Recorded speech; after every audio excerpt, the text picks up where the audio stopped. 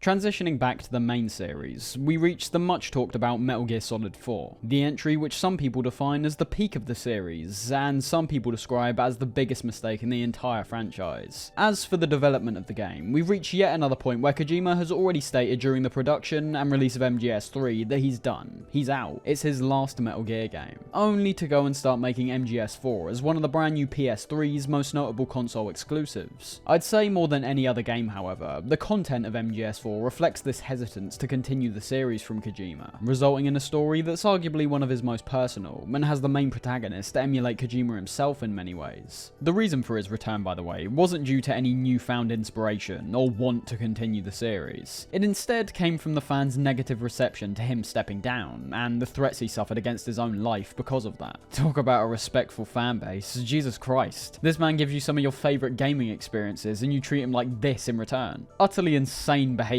from that side of the Metal Gear fanbase, and it makes Kojima's return to the series seem even more tainted because of that fact. He clearly doesn't want to make these games anymore, but the pressure of what will happen if he stops is forcing him to continue working on them. And that is where we enter MGS4. Needless to say, knowing what it took for this game to get developed and released under Kojima's control, it leaves a slightly bad taste in my mouth. But regardless, we're going to be viewing this game from an objective point of view, leaving creator and fan politics to the side. And right from the opening screen, MGS4 irks the feel of a true final Metal Gear experience. With hindsight, we obviously know this isn't actually the true ending of the series, but even when looking back to it, finality is definitely at the centre of this one. It's Kojima's final statement for the series, and the final Metal Gear that I think resembles the core elements of what makes a Metal Gear game a Metal Gear game. We'll see when looking at the last two games that Kojima does actually stick to his guns this time round. I think MGS4 is the last game in the series that feels like it's got all the elements I remember and attach with from the past games in the series. It feels like Metal Gear, whereas every Metal Gear Kojima made past this point, in my opinion, starts resembling something else.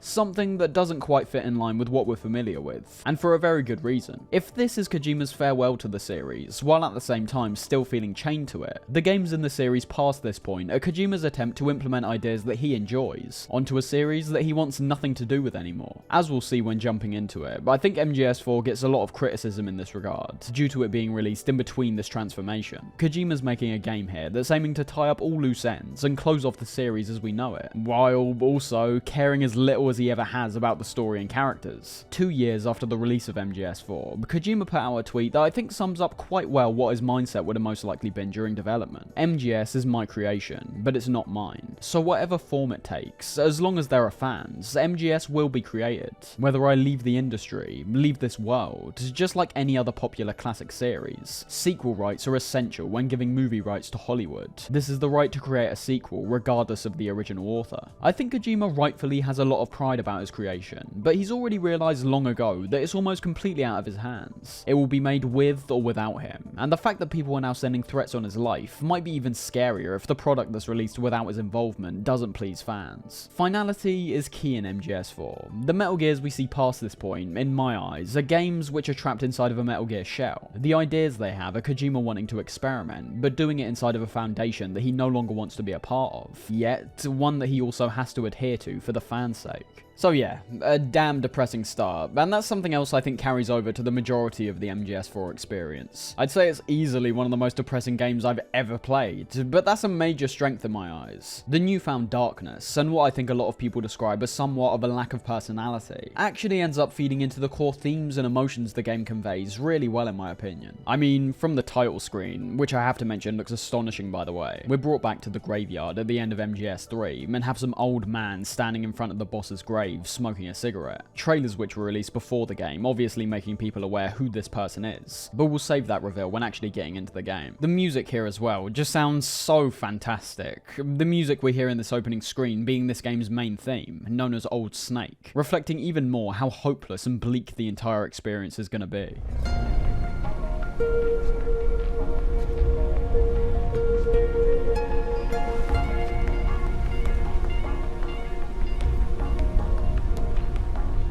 From the very start of the game, however, we've got one big technical drawback that I want to mention immediately. With the several options we're given here, most people's first instinct would obviously be to start a new game, but that's actually a mistake in my eyes. Instead, the first thing I think anyone should do when playing MGS4 is going to the install tab and installing the entire game right off the bat. I think it's best we get this out there straight away, as it's one of the things MGS4 is criticised for more than anything else, and that's the horrendous installation times that take place within the game itself. All things considered, this game was still released during the early stages of the PS3's life cycle, and for a game that still looks pretty fantastic today, bar for some performance issues that we'll get into later on, it's at least understandable why these installation screens are here. The only issue is, as I said, is that if you don't bulk install the game on the main menu screen, you're made to wait a while after each chapter of the game so that it can install the next one. Now, for some, this might actually be a positive. MGS4 is a genuinely long game, and these installation periods may work as a way for players to call it a day and pick the game back up later on. However, if you're looking to just play through the experience in long stretches, you're inevitably going to reach a point where you're made to wait for the next part of the game to install. Installing from the main menu is definitely the best option in my opinion. I think it was something that was ultimately segmented throughout the game to begin with, due to the very recent advent of online installations. Going back to MGS4 nowadays, I'm actually quite surprised by how quick the installations were from a chapter to chapter basis, with the digital purchasing of games now becoming more and more common, and almost every game now requiring some kind of massive day one patch. It's not uncommon to be waiting double, triple, or maybe even quadruple the length of even the bulk MGS4 installation sometimes. So while I'd say it's not great to have the experience sporadically interrupted with installs, it's an issue which I personally think has been lessened over time. I remember as a kid feeling like these screens were never ending, but I've got a feeling that it was both childish impatience and my present mind now being accustomed to long download times in the modern era of video games. For me, they took around 3 to 5 minutes on average, and the content that's being installed in this case contains some of the most insane moments in the series. Not your latest 25 gig glorified bug patch, which tends to be the case with most big video games nowadays. Finally starting a new game, we're given all the options we become used to throughout the past few games. All the difficulty settings now being renamed to feature all the names of the most pivotal characters in the series, like Liquid, the Boss, and Solid. And after we hit start, we're brought into easily the strangest opening sequence of any Metal Gear game so far.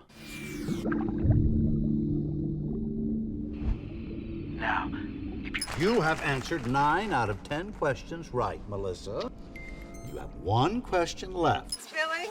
You know, it's filling. Believe me, he ain't lying. This is in no way your typical mission briefing. In fact, there's no mission being given at all currently. What Kojima decides to do instead is, from the very first moment in the game, give the player an insight into what the world is like following the events of MGS2. It should be noted that in terms of the chronology of the series, excluding Metal Gear Rising, MGS4 is the last chronological game in the series, and although it's only set in 2014, we'll see how the brand new technology we saw in MGS2 has now become outdated, with everything seemingly advancing at a rapid rate. Staying with this opening for now, but I think this is a downright genius opening sequence, setting it up in the context of several TV channels that we can flick through, all of which appear to be genuinely well produced, even despite the fact these segments have been purposely designed in a way where you won't be able to watch all of them all the way through. When you switch over to another channel, the shows on all the other channels don't magically pause, and for a segment that can't be returned to until the players start a new game, it's kind of amazing that Kojima was able to get away with something like this. There's clearly a lot of effort that went into creating each of these different shows, as well as the advertisements which follow on from them. I just find it astounding that someone gave Kojima the green light to go with this approach, considering a lot of players may never replay the game again, thus having them not even witness all the different channels in their entirety. Hell, I don't even think I have, and MGS4 was hands down my favourite game for a long time. I think what these TV channels do right from the start, much like MGS3 did, is set up the tone of the game.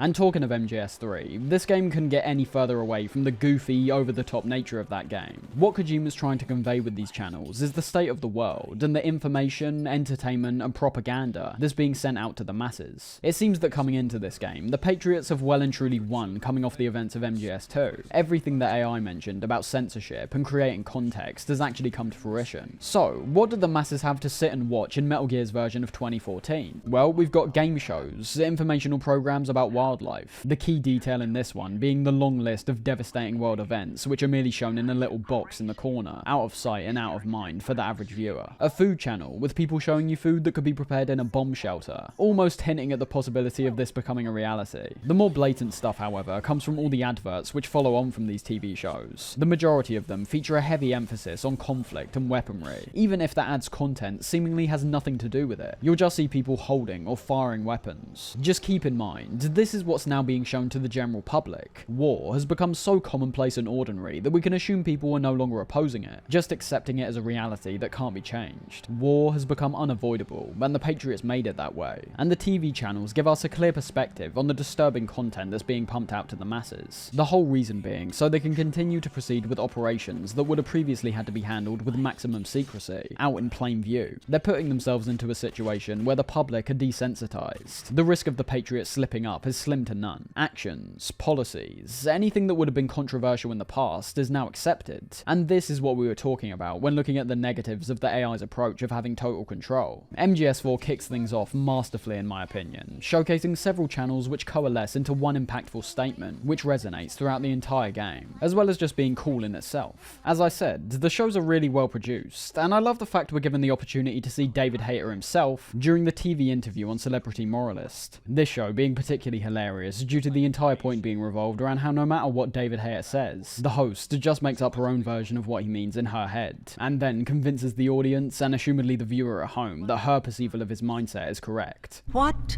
are your dreams? Well, I'd have to say my dream project... Let your dreams drive you. A message of hope to today's young people from David Hayter. I never actually said that. Just outright propaganda, basically. That's why we see him become almost disheveled by the end of the segment. We're already set up with some rather bleak stakes, and that only continues when reaching the opening cutscene of the game. The somber music, featuring strings and guitar, working really well, not only to match this Middle Eastern environment we found ourselves in, but also works in matching the tone of the story overall.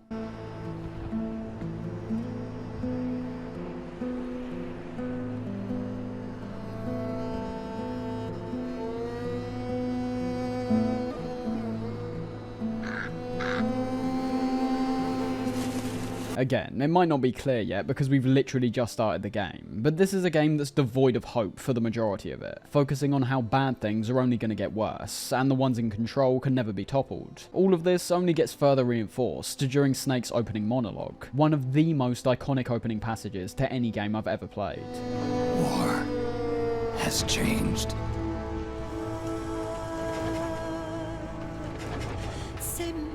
It's no longer about nations, ideologies, or ethnicity. It's an endless series of proxy battles fought by mercenaries and machines. War and its consumption of life has become a well-oiled machine. We can hear Snake's voice straight away as even more raspy compared to before, and the brief glimpses we get of him here reveals how he now sports a grey mustache, with his skin appearing wrinkled. Much like the TV shows, what Snake says here sets up what's changed since MGS2. War is something that's described as just happening, it's a way of life. Whereas before, there were two opposing sides of a conflict that would hold different views based on politics, religion, race, and so on. Now, wars are seemingly being fought just for the sake of it. All of the weapons which are being used on the battlefield have IDs.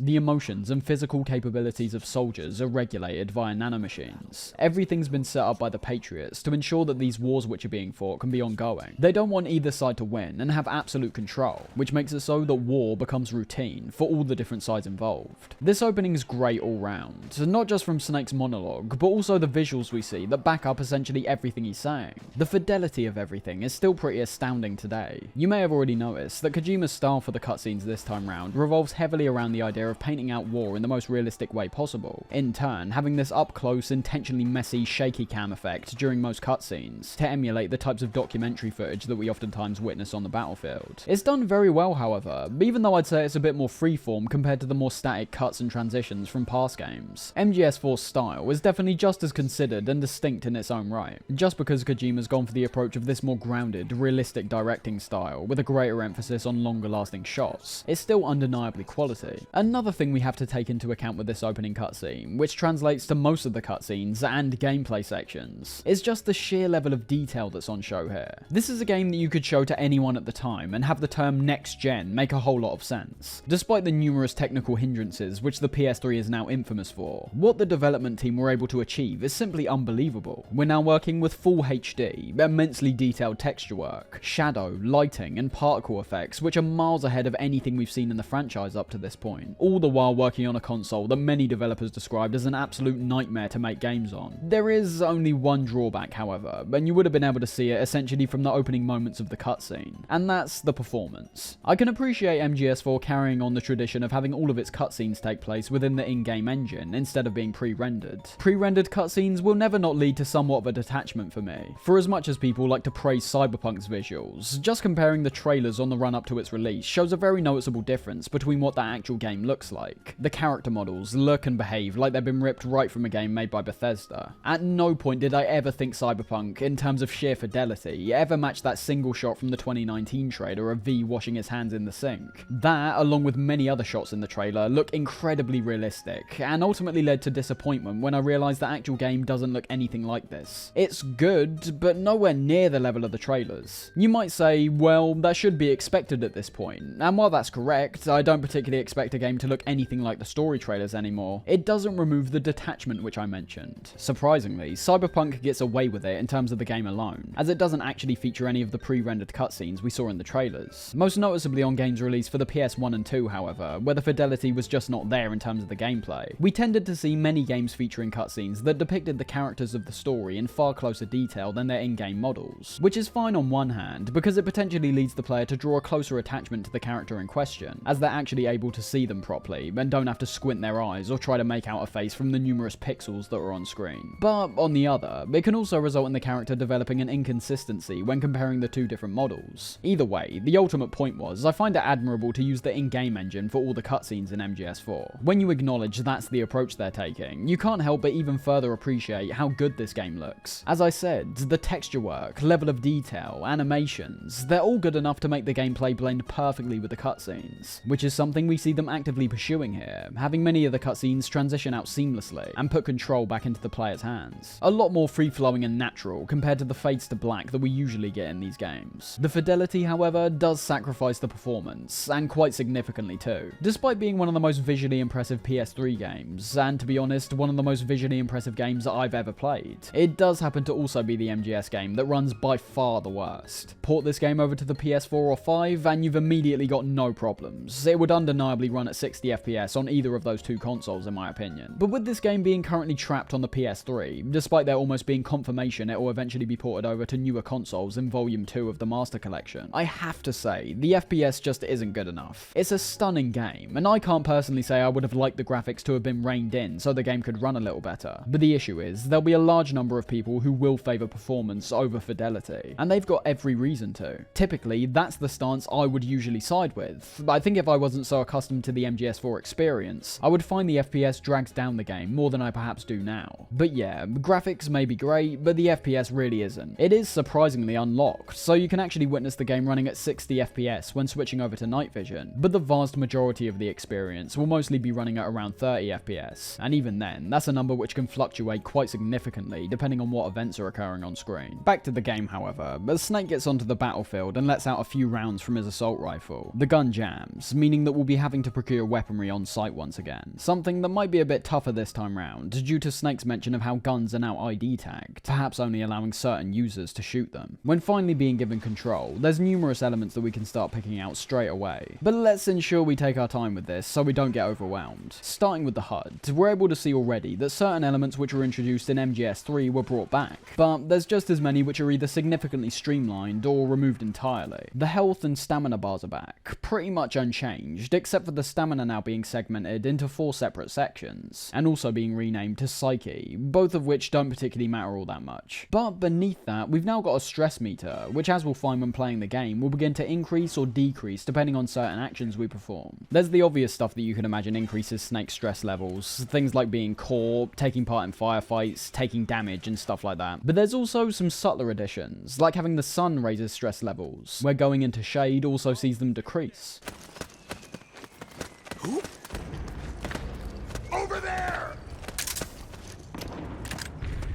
The stress all ties into the psyche gauge essentially, with the effects of having a low psyche gauge being almost identical to MGS3, having slower health regeneration and a heavy amount of sway while aiming. As for the other elements on screen, we're already pretty much accustomed with all of them, featuring our equipment and weapon inventory slots and the camo index in the top right, this time also having a compass, which can oftentimes guide us towards our next goal. An addition which I usually would criticise, if not for MGS4's significantly more open and sprawling level design. And as we'll eventually see when acquiring the Solid Eye, we do also get the return of a full-fledged radar, one that does actually end up outclassing the Soliton radar, and unfortunately makes the experience just a bit too easy, even on the highest difficulties. Not easy in the sense that the player won't die or get caught up in a firefight, but just easy in terms of observation overall. Whereas MGS3 seemed to actively focus the player's attention predominantly in the game world, MGS4 takes a step back and reintroduces the radar system, which I've always criticised for arguably being too helpful and too useful for a stealth game like this. Although that's another issue with this game I'll elaborate on later. Finally for now, you could see in the bottom left that we now have the return of rations as a healing item. I wasn't lying when I said MGS4 had the health regeneration system from MGS3. Depending on your psyche and stress levels, you will be able to regenerate your health just fine when outside of battle. However, with the return of rations, as well as several other healing items which both affect our health and psyche this time round, healing has now returned to a place I'm a lot happier with. It would have been kind of interesting to see them flesh out the cure mechanic and make it genuinely satisfying to use, but I'm not complaining that they stripped out either. Ultimately, it's a mechanic that I'd argue was best suited to MGS3's feeling of being stranded out in the wilderness with little to no equipment. And the same goes for the food system, which has also been removed, with these elements not taking away from the experience at all in my opinion. Some people have the misconception that because one game had a certain set of mechanics, that if they get stripped out or pared down in future titles, is an active regression. However, as I said with the cure and food system, those two elements are ones that fit a lot better with MGS3 in terms of gameplay and tone. I think the hunger system would have been especially weird to see return in MGS4, due to us being out in the middle of war zones the majority of the time. The only wildlife I can really remember seeing sporadically throughout the game were things like birds, rats, and things like snakes later on. The wildlife is still there, however, but I don't think that should just be ignored, despite not even having a function anymore, where literally shooting any of these will just result in the creature lying dead on the floor.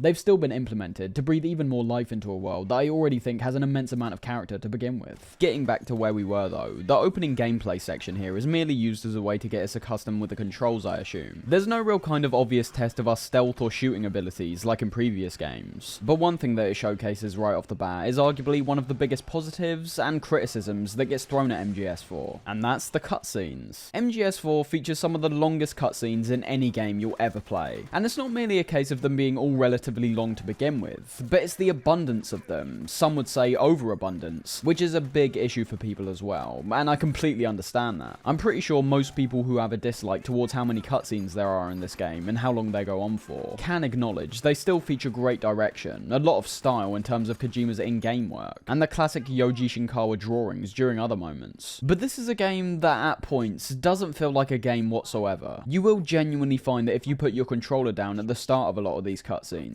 it'll automatically switch itself off before they're finished. We'll dive into that aspect more, however, when reaching some of the truly substantial cutscenes in the game. For now, staying with the intro, but all the cutscenes here I think are just magnificent at setting up the world, and some of the new technology that's being used on the battlefield. The most game-changing one that we see being what's known as the geckos.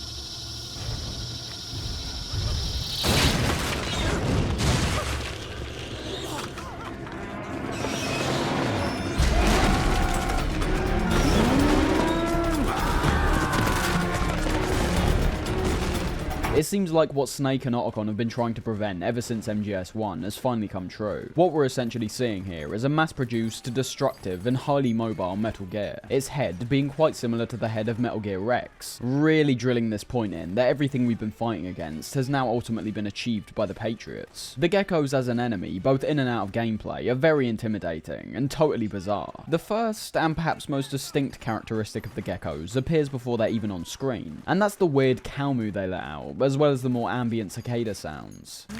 Hit him hard! The meaning of these initially being unclear, but being explained as a way to psychologically disarm their opponents by providing the enemy with sounds linked to peace and tranquility, before the geckos pounce on them. Really interesting stuff, and probably one of the weirdest enemies we've witnessed in the series so far, and that's saying a lot. This cutscene alone makes them look terrifying, showing off their huge long legs, their heavy resistance to bullets, and the ease in which they're able to take out enemies with either bullets or a quick stomp. We're put back into the gameplay at this point, and are made to make our way forward, avoiding the gecko. And although the threat of them is definitely intimidating, I found when attempting to sneak past the majority of them, it felt like quite a confusing and unsatisfying experience. We already lack the cones of vision this time round, but with an enemy that's as high-tech and frenetic as the gecko, it's really difficult to gauge where it's looking and if it will detect you. Later on in the game, when acquiring the solid eye, we're able to switch to a mode that gives us a much easier time gauging where they're looking, which also exposes the fact that being caught by them isn't merely based on their head turning in your general direction. They've actually got a scanner that rapidly moves around. The only problem is, it's invisible to the naked eye, so you can naturally assume where some of my frustration comes from here. I think that animations and behaviour from the geckos were a particular highlight for me. I love how they occasionally stand up to moo, or bend down to get a clearer visual on the targets on the ground. There was one detail here that I've never even witnessed before my last playthrough, where a gecko actually grabbed onto the side of the building I was hiding in and pulled itself up to look inside. Things like that felt incredibly dynamic at the time, but I do also acknowledge that I don't think I saw them do that for the entire rest of the game. I do still think it's cool though. Reaching the end of the area, in which you probably already noticed stealth hasn't particularly been a priority whatsoever, we're brought into yet another cutscene. This one showing the return of the first-person mode during the cutscenes from MGS3, as well as a brilliant action set piece between Snake and the geckos.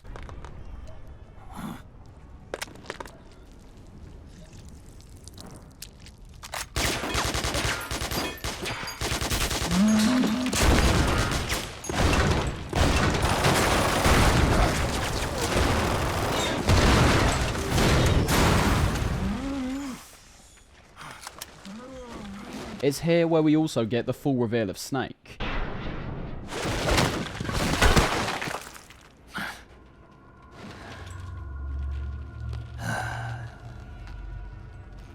The scene quickly becomes a mix of epic and tragic when seeing Snake in all of his glory, or I guess lack of glory, now being referred to only as Old Snake, the only part that appears to stay intact and untouched from the Snake we previously knew being his bandana. Impressively, however, we also see his combat skills haven't slowed down one bit. From how he deals with the multiple gecko here, we still see that he's agile, quick thinking, and uses his equipment and weaponry to their full potential. The most impressive piece of equipment we see being his brand new sneaking suit, which leads into this fantastic streamlining of the camo system in terms of the gameplay. Snake's suit this time round now has the ability to perfectly blend into the environment around him, as we see in the final moments of this cutscene where Snake uses it to blend into a wall and trick the gecko into stepping on a box filled with melons. The "no place for Hideo" message written on the box always being somewhat of a mystery to me. Some say it's an inside joke, others think it's a reference to Kojima's reluctance to be involved with the Metal Gear series, and perhaps the gaming industry as a whole. Either way, I've always found that actions revolved around this box very intentional. A box that has that phrase on it being stepped on and destroyed, the melons emulating blood.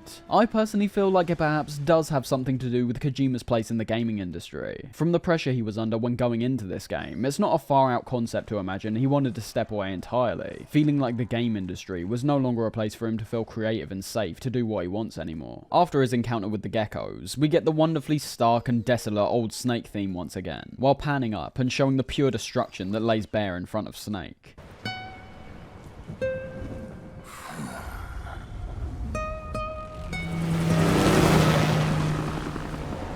It's just reinforcing the message that we've lost over and over again. Although it's not how it initially appears, from this opening segment, Snake himself now appears to be feeding into the war routine the Patriots have cultivated. The images we see of him being brought into the battlefield along with all the other rebels being more symbolic to me. Although he does ultimately have a greater mission at hand, he's almost no different to all the others fighting around him. Something else we should also realise right from the start is the difference in weaponry from both of the previous games starting off. Whereas in the past couple titles, non-lethal options have become more and more prevalent, literally starting both MGS2 and 3 with only a tranquilizer. MGS4 starts you off only with weapons that are lethal, being very telling of how the climate of war has changed for all parties involved. Even though we do eventually end up being given a range of non-lethal weapons, I think the fact we're only given lethal ones at the very start reinstates the point which Snake makes about how war has changed. Just like how war's changed, so will our approach when it comes to tackling this game. We already briefly saw it within the gameplay segment against the Geckos, but MGS4 is a game that has such a lack of emphasis on the stealth gameplay that, in my opinion, it's reasonable for someone to think this game is unintentionally a downgrade compared to the previous titles, but also to think of this as something that's been thrown in entirely on purpose to further reflect the type of warzone we're now fighting in. One where violence prevails, staying in the shadows is nigh on impossible, and an old Snake can't use the same tactics and strategies he once did. We're taken out of the conflict in whatever Middle Eastern country we found ourselves in, and are brought back 3 days earlier, Snake standing at the grave of who we can presume is the boss and saluting. I do like the grey lifelessness of the scene here, whereas many other pieces of media tend to end up looking grey out of a lack of creativity. The grey here obviously feeds into numerous elements, some of which have a purpose in terms of the game itself, and others that could be argued to be a bit more meta. For example, I think there's reason to say that another big criticism from this game, that being the overwhelming amount of fan service, is something Kojima is 100% aware of. It might sound ridiculous to some, but for someone that's written a plot as intricate and interesting as MGS2, I find it very hard from that point on to believe that his future projects aren't filled with the same kind of intentionality. And I'd say even looking all the way back to MGS1, that sense of intentionality has always been present in Kojima's work, whether it be revolved around the story, themes, or even the tone. A moment like this, where Snake is literally replicating something we saw pulled off far more effectively and emotionally in the previous game, is now entirely grey and feels hollow. It doesn't have the same emotional reverence as back then, and I think that's the point. I personally believe that a large amount of the fan service in this game is almost ironic. In a way, you could argue MGS4 itself is the exact same way.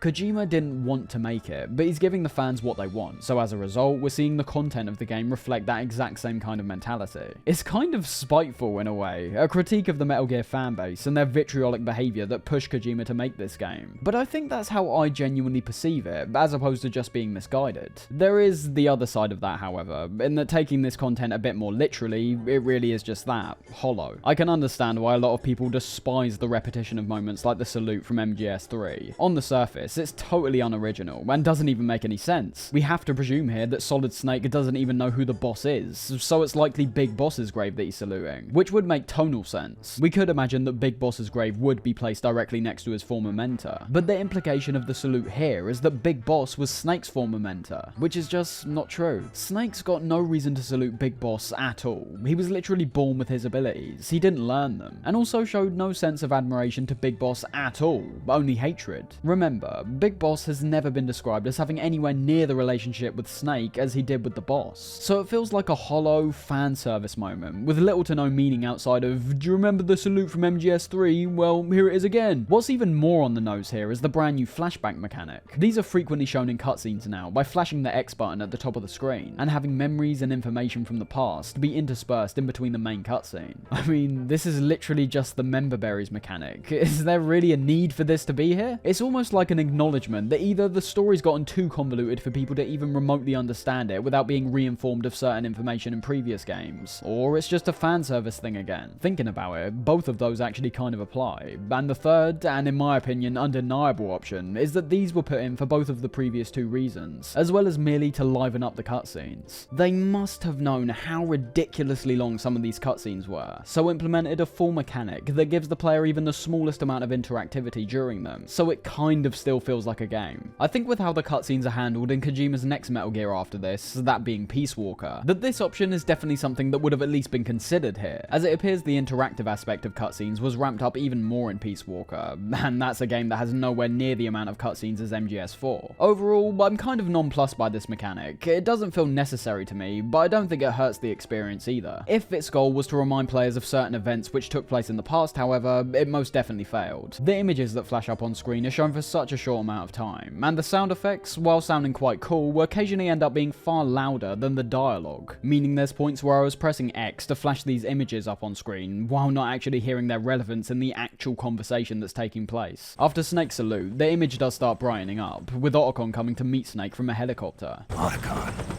even the dead have ears. Snake, we've got to go. Otacon explains, or at least tries to explain to Snake and us the audience, why he's literally turned into an old man despite only being 42 years old. I'd say at the time, it's easily one of the most bizarre switch-ups from the previous games, and the change is even more startling when someone like Otacon is stood beside Snake. Both characters in MGS2 looked relatively the same age, whereas Snake now looks like he could be Otacon's dad. Snake obviously appears to have rapidly advanced aging, which Otacon pins down to Werner syndrome, a real-life condition which induces premature aging and an increased chance of developing a cancer of some kind. The only issue is, they don't even know what the cause is, leaving this mystery up in the air, which we'll eventually end up discovering as the game goes on. I do like that aspect of the game. Outside of Snake's main mission objective, we're now more invested in Snake's well-being than ever before. It's pretty heartbreaking to hear this legendary hero that we've grown to love saying that he's only got around a year left at best. The direction for this moment in particular being fantastic, with Snake observing his wrinkled hands and accepting his fate. A year at best, right? Yeah.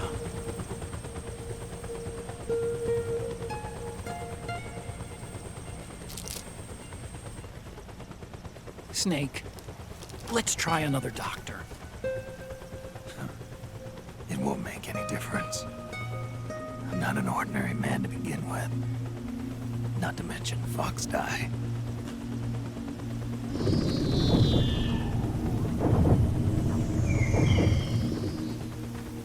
You're right. Not long after, we end up meeting Colonel Campbell, who's waiting in the helicopter. Paul Eading's voice performance here now returning to the more naturalistic style we saw in MGS1. Well, I'm not a colonel anymore, Snake.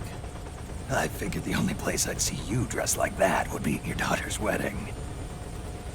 What are you doing these days? I'm working for an organization under the UN Security Council. This alone being the main reason as to why I perceive his voice performance in MGS2 to be one of the best I've ever heard. Hearing him here reveals that his robotic dialogue in MGS2 that's just inconspicuous enough to not assume he's actually an AI was entirely intentional. You don't go from quality voice performance in 1, dodgy 1 and 2, and then back to quality in 4. A lot of soldiers can't handle the stress of battle. End up panicking. The bright dot in the middle is you, Raiden. The red dots are your enemies, and the blue cone shape represents their field of vision. There's not even a semblance of the MGS2 Colonel here. His delivery's gone back to the more gruff and human delivery from 1. And talking of voice performances, while Otacon remains pretty much the exact same as he's always been, just listen to Snake's performance here. This is Snake. Do you read me? What's the situation? I'm just inside the city limits. I'll be honest, we've reached a point where I can begin to understand some people having an issue with David Hayter's voice performance. Ever since MGS1, he's become more and more over the top in terms of his line delivery. Snake back then sounded a lot more human. The grit to his voice wasn't as strong as it would get in future titles. I only felt truly alive when I was staring death in the face. I don't know. Maybe it's written into my genes. And while I still think MGS2 was the peak of Hayter's voice performance as Snake, 4 is where even I was starting to occasionally laugh at just how gravelly his voice was. Yeah, I hear they added that to my rap sheet too. I understand it's all revolved around his old Snake status at this point, but whereas I just found his voice performances to be undeniably iconic and stellar in 1 and 2, 3 and 4, I can genuinely understand where the criticisms start to arise. It's bordering a joke sometimes. What we see during this helicopter ride is the stakes of the game getting set, with Campbell telling us that they've identified the location of Liquid, who, if you remember, had begun to inhabit the body of Ocelot in MGS2, now assumedly taking permanent control. Liquid is lying in wait in a Middle Eastern war zone. Track him down. This is Snake's final mission, being told to go to the Middle East and hunt down Liquid. The image of this currently unknown girl making eggs is shown in between our transition back to the Middle East, the eggs being a recurring segment at the beginning of each act, which symbolises all 3 sons of Big Boss, as we hear her say right at the start when mentioning Solidus taking the day off, telling us the 2 eggs here resemble Solid and Liquid Snake, the yolk of the egg on the left breaking, whereas the one on the right is perfect, representing the dominant and recessive genes, which were a key emphasis of Snake and Liquid's relationship in MGS1.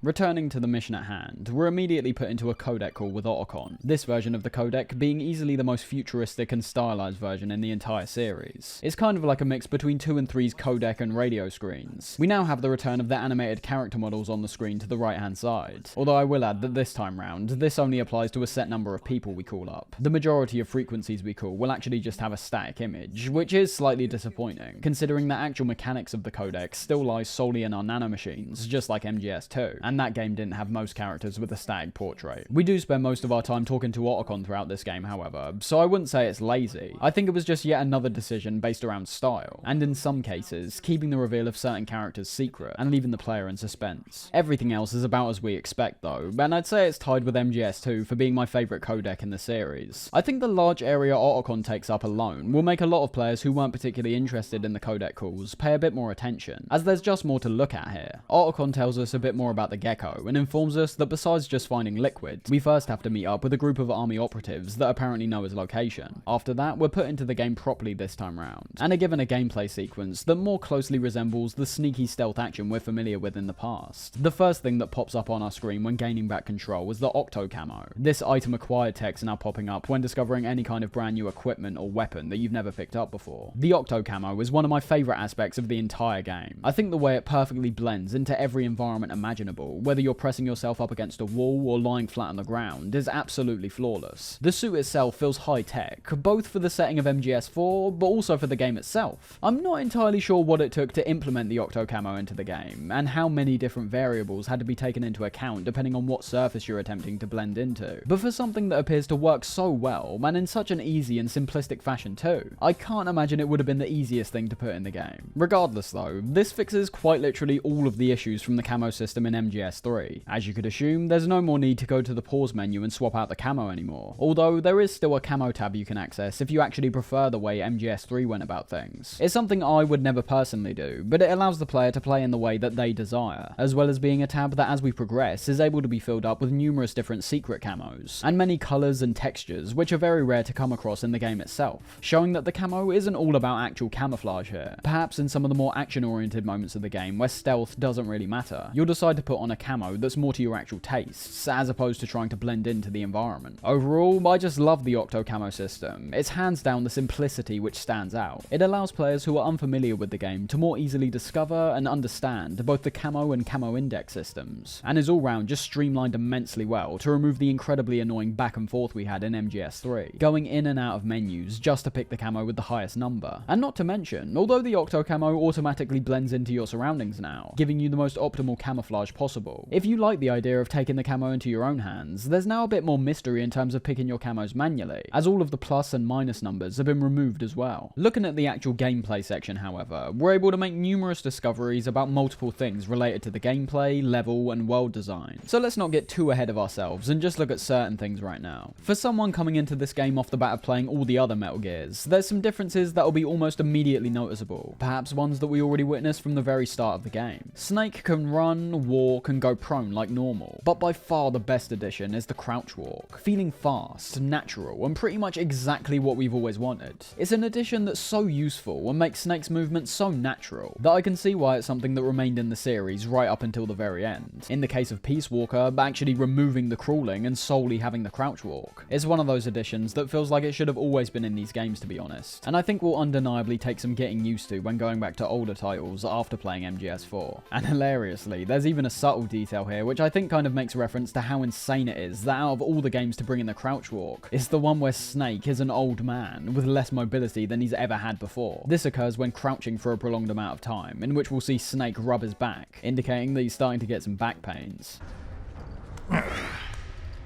A great and necessary addition, although I don't know if I can say that for some of the other inclusions. The level design here is more open, but in terms of the game at large, isn't as consistently quality as we see in the first act. From this opening gameplay section, we're able to witness things like multiple different ways to head forward, being on the right, left, and middle of this street, which eventually has a whole group of PMCs patrolling down it. Heading down the right hand side, we see the level and world design here is pretty fantastic. The layouts of these buildings, and details like the wallpapers and objects we see put up up on shelves all lends really well to the Middle Eastern setting. Lots of the windows we see in this area are completely open, giving us a good visual on the street outside to see where the enemies are positioned and where they're heading towards. And of course, the destruction is something else which blends well into the level design, looking good on its own and conveying really well how what would have once been these people's homes are now almost completely demolished combat zones, but at the same time also playing into the gameplay as well, where as you can see, similar to the vents and grass from the past games, crawling under rubble puts us into the first person perspective and gives us access to the next part of the area, in this case leading to a unique moment where a rebel soldier gets gunned down right in front of our eyes. Please don't shoot!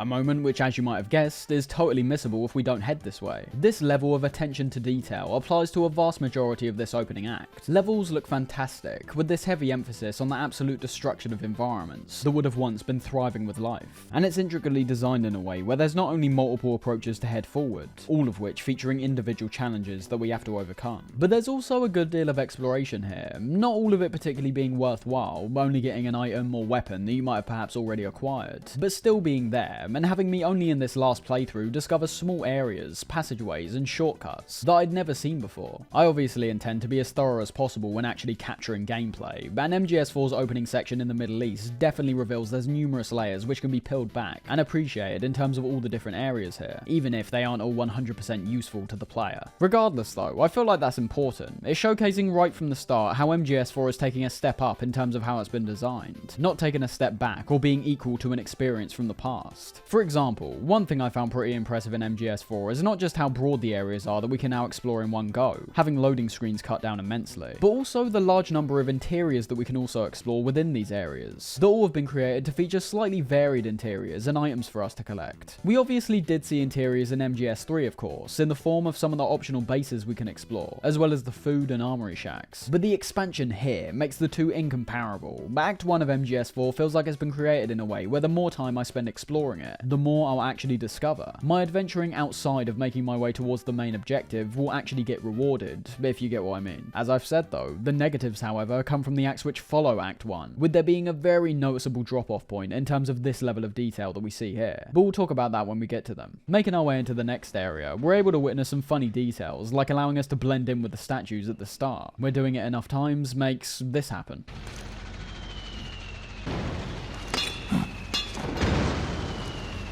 The level design here is also an example of the return to an emphasis on verticality, having a staircase up at the start of the area that we can use to gain a broader view of the entire area, or we can choose to proceed from the ground level instead, both of which have several guards patrolling along the way. The sound is something I paid attention to in particular, with MGS4 perhaps not totally outdoing MGS3, but at least matching the overwhelming quality of the ambience. For a large amount of the sections in this game, the musical soundtrack is once again pared back significantly, allowing us to take in the atmosphere of the world. And as we can hear from this section in particular, the ambience of the Middle East is actually quite terrifying when you pay closer attention to it, having the sounds of explosions, gunshots, and distant screams and cries echoing around us.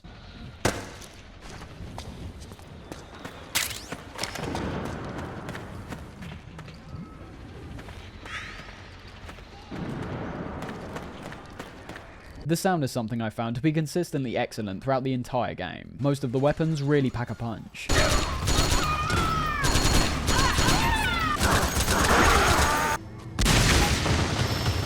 The improved technology presents a level of clarity that's on a whole new level to the sounds from the past. And although the original soundtrack is nowhere near as memorable as MGS 1, 2, or 3 in my opinion, it's also just nowhere near as present either. There's a distinct lack of themes, something which was almost a staple for the MGS franchise. So the absence of music is something which is heavily taking over from MGS 3 here, bar for a few of the later areas. However, there is one item we've got now that could potentially fill that void for players looking for a musical soundtrack, and that's the iPod we're given right from the start of the game. Now, that's not hyperbole. This is an actual in-game tie-in with the Apple's iPod, with other Apple products like the Mac also being found throughout the game. Say what you want about this product placement, but it's not particularly out of line with the Metal Gear series as of MGS3. Since MGS3, we've had the Calorie Mate product placement, Arms magazine, and Portable Ops, but I do think MGS4 takes it up to a level I think many will find ridiculous. The Apple products are one thing, but even things like the books we could place down in past games to distract enemies have now literally just been renamed to Playboy here. All the cell phones we see be used are Sony Ericssons, something that in our modern world of touchscreens seems particularly out of place for a game that's supposed to be set in a future that's far more advanced than our real world. I'd argue that Peace Walker arguably has some of the lamest product placements, just on the nose, we're doing this for money type stuff. But although I do like the inclusion of things like the iPod, allowing us to play a set number of tracks that are on the iPod to begin with, as well as other ones we can find throughout our journey, the product placement does begin to feel slightly ridiculous. And I'd argue that it's where Kojima's noticeable adherence to film and TV starts to reach its boiling point, something which many would argue is even more obvious from the insanely long cutscenes we see.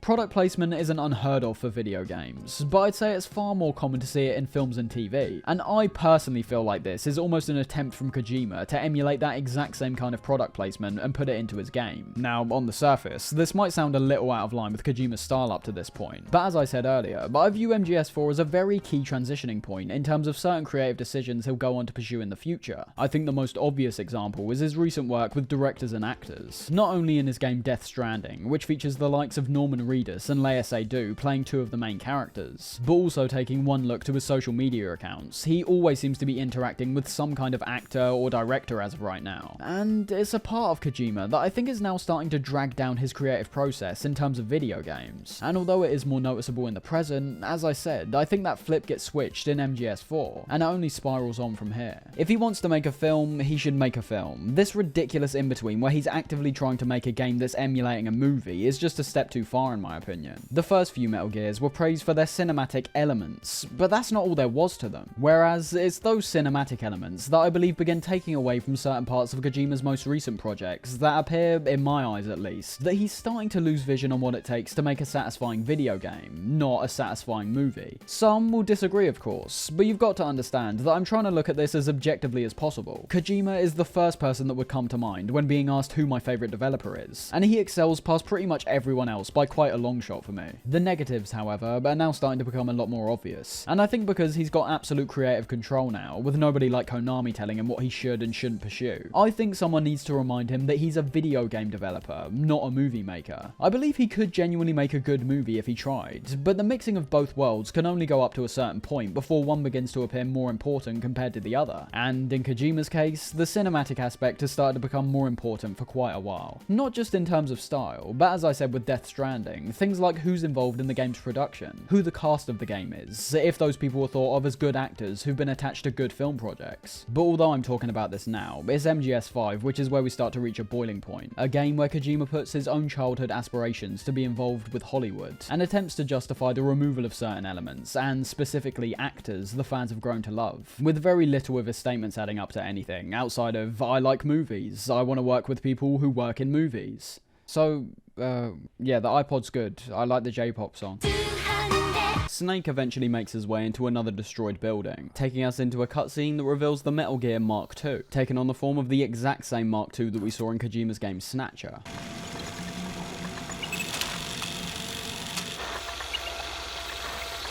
It's me, Snake. Snake, it's me.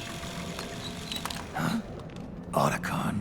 As small as it may be, we've reached a point where even Snake and Otacon are using Metal Gears of some kind to help them out on their mission. We're given an operator, a tranquilizer, and something called the Solid Eye. The second Snake puts it on, making us aware this is yet another very blatant reference to Big Boss, and the eye patch we saw him wear on his right eye instead of the left like we see here. That in itself perhaps being a reference to how they may look like two sides of the same coin, but whereas one turned evil, that being Big Boss, Snake still remains heroic and noble. Thinking about it, Snake is the only one out of all of his brothers and his father who's truly heroic. Solidus comes close in my opinion, but his plan to take on the Patriots via terrorism still does make him villainous to a certain degree. He's taking people's lives into his own hands, whereas Snake remains the same man he was from MGS1, and is going to try take down Liquid and the Patriots without resorting to anything as extreme as Solidus. Getting back into the game, we're now equipped with our Solid Eye and Operator from the get-go. The Operator being our standard USP type pistol that we become used to getting at the start of the Metal Gear Gear games, still featuring the suppressor degradation system here, despite it being a lot less important this time round. And looking at the solid eye radar in the top right, we can now see how it's kind of just like a more fleshed out version of the motion detector we saw in MGS3. It's nowhere near as detailed as something like the Soliton radar, but is still incredibly useful, allowing us to see all of the sounds that are being generated around us, as well as also showing us the infrared signatures of surrounding people as well. So it's definitely useful, but finds a good in-between from the overly generous radar from MGS2, and the far less effective motion detector from MGS3. As for the other modes, we've got night vision, which is pretty much useless due to the game very rarely being that dark, and also a scope, which is literally just the scope we've been using from MGS1, but now being integrated into the solid eye. It's a great little tool, although can destroy certain boss fights, as we'll eventually see. But making our way out of the building and onto the all-out war zone that's erupting on the street outside, it should become immediately apparent as to why stealth has now taken a large backseat to the MGS4 experience. What you're seeing here isn't the exception, it's the rule. There's a vast number of areas that we journey to across this game that are already brimming with combat, typically between the two enemy factions, the rebels and PMCs. This is a factor that already offsets the stealth gameplay. Why bother sneaking around and being stealthy when there's already a full-on conflict happening right in front of our eyes? But it's actually a lot worse than that when you start breaking all the other individual elements down. The first factor we just mentioned is one that I perceive will have a subconscious effect on the player. They aren't being incentivized by anything on screen to get involved in the stealth, and you'd see a similar effect in all the games in the series if there was some kind of combat going on in all the different areas you sneak through. The enemies themselves no longer appear to have noticeable patrolling patterns. The war zone's conveyed in a more realistic manner, where the PMCs and the rebels are oftentimes running all over the battlefield to different forms of cover,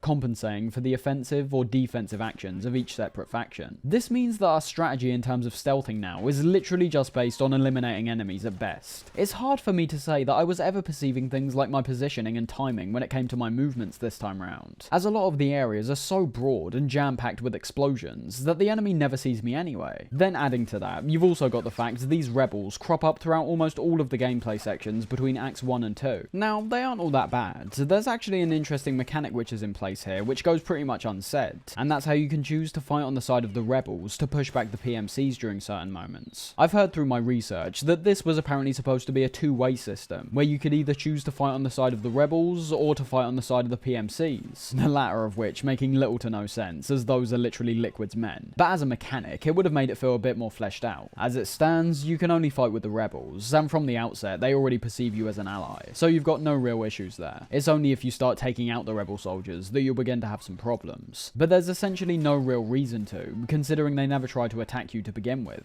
Things you can do to put them even more in your favour though are things like helping them out in battles, as I said, in which you are able to actually win particular conflicts.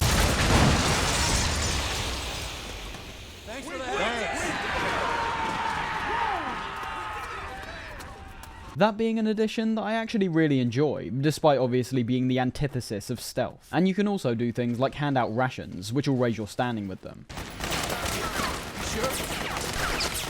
Ultimately, however, it does feel like a mechanic that was merely not able to reach its full potential. I think solely from the fact you're able to help the rebels out, despite being told by Otacon not to get involved with either side of the conflict, tells me that at one point you were definitely supposed to have the choice of siding with either of the two. But what this all leads back into is the stealth gameplay once again. You would have noticed when talking about the new Rebel Alliance system, there wasn't even a semblance of the classic Metal Gear stealthing that we're used to. It's based on using the most effective weaponry, explosives to take out tanks, mounted machine guns that are set up around the environment. And not to mention, even if you don't end up deciding to side with the rebels, the PMCs have their attention solely focused on them. They don't know you're there and aren't actively searching for you. That's the point, and that's what we're told in-game. But that in itself is an issue to me. I get the idea of having Snake almost be a bystander at this point, but I feel like it does work to the game's detriment at some points, specifically for the stealth. How can you be hiding away from someone that isn't even looking for you to begin with? Not just that, but the sheer size of some of these areas, added to the additional distraction of the rebels, means that alerts are now significantly less impactful. You could find yourself on the alert phase this time round and still be running around completely fine with no one coming after you, with the PMCs either losing where you are due to the size of these levels, or getting caught up with other battles with the surrounding rebels. Although, talking of the alert system, that's also something else which, across the board, even away from Acts 1 and 2, that lacks all its impact this time round. We already established in MGS3 that it had started to become less important to adhere to, which was mainly down to the relatively high durability of Snake in that game, and the blatant design choice to give the player more options, even ones that allowed an offensive, be shown as actual possibilities to the player this time round. In MGS4, it's like they threw the baby out with the bathwater. Now it appears the alert system has lost almost all of its significance across the game, and going loud and engaging in combat has now become perhaps even more of a plausible option than stealthing for quite a large chunk of the entire game. Because I mean, hell, it appears that with old age, Snake's only gotten more durable, once again using normal difficulty as the benchmark, and the enemy's aim has only gotten worse. Just look at this ridiculous encounter with a tank and you'll see what I mean.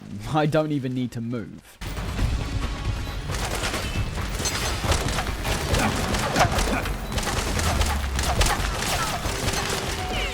I think the only time stealth is ever actively encouraged is in Act 3, but we'll talk about that more when we get to it. All of these factors come into play to absolutely destroy the stealth gameplay in my opinion, and that's just talking about the types of levels we're exploring in Act 1, as well as the rebels. I don't think it ends just at this. So anyways, the conflict we saw playing out after acquiring the Solid Eye is the first one where we can push back the PMCs. Again, a genuinely cool mechanic that works totally against the stealth gameplay. It seems this game's now become more of a pick your poison type of experience, where you engage with the mechanic at the expense of what most people are familiar with the MGS games for, or you avoid it and attempt to continue using stealth to your advantage, in a game that now appears to be only disincentivizing that option as it goes on. The area after this I always found to be interesting, that being the militia safe house, an area that's filled with rebels, both fit and wounded, as well as many rats crawling around on the floors.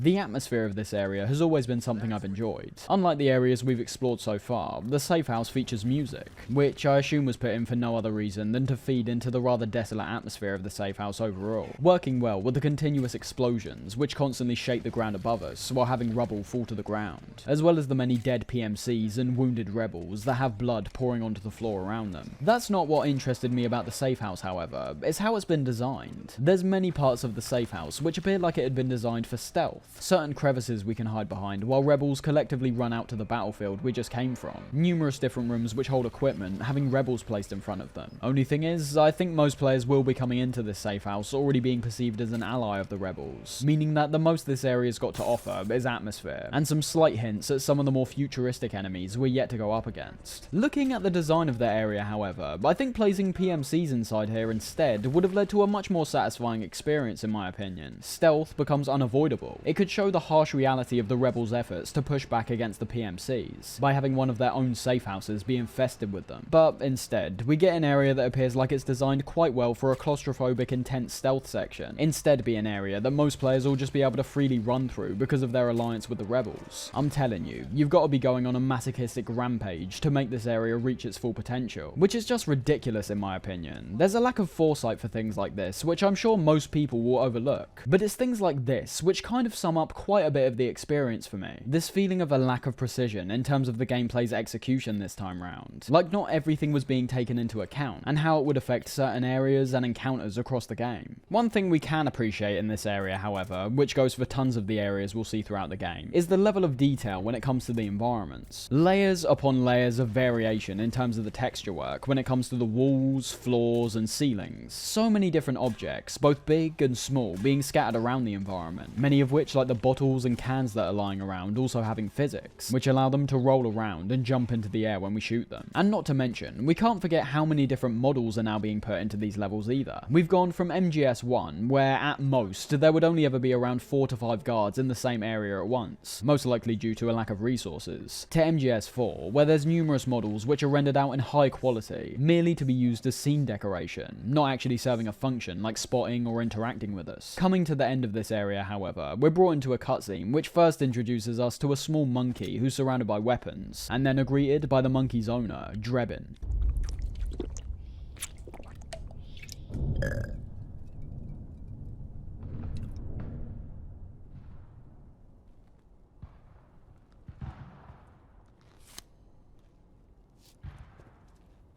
Pretty sweet, huh? Whoa, hold it. Watch where you pointing that thing.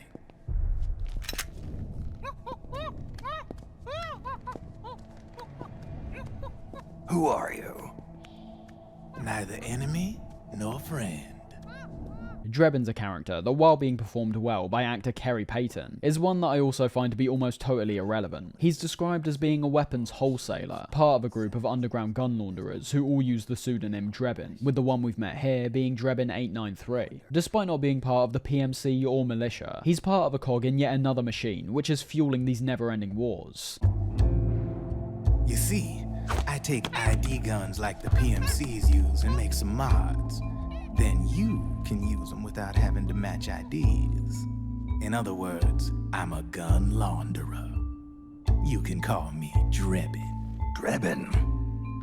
Yeah, they use that for all of us. I get his purpose, but I think in Snake's case, it's kind of a long shot as to why we actually need Drebin. He appears more like a character that's introduced, 1, so there's a new character for us to interact with, and 2, to give us an idea on how these types of gun launderers are operating around the world. Only issue is, Snake has a certified genius on his side in the form of Otacon. I think it's quite a long shot to say that the scientist who was responsible for developing Metal Gear Rex wouldn't be able to figure out a way to bypass the ID locks that are now on the vast majority of weapons. Right from the start, I find Drebin to be unnecessary. His purpose is significantly more lackluster, because this is all he functions as for the majority of the game. His personality and what he talks about are almost always revolved around the weapons he's selling, and the enemies Snake goes up against. Never anything which gives us any particular insight into his own personality. I think it says a lot that the most standout thing I remember about Drebin is his pet monkey. Outside of that little fella, Drebin's almost purposely written as a blank slate, which makes sense considering his occupation, but doesn't make for a character we can actually connect to all that much. Drebin gives us a welcome gift in the form of an M4, in which I have to mention something about Snake's character here, which I see as somewhat of an inconsistency. I think because of Naked Snake's interest, as well as his vast and intricate knowledge of weaponry, this trait's now been applied to Solid Snake for seemingly no reason outside of carrying on this gun nut trend we saw begin in MGS3. Naked Snake is being treated as interchangeable with Solid Snake, in which we have to realise that despite Solid being a clone of Big Boss, they have distinct characteristics that separate the two. This knowledge of weapons seemingly being one of them up to this point. In no other game do we have Snake observing and checking his weaponry to this degree. It's either something which is done to cheaply carry over some of Big Boss's traits all of a sudden, due to the development of his character that was shown in 3, or perhaps more likely in my opinion, a way to merely showcase how intricate the developers have been in relation to the weaponry. Again, real gun nut type stuff that I've personally never been interested in, but I can still appreciate the immense amount of detail. Something else that plays into this weird and sudden carrying over of traits from Big Boss to Snake is mentioned right after he's inspected the M4. Is the hider CQC compatible? Now, as we know, Snake never used CQC before this game, so why has he all of a sudden started now? Well, if we want to be pedantic, we can choose to believe the in-game acknowledgement of this change. Snake telling us that his body just naturally reacts to what he describes as a pale imitation of CQC that he witnesses the other soldiers on the battlefield performing, noting how there's a difference between reading about CQC and actually being taught it.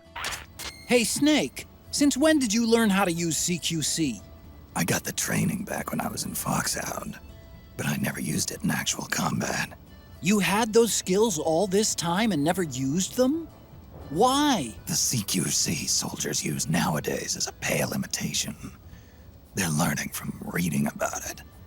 I learned through doing, and there's a world of difference. When some guy comes at me using that cookie-cutter imitation of CQC, my body just reacts naturally, that's all. That's all fine, but we all know the real reason. Kojima obviously liked the CQC system from MGS3 and brought it back here. No other explanation is really needed outside of that. Not to mention that it also feeds into the realistic visuals of the game significantly more, especially when comparing it to the previous 3-hit combo. Coming back to our talk with Drebin, however, there's a point where Snake attempts to shoot the M4 and isn't able to, his psyche gauge visually showing up on screen and decreasing, being a nice detail which uses in-game mechanics to give us an even clearer idea on Snake's mindset at certain points. This is something which is used several times throughout the game, all to pretty great effect in my opinion, really drilling in that point that Snake has become somewhat of a relic, and is consistently demoralized because of that fact, intentionally or not. The reason he can't fire this weapon isn't due to him losing any combat experience, but instead, we're told by Drebin that Snake is likely using an older generation of nanomachines. The idea that there's any kind of newer nanomachines being a completely new concept to us, but one that we could have perhaps already expected.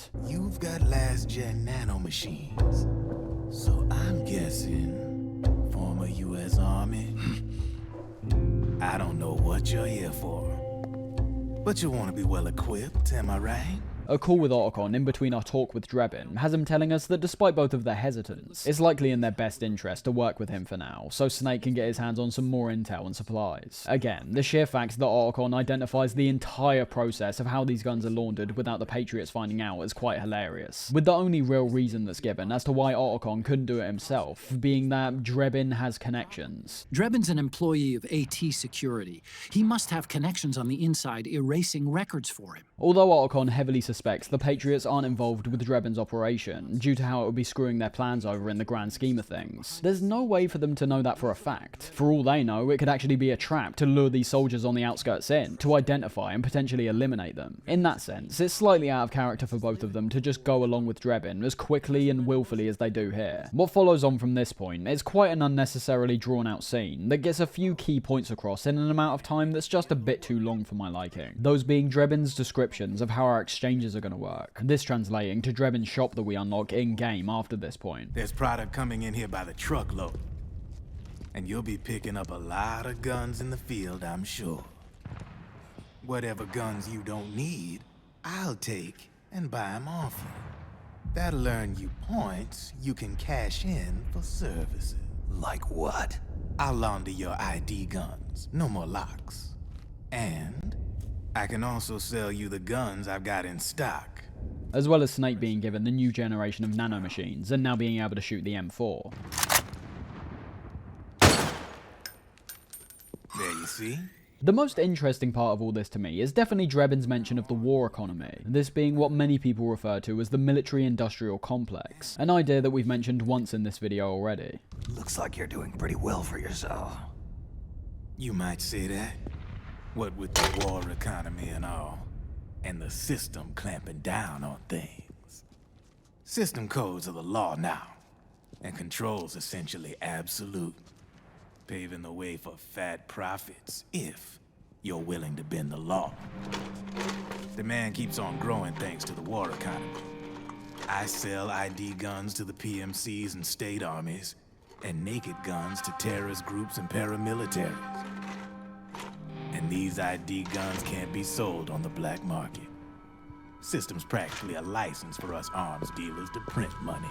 MGS4 conveys a world where the military-industrial complex rules supreme. These weapons are manufactured and distributed by the same system all across the board. War has been monopolized in a way by the Patriots. To begin breaking this down, I just want to define what the military-industrial complex actually is, and how it applies to the scenario we're seeing in MGS4. The military-industrial complex is the relationship between a country's military and their defense industry. This is a process that involves a country's arms dealers, government, and military to all feed into what's referred to here as somewhat of a war economy. Arms dealers get their money, the government uses the arms they've acquired to prop up their politics, showing how strong their military is, and using these weapons to fight in wars across the globe. America being the key example here, due to what we see in MGS4 being a case of America themselves cultivating these wars to reinforce their control over the world. And then you've got these large private military corporations that also profit off the governments which contract them, which, if you hadn't guessed already, is what the PMC soldiers we've been fighting throughout the game are named after. Private military contractors. The PMCs are made up of mercenaries. Their aim is to fight for the highest bidder, and you may have also correctly assumed that the militiamen we've been fighting alongside so far are no different. These troops are made up of local PMCs, much smaller in size to the ones that are controlled by Liquid. But in terms of these large-scale PMCs, that's what completes the war economy. You've got the producers, the fighters, and the government, who's putting so much cash into those two because of politics, as well as the huge profits that were also being infused back into the American government. We already know why politics is so important to the Patriots, as it allows them to keep control over the general public. Why war though? Well, because it's immensely profitable. Conflict is something that's gone on since the beginning of humanity, and we've now reached a point where weapons of mass destruction, things which aren't cheap to make, are being mass produced by some of the most powerful nations around the world. Yet again, it's all based around what we saw Sokolov mention in MGS3. Which nation is stronger? The space race between America and Russia became the prey of politicians. The space race and the arms race are one and the same. Drebin's someone who sells weapons to both sides of the conflict. He mentioned how he works for AT Security, the AT obviously being arms tech that we've been familiar with since MGS1. He legally sells the ID guns off to the PMCs and armies, and behind the scenes also makes a profit from selling non-ID guns to terrorists and paramilitaries. Drebin is in no way a good man, but he never claims to be. Drebin himself is almost the war economy summed up. These arms dealers around the world pretty much have all the control at this point. You stop the arms dealers, you'll quickly discover that war as we know it will end, or at least be fought incredibly ineffectively with swords and shields like in the past, or just having all nations rely on their nuclear weapons, thus ending the world. Remember, the key detail is why these wars are being fought and why these weapons are needed. It's all based around power and control. The Patriots have now created an ID system where they can quite literally control the intensity of warfare, and it's something we'll actually see showcased later on. All of this stuff will become a bit clearer as further revelations are made throughout the game as to how the Patriots aim to control the battlefield, but we'll get onto all that later on. I got no interest in the outside world. Alright then, if you need me, holla. We specialize in speedy service. Catch my drift?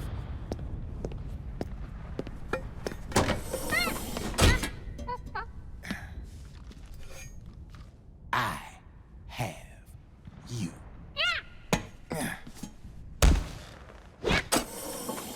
Heading out of our talk with Drebin, Otacon ends up rationalizing his point of view, which might seem like a bit of a surprise, but as he says, we've now reached a point where the world's economy could potentially crash if war were to just outright disappear. All of this talk about the war economy and the governments and investors that prop up these arms dealers and gain profit from the bigger, longer, bloodier wars is really interesting. Whereas MGS2 was looking more into the future at how information could be censored from the public, MGS4 is something we can look to in our present day and start drawing some heavy comparisons in terms of what Kojima's writing about. I'm obviously aware the phrase military-industrial complex was coined by Eisenhower during his farewell address, but it seems that as of late, it's a phrase that just gets repeated over and over to me without even searching it out. No matter where you stand in relation to world affairs, it's impossible to ignore that more and more people are now starting to become aware of this military-industrial complex, specifically in America, and how it's affecting their lives and the lives of others who are part of these wars. Back to the game, however, we're given a rundown on the idea of Drebin's shop by Otacon. I'm adding a Drebin menu item to the Mark II's weapon menu.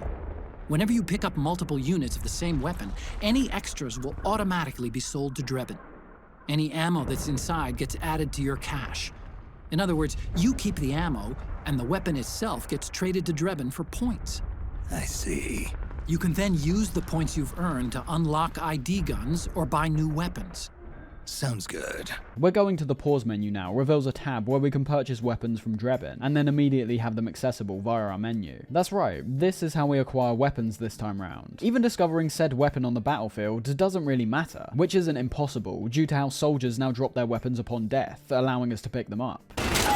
A lot of the weapons we find are still ID locked, so we still need to purchase them from Drebin's store to actually use them. The war economy makes no exceptions, it seems. We're not getting any handouts from Drebin. Well, not unless we visit his shops on Wednesdays and Sundays, and yes, I do mean in terms of days in real life, as on those days in particular, we have the chance to get some big discounts on all the items that are on sale. This was partially a decision made by the development team due to this being their first market and point-based system in the series. They didn't want players to feel like they were starved of points, but they also didn't want players to have the ability to get essentially infinite ammo right from the start of the game. There were apparently a lot of tweaks and balances, but overall I think the system we're left with is fine. I've never personally had any issues with it. In terms of the game's themes, it fits right in obviously. Snake is having to actively feed into the war economy to have any chance of beating it, making Drebin's shop a reminder of both how dire things have become for Snake, as Liquid appears to be reaching a point of total unrivaled power and control, and a reminder that this is what the war economy is all about, buying gear from dealers, with the only purpose of this gear being to viscerally mow down your opponents. As for what's on offer, we've got the most varied range of weaponry and equipment by far when comparing it to previous games. It's not even close. Multiple types of handguns, assault rifles, shotguns, all of which have varying prices depending on how effective they are in combat. The weapons, of course, all have unique names and appearances, both in terms of their models in-game and their illustrations. There's a heavy amount of detail placed into each of these weapons that I'm sure will satisfy many of the gun nuts that will be playing this game. If you're familiar with these kinds of weapons, which many people will be due to all of them being based off and typically listed as weapons that we have in real life, they have all the detail you could expect. From the unique iron sights of each weapon to their varying barrels and stocks, these weapons have been recreated in such an amazing amount of detail that has to be applauded. Issues do start to arise past this point, however, but I can appreciate the effort to get these weapons into the game and have players experiment around with weapons that vary in terms of function and appearance. But once again, what game are we playing here? This is a game that's part of a series that's recognized for its stealth gameplay, and now we're being given the option to buy numerous kinds of loud, explosive weaponry from Drebin's shop. Once again, it's an element that appears on the surface as almost the antithesis of the Metal Gear franchise. And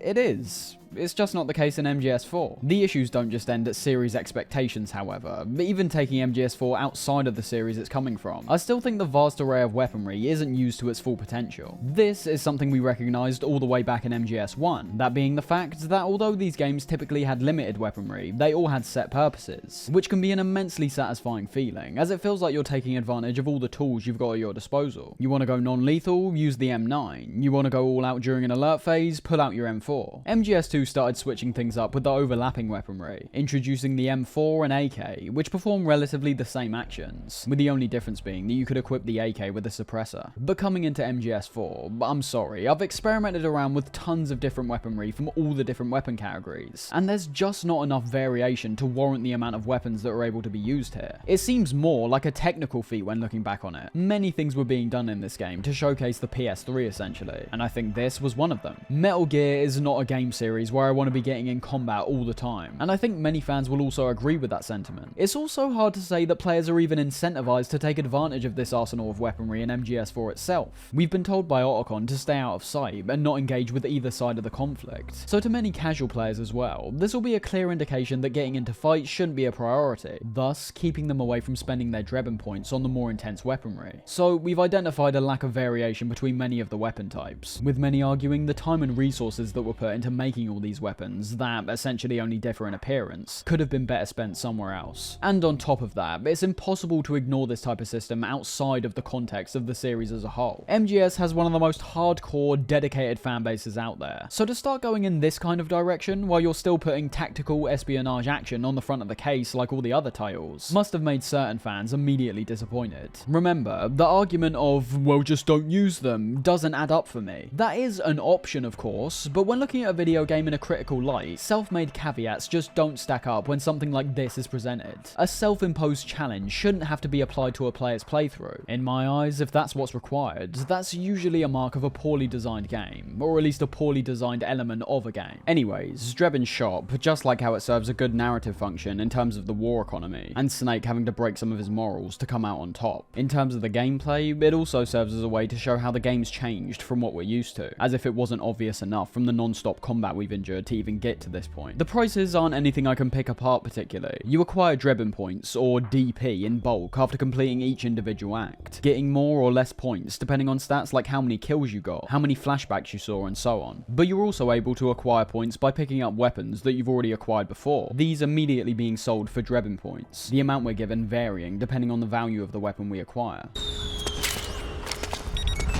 And I'd say all that tweaking and refinement to the point system and the shop pretty much paid off. I felt like I was able to buy a pretty vast amount of weaponry throughout my time playing, but at the same time, I wasn't able to buy literally everything that was on offer, make sure all of them had enough ammo, and also bought all of their attachments. Oh yeah, that's something else which has also been introduced, additional attachments that we can apply to our weaponry to further enhance them. This alone is one of the great additions that balances out the spending of your points, as after you find yourself attaching to certain weapons, there's a large chance that you'll also want to customize them. Only issue is, just like the array of weapons on offer, I can only really appreciate this customization from a visual standpoint and not much more. Despite being able to equip all kinds of lasers, red dot sights and foregrips to these weapons, the impact on the actual gameplay is minimal at best. For a weapon like the M4, I in fact found it arguably more difficult to aim when equipping the red dot sight, due to it obscuring my vision significantly more than my iron sights when aiming down in first person. And I mean, talking about stability with attachments like the foregrip is just out of the question. I literally cannot tell the difference. It's so minimal that it's just a switch between Snake holding the M4's barrel and the foregrip. Wrapping up Drebin Shop, it's something we can sink our points into for a rather negligible reward when you break it down. For a series that's promoted anti-war and anti-violence up to this point, it's quite strange to have the majority of weapons here be lethal, and just to have this sheer amount of weapons on offer to begin with. It could perhaps be making a comment about how Snake's getting backed into a corner, and is almost being forced to use violence just as a means for survival, an element that I do think gets reinforced at certain points within the gameplay. But overall, I don't think it harms the experience to any substantial degree. If you do want to avoid the bulk of weapons on offer, you can very much do that and still beat the game perfectly fine, because of your constant access to the Operator, MK2 pistol, and M4. Even though other weapons might be more effective for certain instances, these three can ultimately get you through just fine. And I think from using the shop ever since MGS4 released, I wouldn't say that removing it would be an actual positive. This is merely the new way we're unlocking items and equipment this time round. And although I don't think the Drebin points are a system that will incentivize players to explore levels even more thoroughly than they already were, I think I did enjoy having this constant positive, almost passive feedback loop throughout the game, whether it be selling off a weapon we already have, or just seeing what actions led to me getting bonus points at the end of each act. The points, while they do feed into a system that I don't personally see as making a huge impact on the gameplay, are still satisfying to acquire on their own in my opinion. The area we travel through after our chat with Drebin is primarily revolved around navigation, which is an element of MGS3's game design that I think gets brought back to great effect here. It's nowhere near as obvious, impactful, or prevalent, I might add, but having the environment feature some gameplay moments itself, as opposed to having the gameplay always be reliant on the enemies, brings some much needed variation. It's also in this area where I remembered yet another detail which is brought back from MGS3, that being how you can make Snake sick by spinning him around on the camo menu. Finally, depending on some of the different nooks and crannies we can enter based on how you navigate this dilapidated building, you'll also end up finding some extra items and weapons that you can either take for yourself or sell off to Drebin. Only thing is, however, you may have noticed, or rather not noticed, me actually picking up the items on screen, yet still having them pop up on the right hand side as saying I've acquired a new item. This is because items have now been given the realism treatment, where every weapon and item are now placed directly onto the ground, and resemble the actual item itself. No more spinning, levitating boxes with minimal variation. It might sound like a positive to begin with, but ultimately I think it could lead the player to have more issues than it's actually worth. The levitating boxes were very gamey, yes, but they made the item stand out from the background environments they were placed in, which otherwise could have potentially had the item blending in too much. And that's ultimately what we see here. Items like the rations and Playboys are now portrayed at their actual scale, meaning a lot of the time I found myself just completely missing these items because of how they're so much smaller and blend into the environment. So while the more realistic portrayal of items in the game world does make sense to implement, I think they should have actually kept the more gamey levitating items in my opinion. Easier for players to see and easier for them to pick up as well. Making our way out of the building, we're brought into a cutscene that's just ridiculously stupid, but does always make me laugh.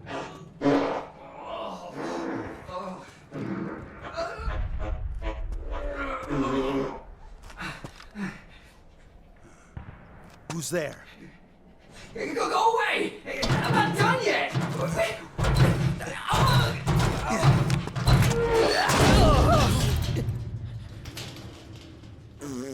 Only thing is, however, this is the only time this character makes me laugh in the game, and unfortunately, he's not a character that crops up just for one stupid joke. This guy, who we find taking a crap inside of a barrel, actually ends up having pivotal relationships with characters that we know from the past, and it only gets worse from there. As for the drum can, we actually pick this up and use it, working almost like an updated version of the cardboard box, where we can lay on the floor and travel at a much faster speed when rolling. We're even able to take out enemies pretty effectively with it too, but continuing to roll for too long ends up in us throwing up again.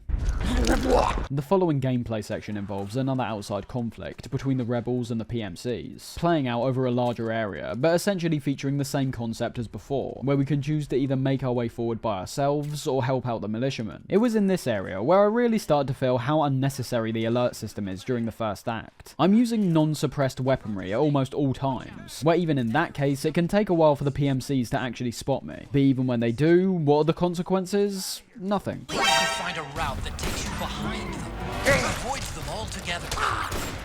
They might start shooting at Snake a bit more than they were doing previously, but when you're playing like this, you're already kind of under the assumption that you're in the firing line anyway. If you want to ignore all my previous points about these issues and just say, well, it's Metal Gear, you're not really supposed to be playing like that, well, just look at how this level's been designed. There's the Rebels end of this courtyard and the PMC's end, with their side having cover on the ground in which they pop their heads up and down like we're playing Duck Hunt, almost asking to be taken out to progress forward. And there's the additional snipers inside the building who have a much easier time spotting Snake regardless of how he crosses the battlefield. I feel like I've ragged on it enough as of right now, and I'm sure most of you understand my point. This is yet another area that appears like it's been designed for combat, not stealth. And for a series that's described as featuring stealth action, the stealth part is the most absent it's ever been in MGS4. We will eventually see how MGS5 improves the combat in many ways, which might sound like they go even further down the rabbit hole into just turning the MGS series into another shooter. But I think with the foresight we have when looking at Peace Walker and MGS5, I think MGS4 is this strange in-between, which we see refined in those two future games. It's almost like during the creation of MGS4, the devs were really trying to test the limits in relation to all the different weapons they could feature in the game, how realistically they could portray a battle, and giving the players the feeling like they have the opportunity to test out all these weapons. Arguably the most important part, due to it giving Drebin's shop and his points a sizable purpose, instead of just having you buy weapons that you never want to use. MGS4 seems like it's slightly misguided in the gameplay department starting off. It's still being painted out as a stealth game where we're told to avoid enemy contact, but when playing the game, that sentiment isn't really backed up. It's not all bad though. The level design, when taken out of any stealth related gameplay, is actually pretty great. Lots of verticality, enemies that aren't placed sporadically around as to make the fights too complicated, but as I said, placed on the opposite sides of the battlefield, with cover and different levels of elevation being the main obstacle when it comes to identifying them and taking them out. The interiors here were still impressing me. The fact that I could take out an enemy on the top floor of a building, head inside, and then go retrieve that same soldier's weapon. It might not particularly be working to the series' strengths, but I also can't deny in saying I had a lot of fun during these moments, which for many, I'm sure is the most important element. The only thing I would say is a slight issue when it comes to the design of this area, and this goes for a few more sections throughout the game, is how similar the area looks regardless of where you go. I can appreciate all the different back alleys and streets we can make our way onto, but I could imagine a lot of people beginning to feel like this place is more of a labyrinth if they aren't paying attention to things like their map or compass. We're far away from the distinct struts from MGS2. In conveying a war zone that feels authentic, they had to create the surrounding architecture in a more realistic way as well, which makes the area look fantastic and achieves their goal in authenticity, but in my opinion also lacks character and personality, something which I think all three previous games had in relation to their settings. Shadow Moses, the Tanker, the Big Shell. These are locations in which you can utter their name and immediately get an exact visual on how they were designed, and even what the atmospheres were like. MGS4, quite a big difference. The lack of personality may have been on purpose, due to what I said about parts of this game seeming to be intentionally hollow, but it doesn't lessen the fact that I can guarantee more than just a few players will be running into dead ends, different streets, buildings, and very swiftly lose track of where they're actually supposed to be heading. You've got to understand, we need to look at this stuff from multiple angles. Just because you or I may be familiar with the game over our time spent playing it, that doesn't mean the game should be analysed solely in that way. We also need to take into account the people that will be playing this for the very first time, and I think the level design in that sense could end up confusing some people. And if MGS4 is your first Metal Gear, confusion is just about the only emotion I imagine you'll be feeling for the entire game so far. Literally, no introduction showing us mechanics, a setup which relies on the player being familiar with the events of the past games, flashbacks that will mean nothing to anyone who hasn't played the previous games. It makes sense considering MGS4's goal to tie up loose ends, but still not very welcoming regardless, which is a justifiable criticism in my opinion. Our goal ultimately ends up being this abandoned building, which is our only way to the rendezvous point with the Rat Patrol, this being the name Otacon gave to them after our talk with Drebin. We're not so subtly guided through this area by the gas traps, which have a very obvious bright orange light on them, with the design of this area featuring so many blocked off passages and dead ends that I assume they thought resorting to a Fable-style breadcrumb trail was the best option. And when we eventually reach the rendezvous point, we're greeted first by the guy who was crapping in the drum from earlier. The flashback we get with him indicating this guy is actually the very same Johnny that we saw in MGS 1 and 2, who also had stomach problems. You haven't even taken the safety off, rookie. Careful, I'm no rookie. I'm a 10-year vet. But the biggest discovery here is that it turns out Johnny isn't just part of the Rat Patrol, but the leader of this group is actually Meryl, with another pretty embarrassing fan service moment being how she's wearing the same kind of mask she did in MGS1 when disguising herself as the enemy. The only difference here being she only wears it in this one moment and never puts it back on ever again. It's hard to say anything like that stands out in the past games, creating stuff purposely for the fans to cheer because they included something from a previous game. That kind of fan service has always just been lame to me. Make it appropriate in the context of the game, or don't put it in at all. Including it like this just feels shallow. When Meryl finally recognizes Snake, we get another pretty crushing moment where Snake's paired up with someone we've known from the past, with Meryl's young face contrasting strongly against his. What happened to your face?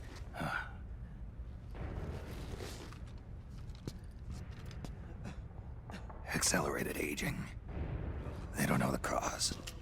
It's a reminder that back in MGS1, these two were fated to fall in love and leave all this conflict behind. Yet Snake always seemed to find himself back out on the battlefield, perhaps being another piece of meta-commentary on the creation of MGS4 to begin with. It's been heavily speculated that MGS2 wasn't supposed to ever be made, so old Snake is becoming more blatantly a case of telling fans to be careful what they wish for. They want Snake, and he gave them Snake, but he's done it in a way where he's an absolute shell of his former self, and can hardly even be recognised by the women he had a very close bond with. Just like how Kojima's been worn out and tired of creating games in the Metal Gear series, Snake feels the same way. So I think there's many points throughout the game where it becomes very apparent that Kojima is using Snake in this game as a vessel for his own thoughts and feelings. Alongside Meryl, we're presented with two characters that have near to no personality, and also Akiba, my least favourite character in the game, and debatably in the whole series. They've turned a joke Easter egg into an actual character, and not only do I not find him remotely funny outside of that opening fart gag, it's the implications of how his character will progress in the future, which makes me almost despise him. Again though, this is something that I could very much see as a middle finger from Kojima, and it could be obvious right from the get-go in relation to what I just said about a joke character becoming one we actually have to interact with. Our talk with Meryl finally starts giving us details about what we're actually doing here. We had the base setup of telling us that Liquid's in the Middle East, but it's still unclear what Snake's mission actually is. Confront him? Kill him? We don't currently know. First though, we're given a chance to witness Meryl's disappointment at Snake's hesitance to stay in a relationship with her, and his almost immediate disappearance to go and set up philanthropy.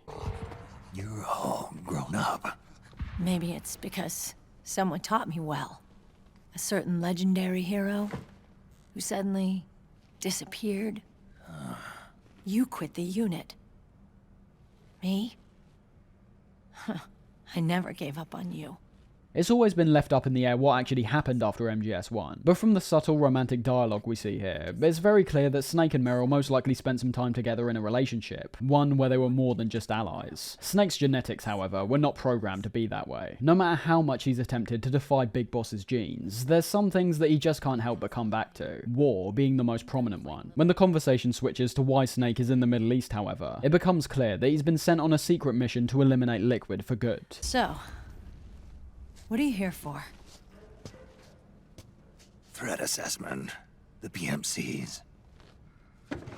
Really? Because I heard a rumor there's an assassin out there targeting their leader. Well, that's some rumor. I'm only here because the UN wants me to assess the impact and effects of PMCs on their refugee protection efforts. That's all? More than enough for a retired vet like me. His attempts to cover up and pretend like he's only here on observation duty not even being remotely convincing, with us already being aware that we're heading after Liquid, and Meryl seeing right through his statements as well. We're then given further details into Liquid's motivations, planning to throw an insurrection and take full control over the battlefield, just like how the Patriots have been described as being able to control the intensity of warfare due to their ID-tagged equipment. This is what Liquid wants control of. Meryl elaborates on this, essentially describing nanomachines as the ultimate form of controlling a human being at this point. They monitor each man's position, movement speed, reserve ammo, firing accuracy, wounds, rations, water intake and supply, sweat secreted, heart rate, blood pressure and sugar levels, oxygen. All the data gathered on body condition, on sensory organ data showing pain and fear, data on every internal response within the body. All of it is collected by an AI at the system's core. This Patriot-run system, which Meryl confirms is an AI, now collects pretty much all forms of data you could possibly imagine. But the thing is, Meryl and her team are all tapped into the system as well. The only problem I have here being the kind of information that's being given out with little to no explanation. This is where we start to see where people become completely lost and begin to mock the series for being so convoluted. Because it's not just a case of trying to understand the subtext here. When looking at the literal story details, I'm struggling to gather how certain things are occurring, because we're just being told about them with little to no context. For example, Meryl describes how the data that's collected from the soldiers is processed back at HQ, and is then used by command to allow soldiers to make quicker, more precise, and more rational decisions. This data is monitored at HQ to enable command to make quicker, more precise, more rational decisions. It also enables crisis management for each individual soldier. That can be understood quite simply in my opinion. This data is used to give HQ an even greater understanding of what's going on in the battlefield, as well as being able to gauge exactly how well all of their soldiers are doing, and how things like their morale and mental state are affecting combat. Where I start to get confused, however, is some of the language which is used here in relation to the nanomachines. We get a clearer picture of what's going on around us, so there's less confusion during missions. And our nanomachines communicate with each other, making teamwork a lot smoother. And that's not all the system does for us. Boiling that down, what does that actually mean? Their nanomachines communicate with each other. What, do you mean like the nano communications we've always had in the series, or something else? How are you getting a clearer picture of the battlefield? Can you literally get an insight of what all your other teammates are seeing? It's things like this where even I start getting confused at a series that I think is given a bad rap most of the time because people think about it too literally. Once you start looking into the themes of the Metal Gear series, everything else should start becoming a lot clearer. But you need these games to be satisfying in both regards, and that's something which Kojima only starts to falter at even more as the franchise goes on. It's most definitely at its worst in MGS5, but even here, we're starting to see that Kojima's focus on ideas and themes that interest him in real life are overtaking the literal story. As you could see from my deep dive into the subtext of MGS2, I love these ideas which correlate to our real world as well, but in my opinion, it's necessary that you create a story that makes sense and is satisfying even when looking at it as literally as possible. Metal Gear isn't an abstract art house film. It's a series that follows many rules that have been set up from the beginning of the series, and it's a series that I believe many people do take very literally instead of looking at the bigger picture. I think that's one of the main reasons MGS3 is so popular. It's a game that focused on gameplay, arguably more than any other Metal Gear up to that point, and had a story that wasn't filled with the same level of subtext as MGS1 or 2. You really can read the majority of the experience as a high-stakes action movie and nothing else. What I'm trying to get at is, we're now reaching a point where the term nanomachines is now just being used as an explanation. Why can we get a better view of the battlefield? Nanomachines. How does data get filtered back to the Patriots? Nanomachines. It's now being used as a get out of jail free card, where things are now starting to just be explained away with nanomachines, which I think is just lazy. I'm not one of those loreheads who reads every wiki page imaginable just to get vague, oftentimes interpreted answers from a fan of the series. I analyse merely what's given to me, while still taking into account those people who do read all the wikis, but also those who experience the game with even less understanding than I do. Meryl gives us more insight about the PMCs and how they play into the conflicts that we've been seeing. The PMCs are combat groups without states or ideologies. They're not fighting out of nationalism or for a cause. They don't care why the war is being fought. They're just bodies fighting on someone else's behalf. They're mercenaries, a commodity. If the PMCs tried to launch some kind of revolution, their nanomachines are still connected to the system, meaning their weapons will be locked out before they even come close to causing any impact. This system that's been talked about several times now is revealed to be known as SOP, Sons of the Patriots, obviously calling back to all the other names like Sons of Big Boss and Sons of Liberty. And the Patriots are behind this. Lalilulelo, what are you talking about? Never mind. So this system is foolproof, huh? Completely. They call it SOP. Sons of the Patriots. The way we hear Meryl talk here makes us realise there's no good or evil anymore. When Snake even mentions the Patriots, it's obvious from Meryl's response that she knows next to nothing about everything we learned in MGS 2 and 3 about these upper elites. So on one hand, you've got Liquid, who, from what Meryl tells us, appears to now be trying to tear down the Patriot regime and create some kind of liberated world with no control, but also no rules, which could potentially lead to a worldwide catastrophe. But you've also got Meryl, who still thinks she's fighting on the side of good, perceiving Liquid as the be be an end-all villain, the Patriots clearly being in full control of someone like her. She's so controlled, she can't even say the word Patriots without it being switched to Lali Lule Lo. It appears the Patriots want Liquid dead, but his army of PMCs is so large that the task hasn't become so easy anymore. It's not as simple as just sending someone in to go eliminate him. Meryl ends up throwing a little hissy fit because she finds out Snake was sent by Colonel Campbell, who we discover here is actually her biological father. Didn't the Colonel tell you he was sending me? Colonel? Don't tell me it's Campbell. Yeah. He put you up to this? You didn't know. You've got to be kidding. You expect me to work with my uncle? Meryl. Again, another example of something that's just thrown in with little to no justification. We're never told about this revelation beforehand, unless you want to count the non-canon Snaketails mission and non-canon Otacon ending of MGS1. So it's something else that I imagine will leave many players scratching their heads as to what's going on, and when we were actually told about this. Fact is, we simply weren't. Things wrap up when we're told that we're being surrounded by some of Liquid's private troops. The up-tempo music that takes us into the next gameplay segment sounding genuinely dark and exciting.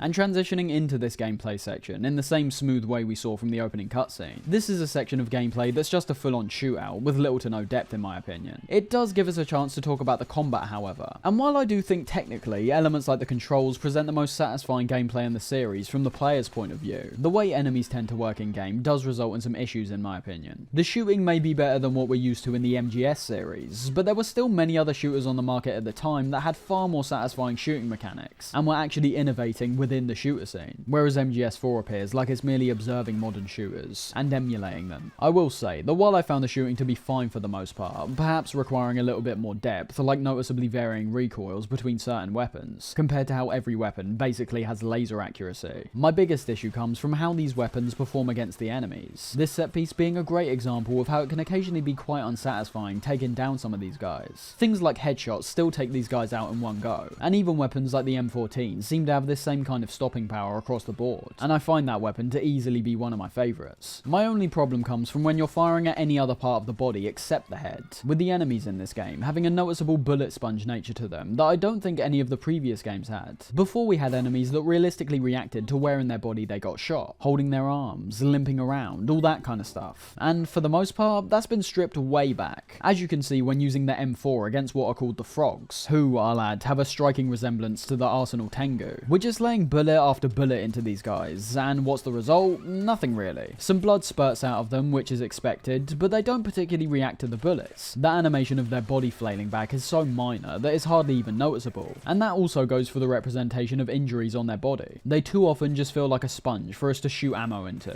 That element is a large reason as to why I find this whole set piece to be fine, but that's about it. My enjoyment of the shooting mechanics begins and ends at how the combat functions on our end. I don't actually find the enemies anywhere near as reactive or satisfactory to take down, and that's only amplified by the fact we engage in combat far more often in this game. It's conveying the point of war becoming a routine, but not in a way that actually works to the game's advantage. It's making the combat feel lesser. So yeah, this set piece is just shooting, shooting, shooting from beginning to end. The environment is used well, with how the frogs appear on several different floors, as well as jumping around and grabbing onto different parts of the environment that give them a better chance at shooting you, and leave you slightly unprepared compared to the ones on the same level as you. There were some annoyances I ran into, like having one of my teammates die just because I didn't kill the exact enemy I was supposed to before progressing forward, or having one of the frogs literally stun lock me in a corner by kicking me over and over again.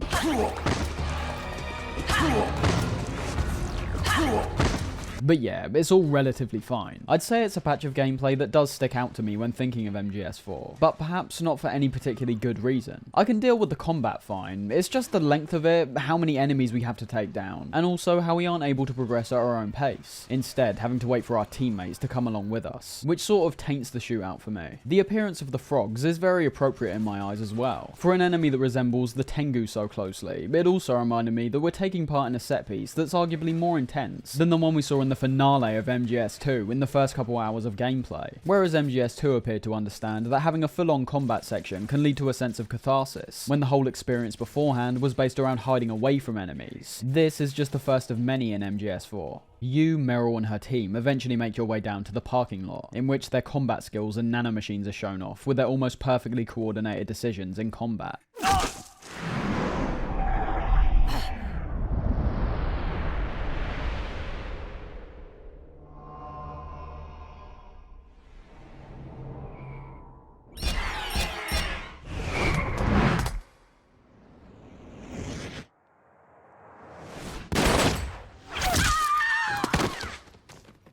Just as I said before, Meryl appears to give clarity on how these nanomachines work, saying they see what she sees and vice versa. But again, what does that mean? Do they have like the vision of a bee now? CCTV vision where they can view multiple different points of view? And if that's the case, how do they keep up with that? We do get a good moment here where the old Snake theme is reintroduced, as Snake claims he's never been a hero and never will be.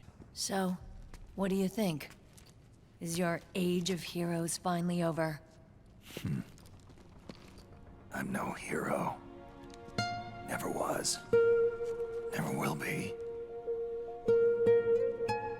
You haven't changed at all, Snake. But... your body... are you gonna be alright? This getup doubles as a muscle suit. I can still get around.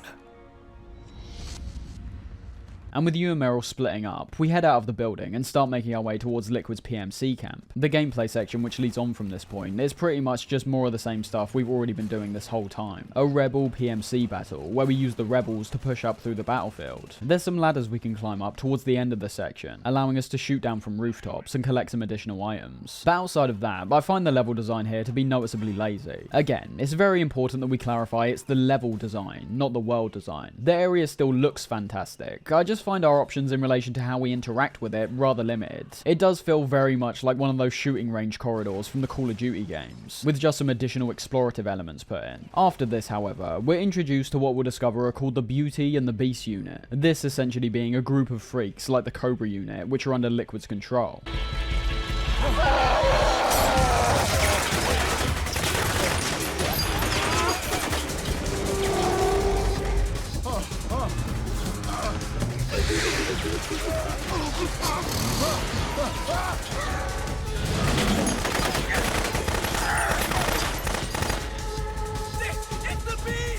This introductory cutscene is absolutely brilliant, but I'd say it's about the highest height that we ever get in relation to these guys, unfortunately. The encounter we see between all four of the team and the rebel soldiers is incredibly visceral, and brings back the really intimidating and bizarre qualities that most of the units from the past two games have also shared. Having this robot wolf howling out before dashing around and killing people, an octo camo wearing octopus that crushes one of the rebels to death. Just some really intriguing foes that leaves the player looking forward to their inevitable encounters with them. I think the criticisms that get thrown at these guys aren't unjustified, and it's a shame that this single cutscene might be the most well executed moment in relation to the Beauty and the Beast unit.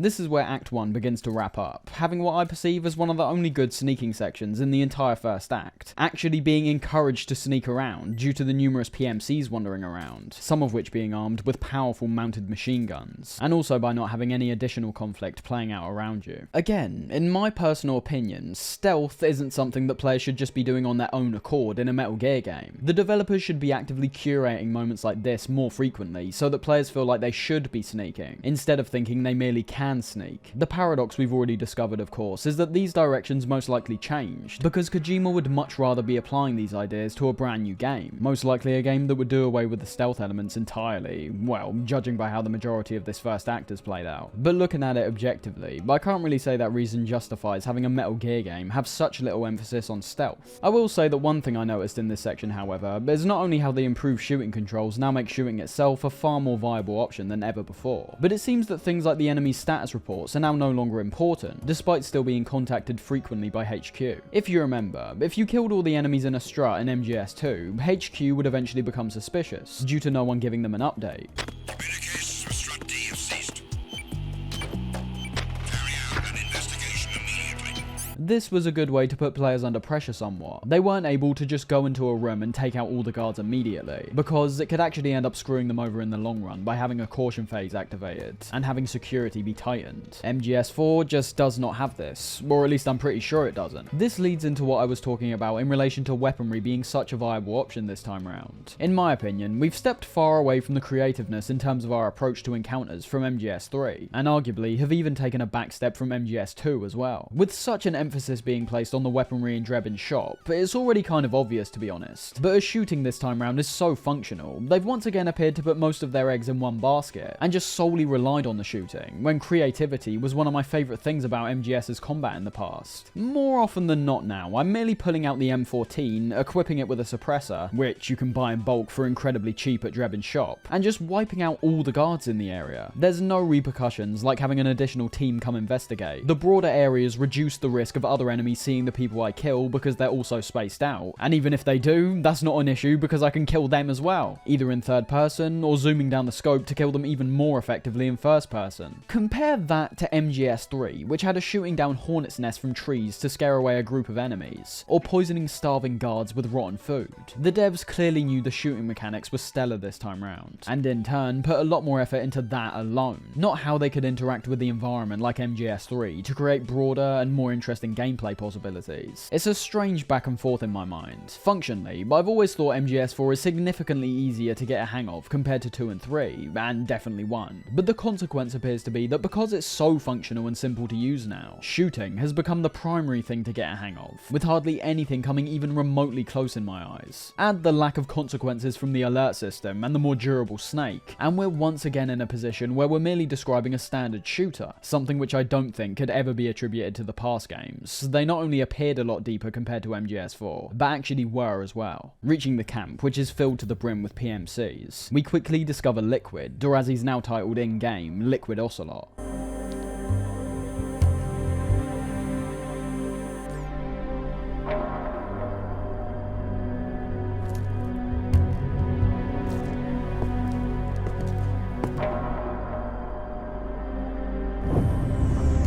His name definitely being apt, however, with how there's now a distinct crossover between the appearances of the two, albeit having Ocelot stand out quite a bit more. He's now donning the long hair which Liquid had, but facially still resembles Ocelot, even having the voice actor of Ocelot now be the only one to give a performance, which admittedly does make things a tad more confusing, due to our knowledge in the previous games that when Liquid takes over, he regains his accent, whereas in MGS4, Liquid's apparently fully taken over, and he now speaks like Ocelot for some reason. Refreshing. Don't you think? Just small inconsistencies like that can make someone feel like they're being left in the dark. They may have very well just used Ocelot this time round to match the darker tone of the game slightly better, as Liquid is easily one of the most cartoonish villains we face in the entire series. But make this clear to the player. You can't just establish something in one game and then change it without explicitly telling the player why this change occurred. Although that idea alone is one of the biggest problems that MGS4 faces in my opinion. Having something from a previous game not add up whatsoever when placed in the context of a future title that was never supposed to exist in the first place. As for what goes down here, Meryl catches Snake out and sees that he's actually been sent to kill Liquid. Snake, you're here to kill Liquid, aren't you? That's the mission. Are you going to stop me? My mission is to inspect the PMCs. I'm not in a position to take action. All I can do is stand by and watch. And as Snake's just about to take action, Liquid commands someone over the radio to activate something, which in turn leads to the entire camp of PMCs, as well as Snake and most of Meryl's team to start losing their minds.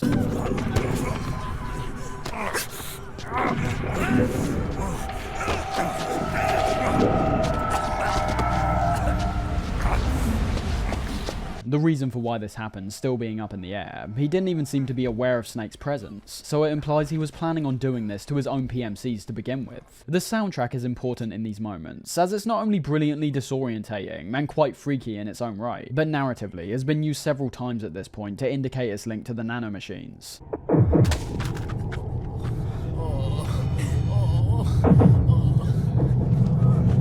It's not actually explained what the sound means, and even if it's diegetic or not, but let's just say that whenever we hear this sound, it means that our nanomachines are acting up in some capacity. The only person who doesn't appear to be affected by whatever Liquid's done here is Akiba, implying that whatever nanomachines he's carrying appear to be immune to these effects. Paired up with the soundtrack, this whole scene's quite disturbing to be honest, but in a great way that showcases Liquid's overwhelming sense of power at this point. No more gunfights, no more Metal Gear. A single order over a radio can lead to an entire camp of soldiers going insane and start killing each other. As Snake attempts to make his way to eliminate Liquid, he gets spotted, in which I think Patrick Zimmerman, Ocelot's voice actor, creates arguably my favourite version of Liquid in the whole series, ironically being a version which is hardly even Liquid at this point. His delivery of Liquid's iconic lines like "Brother!" are just handled so well. There's a great mix now of the over-the-top maniacal villain from Liquid and genuinely scary mastermind from Ocelot. As for what Liquid says here, it's still relatively up in the air as to what he's talking about, mentioning how they aren't copies of their father and are freed from the shackles of fate. The reason he would know this being unclear, but even then, the statement is already questionable from the moment he says it. We already know they aren't direct copies in theory because of the differing genetic code between the two of them, as well as Solidus. Genes were literally the basis of MGS1, and Liquid's hatred against Snake had a large part to do with how he was apparently given the inferior genes, and Snake was given the dominant ones. As we found out, this was actually untrue, but the ultimate point is, they knew their genes differed to begin with, so it shouldn't be that much of a surprise that they aren't exact copies of their father. Both brothers were literally engineered to have certain genes removed from them that were previously all contained within Big Boss. The woman that's working alongside Liquid is revealed to be Naomi, a twist which is represented as somewhat of a betrayal, but obviously it only appears like that to someone who's ultimately not clued up on Liquid's goals. The second you realise Liquid's going up against the Patriots, it becomes clearer that Naomi's likely working with him to further that goal, not out of any actual betrayal towards Snake. Snake, if you won't be a prisoner to fate, then go. Fulfill your destiny. Act 1 wraps up with Liquid and Naomi taking off in a helicopter, and Snake being pulled out by Akiba. This takes us to the first mission briefing of the game, a part of the game that I can somewhat appreciate now, considering I've got a better grasp on Metal Gear's literal and subtextual narrative. But as a kid, I remember absolutely hating these segments, and would always skip them. And to be honest, I can still totally see why. These mission briefings are drawn out, dull, and worst of all, unnecessary. Most of these take place inside the Nomad, the plane that you and Otacon are now operating out of. So not only is the scenery near identical every single time we come back here, but the scenery itself is basically just a boring grey box with nothing visually pleasing to be found. The vast majority of the information we're given here tends to actually be relayed to us once again when actually going into the next act. That being the biggest sin in my opinion, because it essentially renders the entire point of the mission briefings completely useless. Why show us being briefed on a mission that we literally get briefed on again when being sent into areas that are far more varied and interesting compared to the Nomad? And what I perceive as technically the only positive element is somewhat up in the air as to whether it's even a positive at all. That being the fact that due to the devs most likely knowing how long and fairly irrelevant these cutscenes already are, which I mean, let's not get into that because why didn't they just cut them in that case? They allow the player to take control of the Mark II during pretty much the whole cutscene. They even go as far as to let you toggle the Mark II to full screen, where the audio of the cutscene's now heard from the perspective of the Mark II, which means that literally heading upstairs away from Snake and Otacon, you won't be able to hear a single thing they're saying.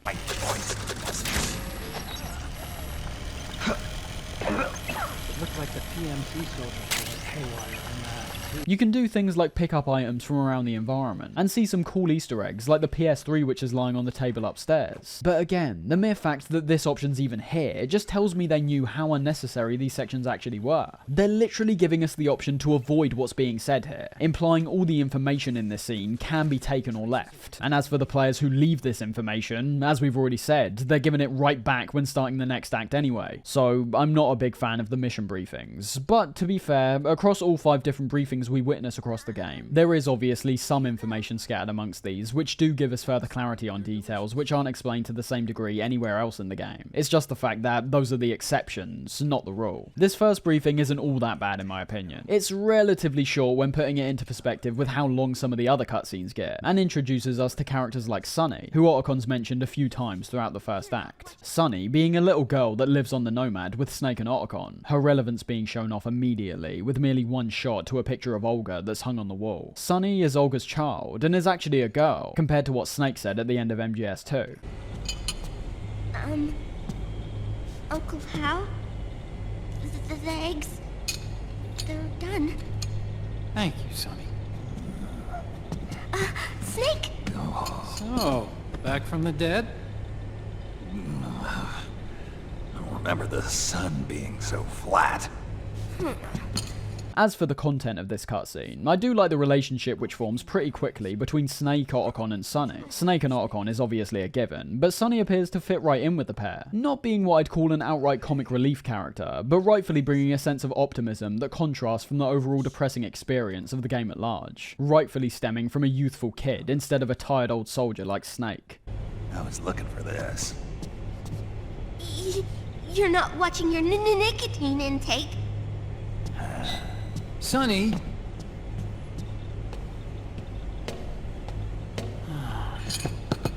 You really hurt her feelings. Yeah. Why don't you teach her how to cook eggs then? Oh, like I know how to cook. She's one of the only characters I genuinely look forward to seeing when the mission briefings roll around, due to Sunny not really cropping up anywhere else. As we can see, she even briefly changes the dour behaviours that Snake and Otacon both share for most of the game, into ones that resemble their more jovial natures in past games. We're given a video call from Naomi, saying that she's actually been captured by Liquid, not working with him, and that she's been transferred to South America. Liquid's goal is to seize control of SOP, the sons of the Patriot system that controls the soldiers. To do that, he needs to analyze the nanomachine structure and find out how they communicate with one another. He's using Naomi to help him analyse this new generation of nanomachines, the same one that was presumably injected into us by Drebin, and figure out how the system takes control over the soldiers. What we saw in the PMC camp now seeming more like a test on Liquid's part, activating something which resulted in all of the soldiers' nanomachines being thrown off whack, showcasing both how controlled they are by the Patriots and how close Liquid is to cracking their SOP system. Outside of that, everything else here is pretty much irrelevant. We get on a call with Campbell and are told about what the South America area is like, pretty much sounding identical to what we saw in the Middle East, with PMCs and rebel groups going head to head. Everything else is just plain filler, telling us how we'll be infiltrating South America by acting as a UN inspector, but it doesn't stop them from dragging out the conversation for an additional 3 to 4 minutes.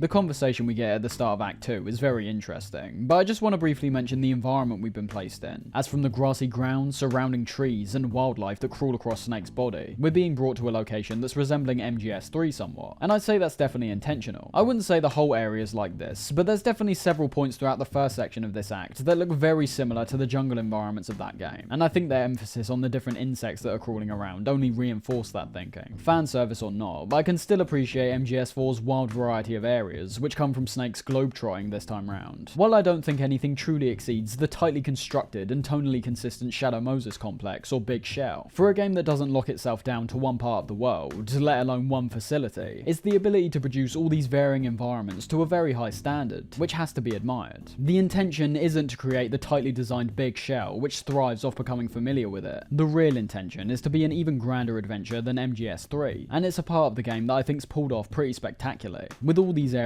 having distinct atmospheres which separate them all, and having me feel like all these areas cohesively fit into the story. It's an element that, while I do feel would have been emphasised to show off the technical power of the PS3, still works really well in the context of the game. That's the issue, however. While visually I don't think any of these areas falter to any substantial degree, I think the level design definitely does, but we'll get onto that later. In relation to our talk with Campbell at the start of this act, we get some talk about some of the events coming off the back of MGS2. You know, the ones which were very obviously supposed to be left open-ended and never be elaborated on. The data we got from Arsenal Gear was a load of crap. 12 founders who have all been dead for 100 years. Give me a break. We know they exist today. Things like the 12 founders who died over 100 years ago now being turned into a literal concept, whereas in MGS2, I always perceive this as a representation of the Patriots' ideology living on through several generations of human beings. Now you've got Snake saying that information was a load of crap and that they exist today, which, I mean, yes, is true, but he's saying it once again in the sense that he's going to be able to actually track these people down, whereas the Patriots at this point are starting to sound more and more like what we speculated about at the end of MGS2, a set set of ideologies that were once established by humans, now being carried out by an AI system. Liquid's found himself almost in the exact same position as Solidus did back in MGS2, but whereas Solidus broke free from the Patriots in a very obvious way, giving them all the time in the world to assess and stop his plan before it even came to fruition, Liquid is still very much under the Patriots' control, and is aiming to destroy the Patriots in a much more effective way. Then Liquid's insurrection is against them. Exactly. It would seem as though Liquid has taken up Big Boss's cause. An age of persistent universal warfare. A world where mercenaries are free from domination. In a sense, the Outer Heaven Big Boss envisioned is already a living reality.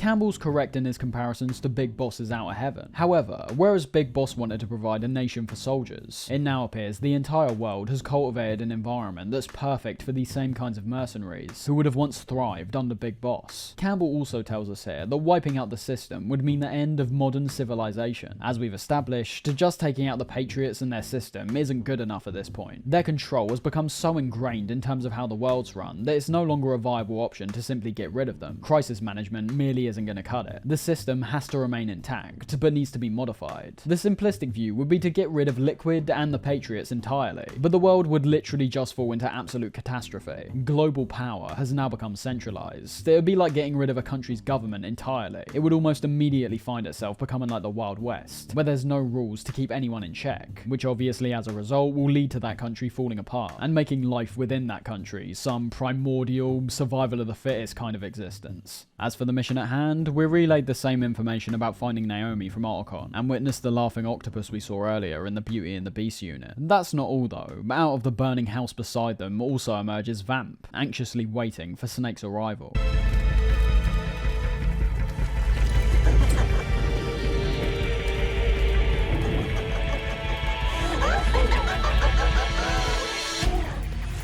And transitioning into the gameplay, I don't see any reason why you wouldn't want to help the rebels out at this point. The only potentially difficult part is rescuing them right at the start, as you have to be fairly quick with your shots before the PMCs gun them down. From that point on, however, they serve as a good asset to fight back against the upcoming PMCs, as well as just being a distraction so that you can slip past all the encounters without much resistance. Once they're out, their assault begins, even being able to ally with them in terms of appearance, with the rebel disguise we can pick up inside the hut where they grab their weapons. Stealth gameplay, this is not. I mean, just listen to the racket that's being made after I save them. It's just like the Middle East again.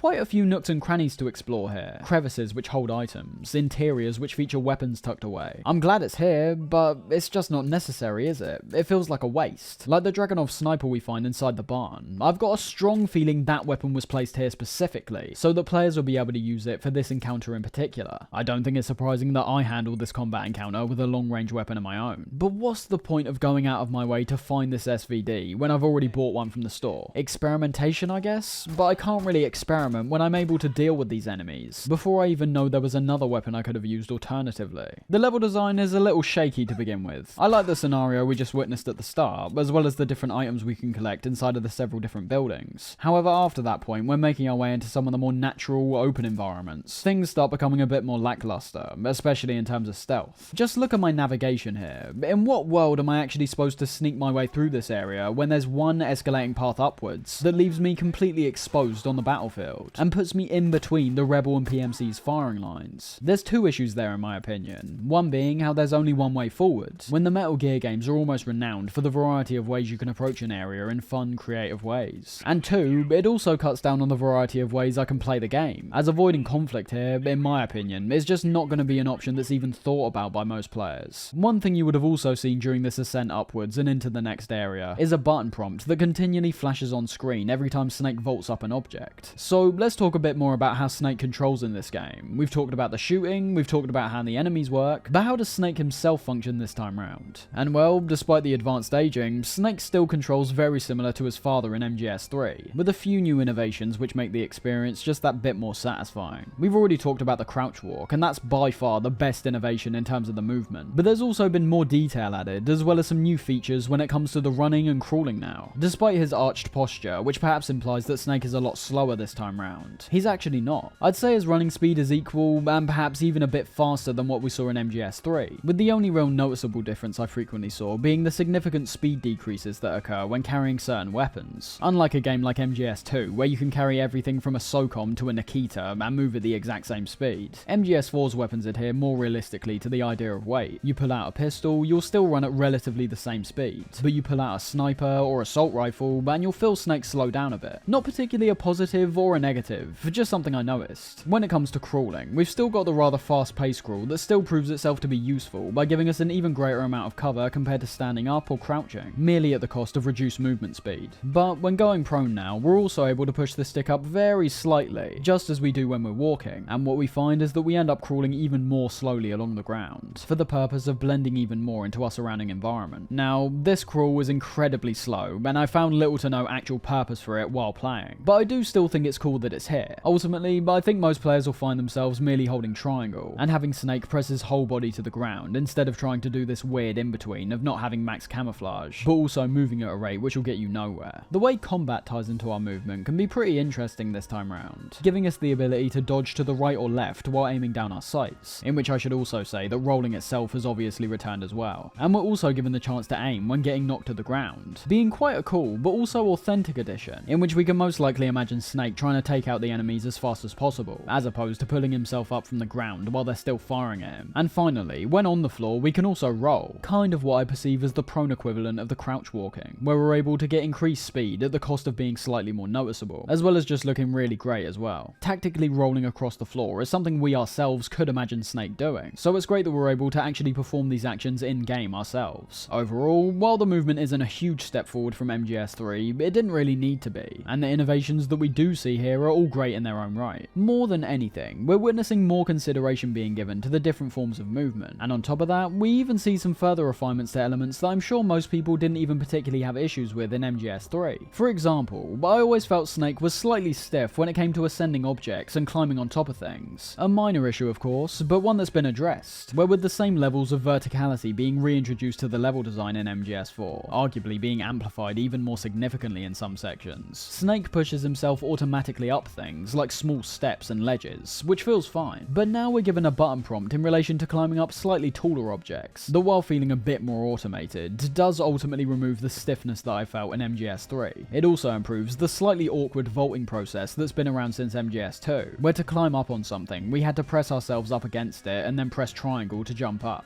It just didn't make logical sense. Why would we turn around when we want to climb up something that's right in front of us? And what I presume is the sacrifice for this automation, and what I perceive as one of the only true negative elements of Snake's mechanics, is that this same button prompt also activates us pressing up against walls now. This is where the automation goes a tad too far in my opinion, as I actually find it more annoying to wait for the button prompt to show up and activate it, instead of just having this action automatically occur when pressing in whatever direction the wall is. Outside of that though, it's still pretty much the same as it's always been, allowing Snake to tap on the surface to distract guards, and also being able to peek around corners to get a greater perspective on the area ahead. By the end of the first section in South America, we get a call from Campbell, saying he's assigning us a psychological counselor, who turns out to be Rosemary.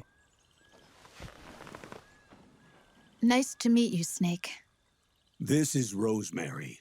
She used to work as a data analyst at the Pentagon, but moved to combat support during the Big Shell incident. Any explanation given as to what both of them were actually doing during the Big Shell incident, and if Rose was ever actually a part of the simulation, or was merely an AI the entire time, just like the Colonel? No. Of course not. Kojima made MGS2's ending open-ended for a reason. It was supposed to be dreamlike. Rose just appearing out of nowhere at the end when apparently being freed from the Patriots. It's not really meant to make sense. But now, because of MGS4's existence, we're being told to take that stuff a whole lot more seriously than I think was originally intended, making the whole scenario look ridiculous when taken out of the individual context of MGS2 itself. Again, looking back to that sequence, not only is MGS4 kind of destroying the whole absolute reality message at the end of that game by saying, no, this was real, this part was actually real, it's also a reality that seems ridiculous when placed in this context. Really, people were just looking at arsenal gear and going about their day. Only a couple officers show up to the scene. Where's the fire engines? Where's the ambulances? The point is, we weren't ever supposed to be asking those questions because they're far too literal for an ending that was very obviously trying to be ambiguous. So much of this stuff is just glossed over in MGS4. For example, one detail I find pretty hilarious is how the Colonel very rarely brings up how there used an AI likeness of himself to guide Raiden throughout the Big Shell incident. He mentions it by name when introducing Rosemary, so I can't assume he's completely in the dark as to what's going on there. But although he talks to us about numerous different things which showed up in the past games, somehow that detail slipped his mind, despite being the one that's by far the most personal to him. These are things that are being ignored for the most part, because explaining them could potentially tarnish the experience of MGS2 for some players, and just not make any of the events in that game add up. And I'm aware for a lot of fans, this is a big part of why MGS4 receives so much hate. Games like MGS2 are thrown to the lions at points, as by trying to tie up all loose ends, this game actually ends up leaving even more questions behind in relation to certain events in MGS2, and how they're supposed to make logical sense when put in context with MGS4. Whenever the events of MGS2 in particular are brought up, like the Big Shell incident, which I'll add is done incredibly sparingly, there always feels like such a hesitation to delve into what is, in reality, the most bizarre and intriguing title in the series. We know MGS2 had a lot of elements that are supposed to be left open-ended, but Kojima's now backed into a corner where he needs to explain them. Refusing to do so would feel both out of line with a game that seems to be almost overly intricate in relation to every other event that's taken place in the series up to this point, failing to meet the prospect of tying up all loose ends. And on top of that, you can also understand the other point of view of not wanting to delve too deep into the events of MGS2, because of all the details I mentioned before about the original intention of that game, and how the literal events start becoming even more questionable. I think the most satisfying way to view MGS4 is to almost put the events of MGS2 to the back of our mind for the most part, and just take the elements that were included in that game as they come. It's a caveat that definitely shouldn't be made. It's utterly inexcusable, but that is the only way you could ever possibly be satisfied with the elements of MGS2 that are brought back here, in my personal opinion. You could throw up so many questions in relation to Raiden becoming a free man at the end of the game. What actually happened to Arsenal gear after it crashed in New York? All these details either get skirted around or completely ignored. Unsatisfying and occasionally nonsensical, the reappearance of MGS2 only appears to taint the MGS4 experience for me, and I much prefer when things are merely focused on the key goals of 4 itself, instead of trying to link these events to the past. Definitely no disrespect to MGS2, however. It isn't that game's fault that it begins to not make sense solely because of 4's existence. It's just put in a position now where if you're truly aiming to appreciate the story of MGS2, you've got to be appreciating it within a vacuum. It's definitely unfortunate, and it's a prospect that I'm sure Kojima wasn't happy about either, but that's just the reality of the situation at this point. Needless to say, when people throw shade at 4, I can typically give a counterpoint by mentioning things like the gameplay, the set pieces, the atmosphere and scale of the project. But when it comes to things like how it fits into the series as a whole, I tend to agree that negatives are the only thing that start flooding into my mind. Anyways, Raiden's mentioned in their conversation. Campbell not really knowing anything about him, apart from the fact they lost track of him after the Big Shell incident. What about Jack?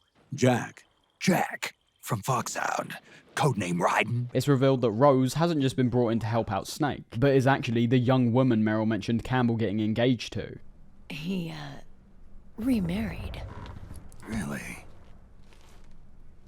His new wife's about my age. I hear she's even got a kid. Then the woman you married, the one that Meryl was talking about. Is Rosemary, yes. Didn't I tell you before? What about you? Jack disappeared and you just moved in on Rose? I was consoling her over her loss, and one thing just led to another. She's young enough to be your daughter. Yeah, lucky me, huh? Again, I get this eventually leads to something, but we literally just had Campbell say, Jack, and have Snake give him clarification like he hardly remembered who he was. But that doesn't really add up to him consoling Rose's loss either. After that, we get another area that's filled with PMCs. This one in particular looking very similar to some of the areas we went through in MGS3, but having that merely serve as a reminder that in MGS3 I was using camouflage, sound and visual cues all to my advantage, whereas here, this new and majorly improved camo system's almost being wasted due to how easily I can just run through the area with little to no repercussions. We then get a call from Raiden, where from the second we hear his voice, it's clear that just like what was basically his appearance in MGS3 in the form of Major Rykov, Kojima's changed his mind on how he wants Raiden to be seen yet again. Who is this? Snake. That voice. There's an ambush ahead. Government and PMC troops. You could be shot from anywhere. First, he was a character that was intentionally made to be a kick in the balls to the fans of the series, yet had the genius effect of representing the player's fanboyism and dreams of playing as Snake once again. Then he was made a mockery in MGS3, and now we can almost immediately tell that he's trying to be made a serious character again, while also trampling on the ending of MGS2, where he throws away his dog tags to move on and start a new life. That powerful message is now gone. Raiden's seemingly back on the battlefield, and as we'll eventually see, is embracing his Jack the Ripper status more than ever before. It's quite literally the opposite of what we'd expect from his character off the back of MGS2. He appears to let his past dictate his actions, and without us even being in control of him this time round. All Raiden does is warn us about a supposed ambush up ahead, and hangs up before providing any further details. And although he is somewhat right about the ambush, it's the rebels which are planning this ambush, so not much to worry about on the player's part. It's here where I start becoming slightly more disheartened about the repetition of these scenarios. Whereas in previous games I was able to pin down individual encounters that had unique challenges and areas to them, the fights in this game are just all so similar. Yes, I can still appreciate the open level design. It features verticality and alternate routes, which allow the player to get the upper hand on the PMCs. But I've pretty much been saying that about the majority of encounters by this point. It's a real Call of Duty type experience we're having in my opinion, even if fans of the series want to deny that fact. In my eyes, that's not really a bad thing. Call of Duty is a game series that works on a cycle of producing pretty much the same experience every year, and in terms of aspects like the AI and level design, MGS4 still outclasses the vast majority of Call of Duty games. Although I will say, comparing the AI to the previous two Metal Gears does leave quite a bit to be desired in my opinion. For the PMCs at least, they don't appear to be anywhere near as intelligent or intuitive as the enemy AIs in the past. Besides that, I actually enjoy the Call of Duty games for the most part, and I'm talking about their campaigns only here. So I don't really mind that MGS4 is focusing on a more cyclical routine of going into areas, killing enemies with the rebels, and repeating. I can imagine other people having issues with it, but it's the direction the game's been going for right from the start, so I can't keep complaining about a game that's obviously going for something we're not used to in the series. It's not original, but it's also not bad either. The only consequence, of course, is what I mentioned about the repetitiveness. There's not much I can actually talk about when it comes to these kinds of encounters, unlike previous games, as they all have the tendency to blend together. The changes between them become more subtle, as the general principle has been repeated every single time. I will say though, we're still only talking about Acts 1 and 2, the two acts I perceive as being the most similar by far. We'll see when transitioning into Act 3 how MGS4 does still prove itself to have variation in terms of its gameplay, but even in that case, originality is still definitely not the word that comes to mind either. Drebin and his monkey make a reappearance at the end of this section.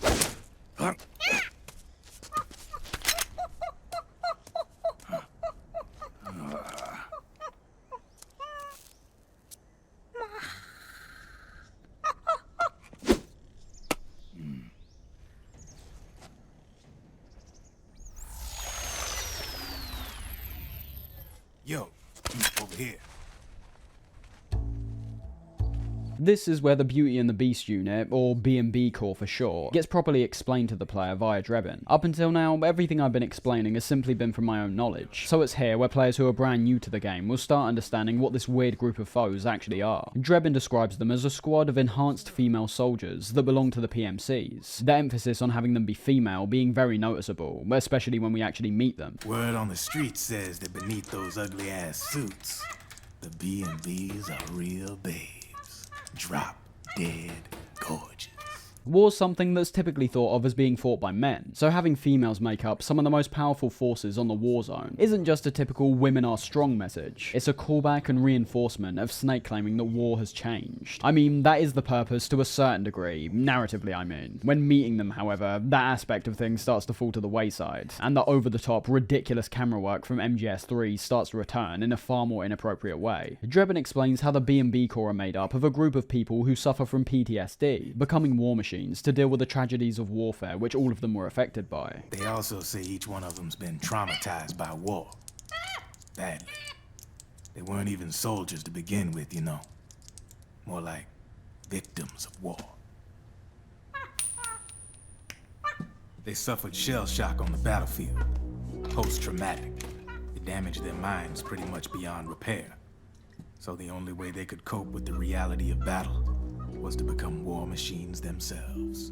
quite an interesting setup. However, as we'll see, variety is one thing the B&B Corps don't have in that regard, with most of their backstories being almost the same template every time, with some slight details changed. The names of all the beasts are given here, Raging Raven being the one who we saw flying through the sky, Laughing Octopus, the one we saw at the start of this section, Crying Wolf, who was that robotic looking wolf thing, and Screaming Mantis, where it should become pretty obvious now that all of these are just the same foes from MGS1, with the first half of their name changed. This will also translate to some of their boss fights to a certain degree, with some taking full advantage of their abilities to create a unique and interesting battle, whereas others use their abilities to create bland and sometimes really annoying boss fights. Their conversation eventually turns to the Patriots once again, where Drebin pretty much reiterates what we've identified the Patriots as the entire time. They aren't a group of people, they're an ideology that's been created over the course of history. They're the law of this world, created over the course of history.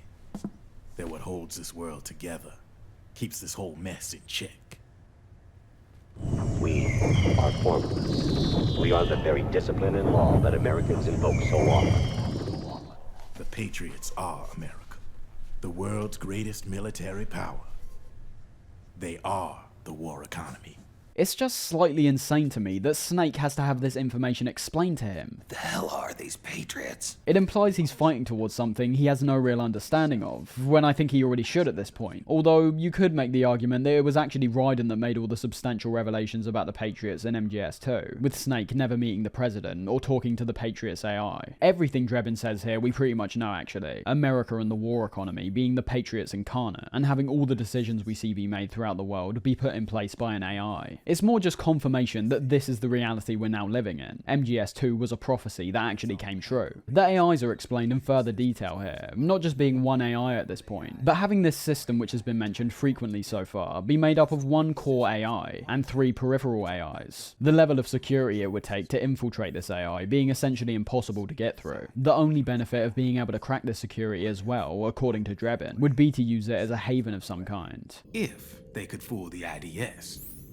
I guess they could use it as a haven to lay low. Haven? You know, like a tax haven. In the internet society, we have net havens, data havens. A haven is someplace where social conventions and the rules of the net don't apply. Back in the 20th century, the super rich would open bank accounts in countries without income tax laws. Not a bad way to evade paying taxes. Now we've got us a society where everybody's DNA and personal info is totally controlled by the nanomachines inside their bodies. Won't be long before people start using havens to escape from ID control. After that, we make our way even closer to the research lab Naomi's being held in, where I start to realise this is where the complaints of MGS4 hardly being a game start to actually add up, at least for these opening 2 acts. And in my opinion, I think it does have a lot to do with the Rebel and PMC's mechanic. Just look at the area I traverse after our talk with Drebin, before we're brought into another codec call, and pay attention to what I actually do within that time. I head down the area to the left, to run up the pathway which has Rebel soldiers also heading up it, and then go into the next area where we're met with a codec call. You turn those Rebel soldiers into enemies, and you've got a segment where I would have at least had to use stealth or combat to progress forward. As it stands, I was literally just pushing the analog stick and progress regardless. That section of gameplay wasn't satisfying whatsoever, and I was promptly brought back out of the gameplay directly after that. The call itself is from Raiden, saying that he's been sent on a mission to find the corpse of Big Boss from someone called Big Mama, in which it should already be pretty obvious from the code name that Big Mama is someone we're already familiar with. On a mission, finding something. For someone. Finding what? The corpse of Big Boss. What? I was asked to do this in exchange for Sonny's location. Liquid? No, the leader of a small resistance group. Her followers call her Matka Pluku. Matka Pluku?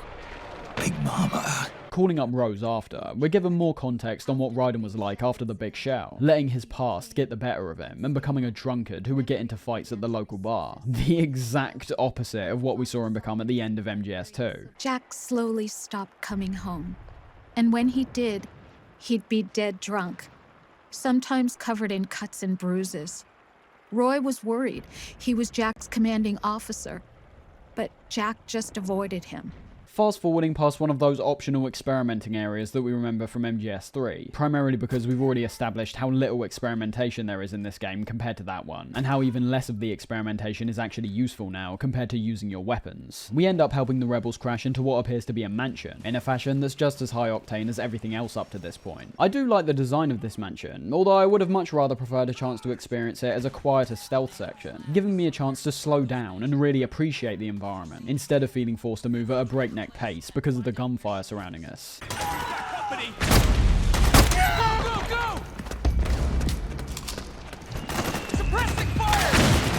Audio and visuals are very important towards creating an atmosphere, and I really don't care about the intentionality of the warfare angle at this point. The incessant gunfire and explosions we can both see and hear makes everything blend together so much to where these sections start becoming stale to me. It's such a shame, as looking at both the exterior and interior of the mansion, I see a gameplay section that could have been genuinely memorable if it was handled in a different fashion, kind of like the lab from MGS3. But no, it's still loud shooty bang bang with people shouting at each other on both sides. This isn't the same effect of something like MGS2, where we're carrying out essentially the same events from the previous game. This is an issue I have solely with MGS4. And even in the case of MGS2, the environments and threats along the way differ to pretty substantial degrees, especially when comparing it to MGS1. MGS4's routine, however, is one that's remained constant throughout the entire game so far, and has already started to become stale for me. As I said though, I do like how authentic the design of this mansion is. There's great attention to detail, especially on the inside of the mansion. The improved technology, most likely turning what Kojima dreamt the environments could have been in the past into a reality. Artwork on almost every wall imaginable, expensive pottery and furniture lying around, a picture of a model sellotaped to the ceiling in the bedroom. Gross. Very thoughtful design choices. Again, it's just a shame that I can't appreciate them in a different context. A context that I think seems almost perfect for the mansion setup to begin with. There's even certain enemy encounters we have inside the mansion which seem like we're supposed to hide away from them. It's a location that I feel would be perfect for stealth in my opinion. Yet, it's nowhere to be seen, or even felt by the player. We head through an underground section of the mansion, which ends up leading straight to Naomi's lab.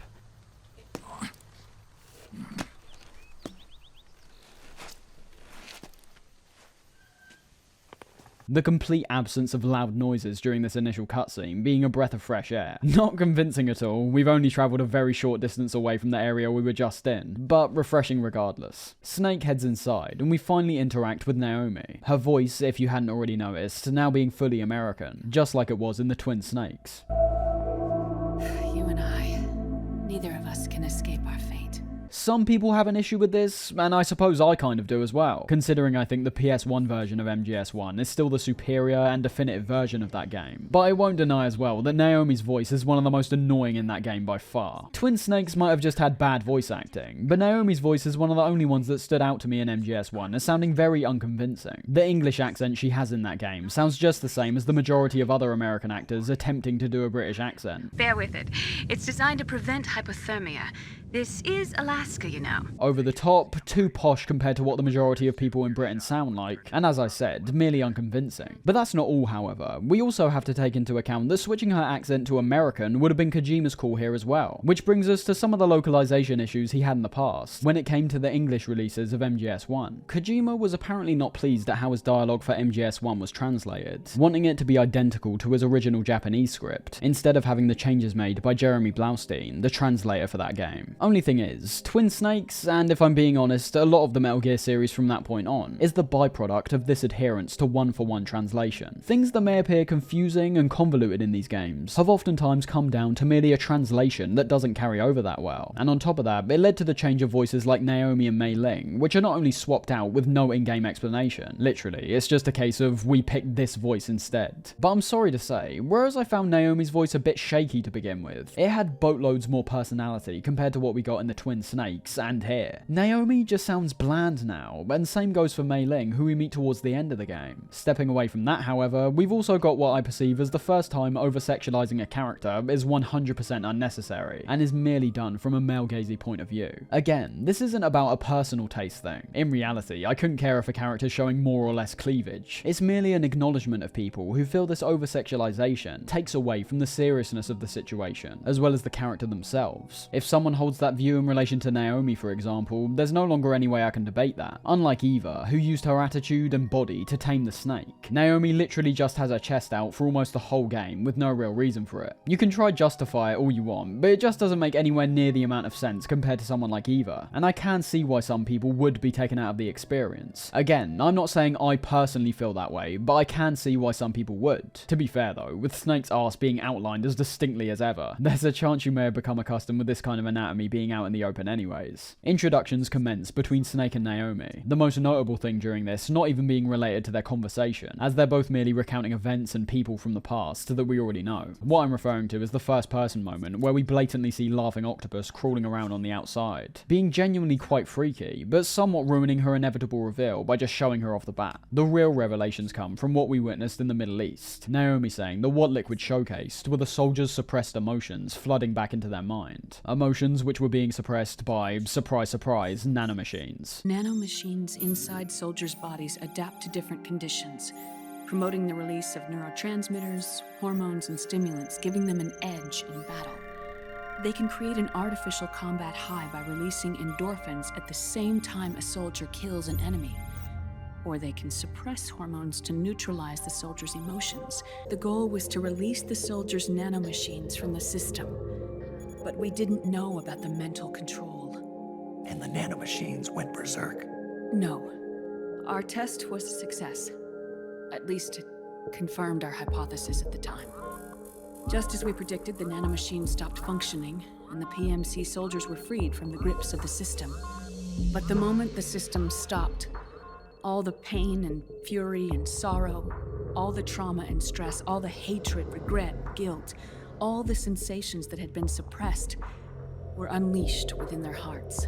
We're given a very long, detailed explanation from Naomi telling us about this, but what I just said is really all we need to know. Their test was a success, as it disconnected the soldiers within the camp from the system, taking back control from the Patriots, at the consequence of having all these soldiers feel every single action they've taken in the war zone all at once. Definitely an interesting concept, giving more clarity to Liquid's supposed goals, and also explaining the bizarre freakouts we saw occur in the camp earlier. All those soldiers were basically losing their minds over the guilt of their actions on the battlefield. My favourite part of this sequence, however, is definitely the small moment at the end where Naomi talks about the Patriots treating war like a game, having all of the Metal Gear games flash up on screen, with 2 at the bottom that say under construction. Just a funny detail to notice, considering this also ends up becoming true. There is only 2 more Kojima-directed Metal Gears left. Something else which is pretty hilarious in this scene is Snake just being an outright pervert, seeing Naomi sit down on the bed, where Snake then obviously drops a cigarette on purpose, and tries to look up her skirt. Just ridiculous, but any comic relief at this point feels welcome in my opinion, with there also being another instance of this coming up. Naomi asks to examine Snake's body, taking us to this pretty crushing moment where Snake's old body is laid bare. Oh my god. Snake?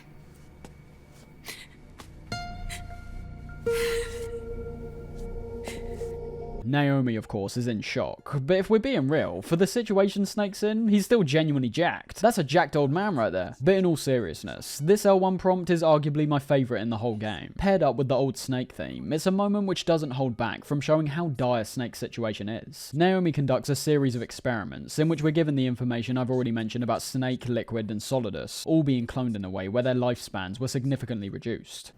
One of the genes that inhibit reproduction and aging, the Clotho gene, was intentionally mutated as well. But more importantly, your chromosomes, like Liquid's, were provided with Terminator genes to prevent them from making copies. Why?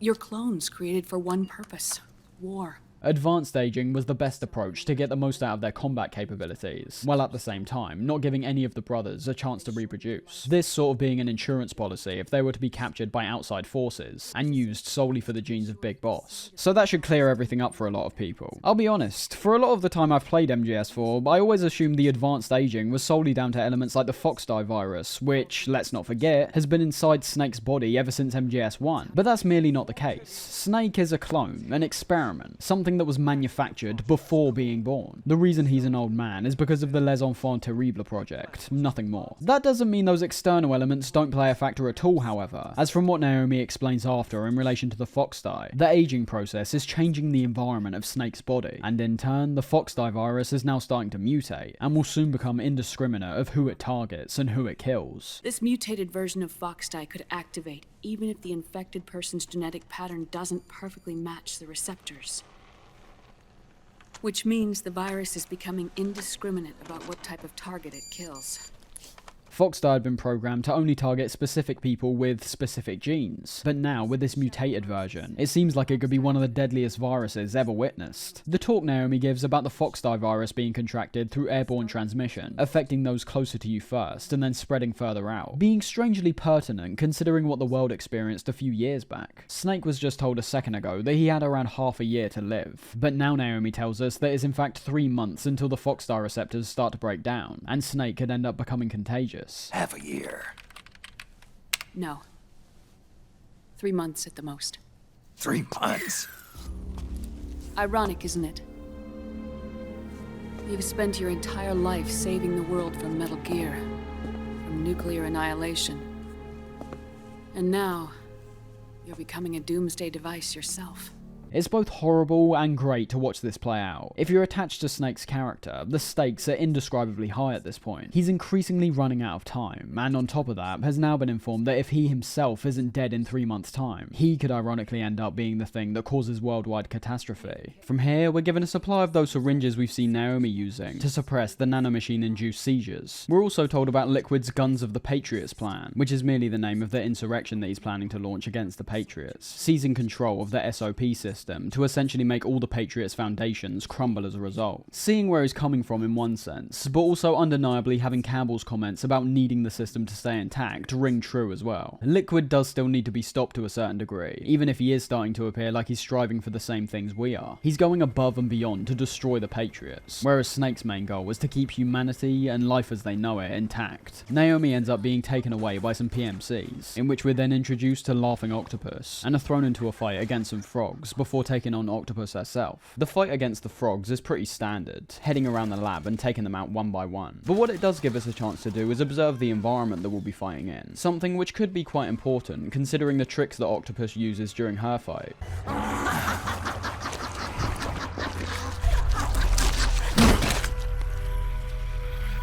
I'm a really big fan of the Octopus boss fight, but there's one glaring issue I have to point out straight away, and that's the fact I can only really enjoy this fight when I'm making caveats, and as you've seen before, I don't ever find that to be a justifiable excuse. Octopus begins like a standard fight once again, moving around right in front of you and taking the onslaught from your weapons. However, within a very short amount of time, Octopus will end up disappearing. This is my favourite part of the whole fight, the feeling of tracking down Octopus with the wide variety of tactics she uses, some being more convincing than others, is really fun. It's one of the first instances in the game so far where I actively thought the ideas that were being presented were unique and creative, kind of taking the Grey Fox camouflage section to a whole nother level. That's why I find the arena to be so important as well. This fight definitely gives off a sense of horror, and I think the tight, claustrophobic corridors and densely packed rooms only enhance that even more. While hiding, we're hearing Octopus's voice ring out around us. The cluttered and obscured environment juxtaposes with all the wide open areas we've been through up to this point. So I think this fight, in terms of its scary and intense tone, is pulled off very effectively.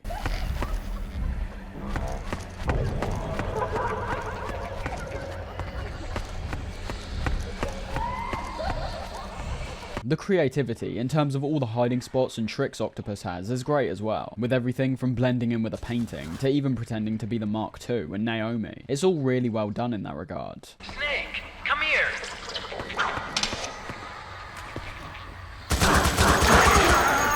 The arena might not be visually stunning, of course, but I think functionally it works really well for this fight. Here's where we start going into the negative aspects, however, some of these translating to the majority of boss fights across the game. Firstly, although Octopus herself has some pretty creative approaches, when it comes to our end of the fight, the only thing we're doing when boiling it down is pointing and shooting again. There's no real strategy when it comes to the player, it's just find the target and shoot, exactly the same as we've been doing for the whole game so far. That's an issue that I think permeates throughout a lot of the boss fights. You can forget the details like throwing poisonous food to the fear in MGS3. That kind of stuff is nowhere to be seen. Pure lead is pretty much always the most effective thing when it comes to beating boss fights, the only exceptions really being the final couple fights, the first of which is more gimmick based than anything. And the other big issue in my opinion is that caveat I mentioned, coming in the form of the Solid Eye. The Solid Eye can single-handedly destroy everything that's good about this fight for one reason. It's just too effective. Not only does turning on the radar mode reveal the heat signature of Octopus, as well as exactly where her voice is coming from in this fairly small and cramped arena, but switching over to night vision mode, her attempts to hide just become ridiculous, as she shows up in bright green for quite a few of her hiding spots. So although you're seeing me largely stay away from the Solid Eye in this footage, that's merely for my own personal enjoyment, because I'm already very familiar with this fight. Don't mistake that for me making an exception, however. This isn't a case like the end, where using your equipment to their full advantage feels like you're tackling the fight in a satisfying way. In this case, it feels cheap, and actively diminishes my enjoyment of the fight. There's absolutely no valid reason I could give as to why someone shouldn't use the Solid Eye, as it makes the fight a cakewalk, and is ultimately the most practical item to use here. Simply saying it's more fun if you don't isn't a good reason in my eyes, because it's only more fun in my opinion at the end of the day. So that's a very big drawback, but look, I still enjoy the fight for the most part. Even despite the Solid Eye making the fight very easy, the creativity of Laughing Octopus's hiding spots still does have to be appreciated, and the horror vibes of the fight are still quite chilling for me.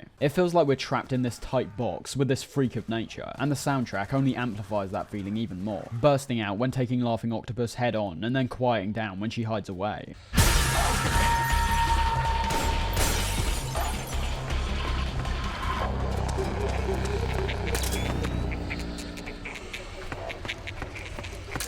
As for the moments where Laughing Octopus actively retaliates by shooting and rolling into you, those are easily the weakest moments of the fight in my opinion. Just straight up boring moments where we wait for her to attack to dodge out the way, and shooting boatloads of ammunition into her and slowly seeing her health go down. That's another detail you may have noticed. Laughing Octopus and a lot of future bosses take damage in a much different way to how previous bosses in the series do, and ultimately I find it much less satisfying compared to back then. Using Vamp's boss fight in MGS2 was just one example, but every time we laid a shot on Vamp, he'd scream out in pain, becoming vulnerable to any other attacks for a period of time, and quite a large bit of his health bar would deplete just from one shot, and that's not even mentioning the weak points. But looking at Laughing Octopus, one shot from the LMG I used for most of this fight does almost nothing. Not only does Octopus not have any real weak points to speak of, she also has to take a significant amount of firepower to even get knocked over. In my personal opinion, the increased onslaught we give out from our weaponry doesn't feel even remotely satisfying when it comes to the boss fights. I can just about give it a pass in the main bulk of gameplay, but I like boss fights to feel impactful. Like the odds are even. Like when I attack the boss, I'm actually dealing some good damage. I find this approach in MGS4 to be both less satisfying and far more boring. Before, the feeling of getting just one shot off and seeing the enemy's health bar substantially deplete was great, whereas whittling the boss's health bar down in this game, when putting round after round into them, feels way too tedious to me, as if it wasn't obvious enough that shooting is the sole focus of MGS4 so far. Even the boss fights are making you use your weapons more than ever before. Once the boss fight's over, however, it's revealed there's actually a second phase to the fight. The routine with the B&B Corps being that the first half resembles a fight against the Beast, and the second part's the beauty. I mean, embarrassingly obvious commentary there. These battle-scarred women who appear like beasts on the outside, but really are pure within. That idea has been done time and time again, and it really doesn't get much deeper than that in my view. The only elaboration we see is in terms of the actual backstories of each of the members, which hardly has any commentary within them either. This is something else about MGS4 that many people have mocked, labeling the beauties as being included for no other reason than to have a bunch of attractive women wearing skin-tight uniforms roll around on the ground and just be eye candy once again. But although I do see that point of view, there is at least a meaning behind the whole Beauty and Beast parallel. It makes sense as to why they're made to look attractive underneath their freakish exteriors.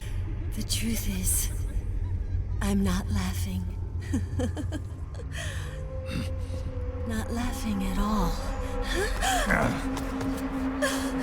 These fights are always put in to round off the encounter. A fairly easy, yet also quite nightmarish fight against a beauty who does nothing but walk after you, and act like she's dodging shots, when in reality they should be going right into her chest. Their only form of attack is to hug Snake, in which his health will start slowly depleting until you shake them off. The addition of what's almost a quick time event in those instances not being to my liking at all, having to waggle the analog stick left and right to get her off, as opposed to just a single button push, or just a straight up consequence that deals a set amount of damage. Again though, Kojima appears to be leaning more and more into straight up horror in these moments, and I think they're pulled off really well.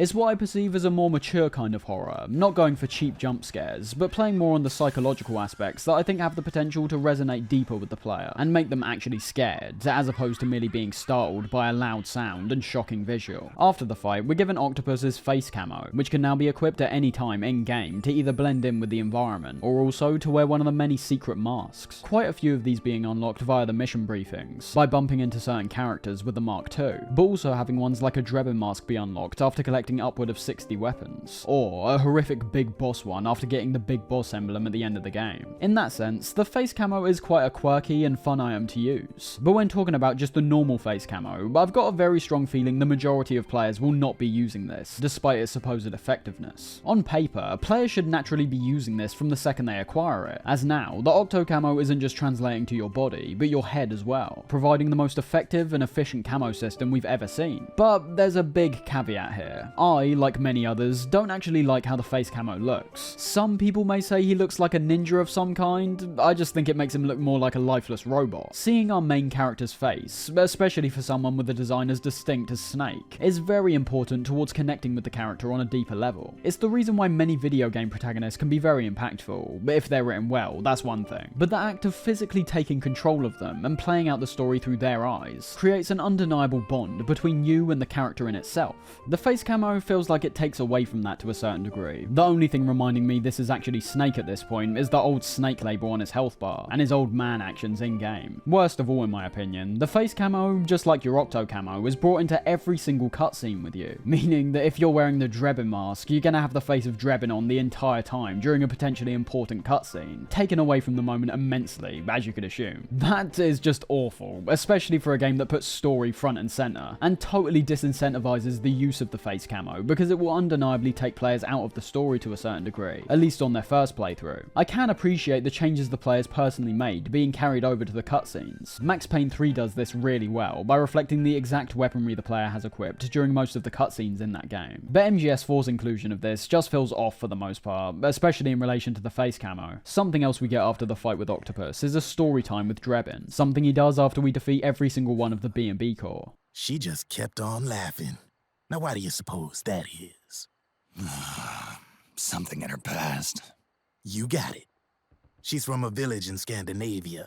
Little seaside hamlet known to all the locals as the Devil's Village. With the stories being, well, fine, but as I said before, once you've heard the first one, you've pretty much heard them all. It's not like they bring anything new to the grand scheme of the story either, and as all these stories are only directly affecting the B&B unit themselves, you'd kind of think revealing these backstories before you've killed them would have been the far better approach. The biggest criticism that gets thrown at these guys is that they have no personality, and even though it might have not helped out significantly, putting these backstories in beforehand would have at least helped curb that criticism somewhat. I do still agree that even when compared to the Cobra unit, who had nowhere near the same amount of actual personality and setup as the Foxhound or Dead Cell units, the B&B Corps do seem fairly lifeless. But from Kojima's perspective, that may have been exactly what he's going for. A lack of personality on a field of endless battles doesn't seem too out of place at this point. I've already said how elements of this game feel intentionally hollow. It still doesn't remove the criticism, however. Even things that are done intentionally can still be seen as misguided, or just straight up bad. With Naomi being taken away, it's time for us to track her down, with the next gameplay section being revolved around following footprints through several different areas within the surrounding forest. It all reeks of calling back to MGS3, but I don't think the section itself is that bad, to be honest. Outside of the boss fight, it might actually be the most enjoyable section of this entire act. And when putting that into perspective, we've now got to understand how little playing we've managed to do in this video game so far. I think especially in this second act, it appears that not only has more time been placed into having us watch cutscenes and listen to codec calls, but it's the quality of the gameplay that has to get called into question. People who stand behind MGS4 as being a masterpiece, which I think you've already gathered that I don't think it is, tend to go for the argument of it's about a 50-50 split in terms of time spent in-game and time spent watching cutscenes. Now, that's all fine and good, and I just about agree with that sentiment if I'm judging my last playthrough on rough estimates. But one thing I can't stand behind is the gameplay that we've been experiencing when being given back control. For me, they've been consistently lackluster, bland, and not taking advantage of stealth. Stealth, having more comparisons to Call of Duty than a Splinter Cell or Hitman. I don't think the 50-50 split is good to begin with. I think in terms of a game, it should be more like 80-20 in the gameplay's favour. But the gameplay we are experiencing isn't amounting to anything that's all that impressive to me either. You might reply to that by saying, well, you think MGS2's a masterpiece and that's got loads of cutscenes. That is true, but not only did I find the content that was being tackled in that game far more interesting, with almost every conversation leaving me with a lot of elements to think about, both in terms of the game's world and the real world. MGS4 doesn't interest me in that same way. The commentary I'm gathering from this game isn't as pertinent as MGS2. It's covering a lot of the same themes that were already tackled in that game, and isn't all that worried about elaborating on them either. The subtext in MGS2 was right in your face, whereas MGS4 appears to be far more focused on the literal events playing out in the MGS universe. Which is fine, I suppose. It's just that from my perspective, if you're wanting to go above and beyond, and proceed to cram in even more conversations and even more cutscenes compared to an already jam-packed game like MGS2, the meaning has got to be there in my opinion. I suppose that's where personal bias may come into it a bit. I'm willing to watch a 3-hour film like David Lynch's Inland Empire because I can see there's deeper themes he's trying to convey there, whereas I'm less enthused about watching something like Lord of the Rings because I know the best outcome is me saying that it was a great film, and that's it. Lord of the Rings doesn't leave me anything to mull over in my mind once the film's over. Inland Empire does. But I understand, not everyone wants to be challenged to that degree all the time. The ultimate point is, MGS4 seems to find itself somewhere in the middle, still containing the same kind of subtext we saw in MGS2, but having it not be as in your face, or even all that interesting. It feels more like a retread a lot of the time. However, looking at things from the perspective of someone who does enjoy taking things more at face value, and would rather stay away from thinking about things a bit deeper, that's perfectly fine as well. And I imagine you'd get more out of MGS4 than someone coming at it from my perspective. It's just that in my personal view, the time spent watching this video game doesn't add up to the value of what I was receiving in return for watching the events play out, if that makes any sense. I wasn't complaining about MGS2's cutscenes to this degree, because I was invested and felt like they were totally worthwhile in every sense. Dialogue, writing, visual set pieces, the lot. MGS4's cutscenes excel in one regard, the visuals. However, those other elements I just mentioned can occasionally be under par, or at times nonsensical in the context of the series, leading me to ask, did this cutscene really have to be this long? What am I actually learning here? What's the purpose for this cutscene and its insane length? Getting back to our hunt for Naomi, however, we're given a call from Raiden beforehand, talking about how we should use all of our senses to locate her, although this is literally just padding at this point to further reinforce Raiden's transformation into a more experienced soldier. Ultimately, this whole section is merely based upon switching on our night vision, looking for the footprints on the ground, which resemble Naomi's heels, and then following them until we reach the end. I did say this was arguably my favourite gameplay segment of this entire act, however, and I do stand by that. During this entire section, there's not a rebel in sight, only PMCs, and eventually the frogs, being only the second gameplay segment in the game so far that emphasises stealth, and puts all of the control in your hands. Heading off the beaten path and performing some more optional exploration is oftentimes rewarded, and gives out rewards which I personally find far more appealing as a Metal Gear fan who's used to a series that has a quirky, unique personality, as opposed to the bulk of MGS4 so far, which is a bit by the numbers. Things like discovering a PMC who's taken a piss into the river, finding a bra, which Otacon hilariously thinks is Naomi's, and a fantastic callback to the UFO story the Colonel told us at the end of MGS2.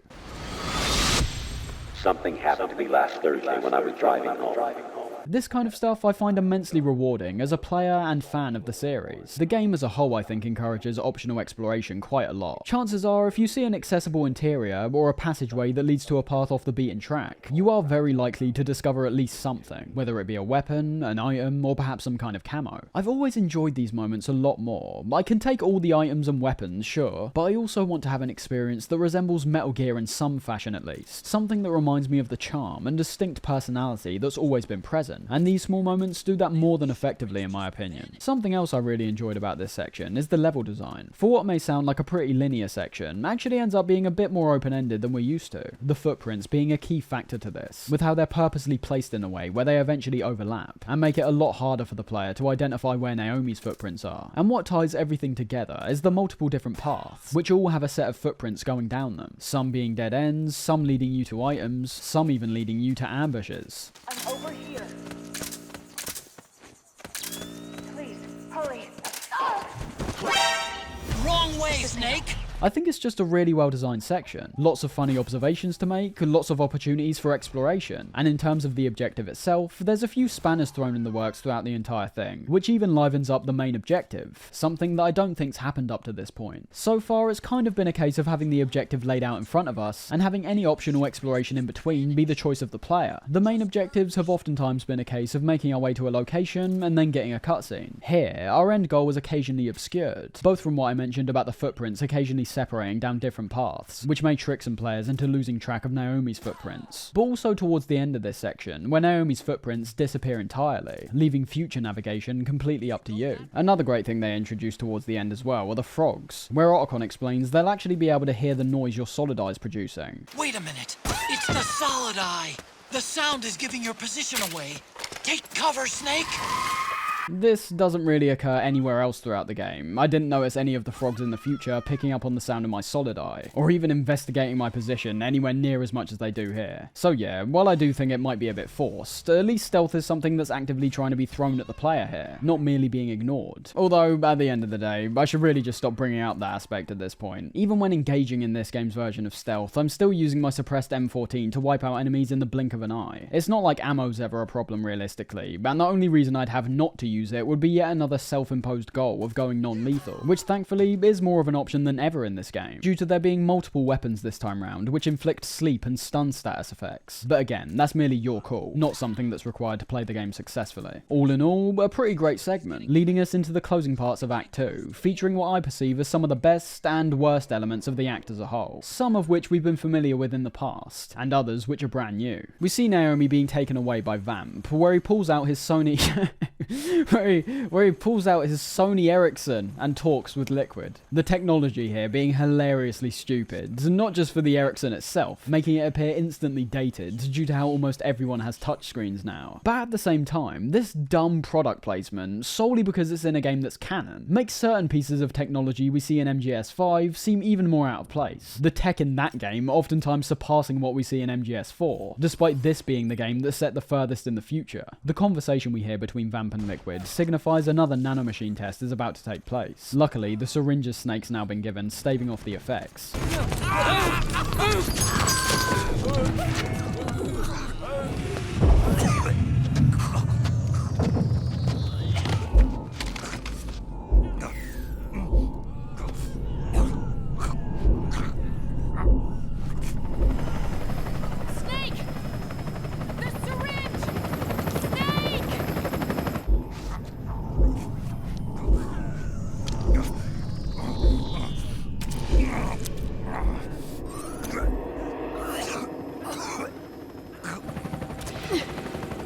With the arrival of some geckos, Snake appears to be in a bad spot, but luckily gets rescued by Drebin, picking both you and Naomi up before making a quick escape. Need a lift? Drebin! This takes us to the final segment of the chapter, taking us back to the high-octane, loud action by placing us on top of Drebin's vehicle, and giving us gameplay which resembles the motorbike chase at the end of MGS3. This being one of 2 times this scenario is repeated, with the second time being quite a bit worse in my eyes. That being said though, I pretty much have the same kinds of feelings as I did back then, perceiving this whole segment as visually impressive, restrictive in terms of gameplay, with the only real positive here being that it goes on for less time. Using the machine gun, I suppose, feels kind of cathartic, but I mean, if we're being fully serious, we're not really in a position where we've had to be conservative with any of our more intense weaponry, so any kind of catharsis that's meant to be felt here is significantly dampened straight away. And that's kind of how I feel about this scenario in its entirety, to be honest. It doesn't feel like it's a moment that's remotely earned whatsoever. We've gone from the very start of the game where machines like the geckos are made to seem super intimidating and near indestructible, to here where we're taking multiple down with ease. Psychologically, I just think that's a terrible thing to put onto the player, and so early into the game as well. The only way I could have given this a pass is if the geckos never show up in the game again, but of course, that's not the case. After this point, we know their limitations, are aware of how easy they are to get rid of, and have their threatening nature almost entirely removed. Still a great threat in terms of sound and visuals, but in terms of gameplay, we know how they tick now. They aren't the same threat they were at the start of the game. That really isn't the worst part here though, amazingly. I attribute that to the zombie PMCs that just have no place being in a Metal Gear game. I mean, the only reason I could see them being here is because zombies zombies were getting more and more popular in video games around this time. Outside of that, we literally have no explanation or further clarification on what's going on and how these guys are coming back to kill us. We're just shown it and are basically told to deal with it, which I think is starting to become the philosophy of this game, to be honest. These zombies, as well as the enemies in powered armor, continually fire at us from the ground, with the zombies frequently jumping onto the side of Drebin's vehicle and even climbing up to deal some damage up close, working well to keep us on our toes at points, even if it does require a somewhat annoying process where we have to continually go back and forth between them out of machine gun. The only other things we've got to deal with here are a few obstacles, but aside from that, we're just shooting geckos and zombies from start to finish. It's not a section I have too much disdain for, but as I said, the visuals alone and the direction of the cutscenes sprinkled in between are so impressive that it makes up for the fairly lackluster gameplay. But as many of you may be thinking, this is not Metal Gear, like at all. We're in the second act of the game and are performing a high-octane set piece which was used to cap off the endings of MGS 1 and 3, and in those cases, it wasn't only the timing which made sense, but also the overall package as well. If we spent the whole of MGS 1 performing relatively similar actions to the ending sequence, it wouldn't feel anywhere near as impactful, and that's what we essentially see here. We've already been able to get through MGS 4 very easily, in fact I'd say perhaps more easily, by going around and killing enemies. This section is no different. We're doing the exact same thing, except this time we're merely being forced to be offensive. We haven't got the option of stealth. This is basically an on-rails segment, and the visuals don't make up for those aspects. The game is on the very border of allowing the player to put down their controller and watch the game play itself, which is also why I assume there's several moments in between where we're made to deal with a certain number of threats to actually progress. Outside of that, damage isn't an issue, health isn't really an issue, and as if the infinite machine gun wasn't enough, you can even see our own weapons all have infinite ammo now. That is not what I'd call a satisfying experience. That is what I'd call boring, to be honest. I don't feel any remote sense of challenge, and I'm only truly engaged when it comes to the cinematics. Once again, a sentiment which I imagine will carry over to a large part of the experience for a lot of players. The game at this point appears to be fully embracing how different it is to all the other entries in the past, but unfortunately as a result also starts appearing far more generic as well. Metal Gear is my favourite game series of all time, but let's not kid ourselves. Some of the epic moments from this game would not be remembered in the same kind of light if not for the fact they were part of a Metal Gear game. I will say though, that definitely doesn't apply to the cutscene which follows that gameplay segment, as we end up getting one of the most well-directed and well-choreographed action set pieces the series on the whole has most likely ever seen. Drebin ends up crashing, and as all of them get out and prepare to move out the area, Snake spots Raiden on the top of the building. Raiden. I'm not sure how he guesses that so quickly, however, as Raiden's appearance is pretty much indistinguishable from MGS2. First it was Grey Fox, then it was Olga, and now Raiden's had the cyborg ninja role thrown onto him, doing away with pistols and assault rifles, and embracing the sword which he was given at the end of MGS2. Raiden's a part of this game that I think shouldn't work anywhere near as well as he actually does. Any personality that he showed in MGS2 is completely gone. You've essentially got a brand new and much darker character, one that doesn't communicate with his words that much and lets his sword do most of the talking. It's so drastically different to how we saw Kojima treat his character in the past two games that you have to question, what's with the sudden switch around? In MGS2, there was an obvious self-awareness to Raiden's lackluster nature compared to Snake, the character all the fans realistically wanted to play as. In MGS3, Rykov appeared like a pathetic attempt to be in on the joke, after Raiden received so much backlash. So, what is this in MGS4? An apology to fans of Raiden? Merely a continuation of the cyborg ninja trend? Or perhaps an acceptance of Raiden's character, which shows a retraction from what we saw in MGS3? I really don't know, to be honest, but what I will say is that this version of Raiden undeniably works for me. He doesn't feel like he's been awkwardly inserted in as merely fan service, despite fan service still being a large part of the reason why he's here. And although they've completely ditched the character he once was, that admittedly does make sense. A large part of his character in MGS2 was solely based around how he differed to Snake, and how that tied into themes like misinformation and censorship, which were all being heavily focused on in that game.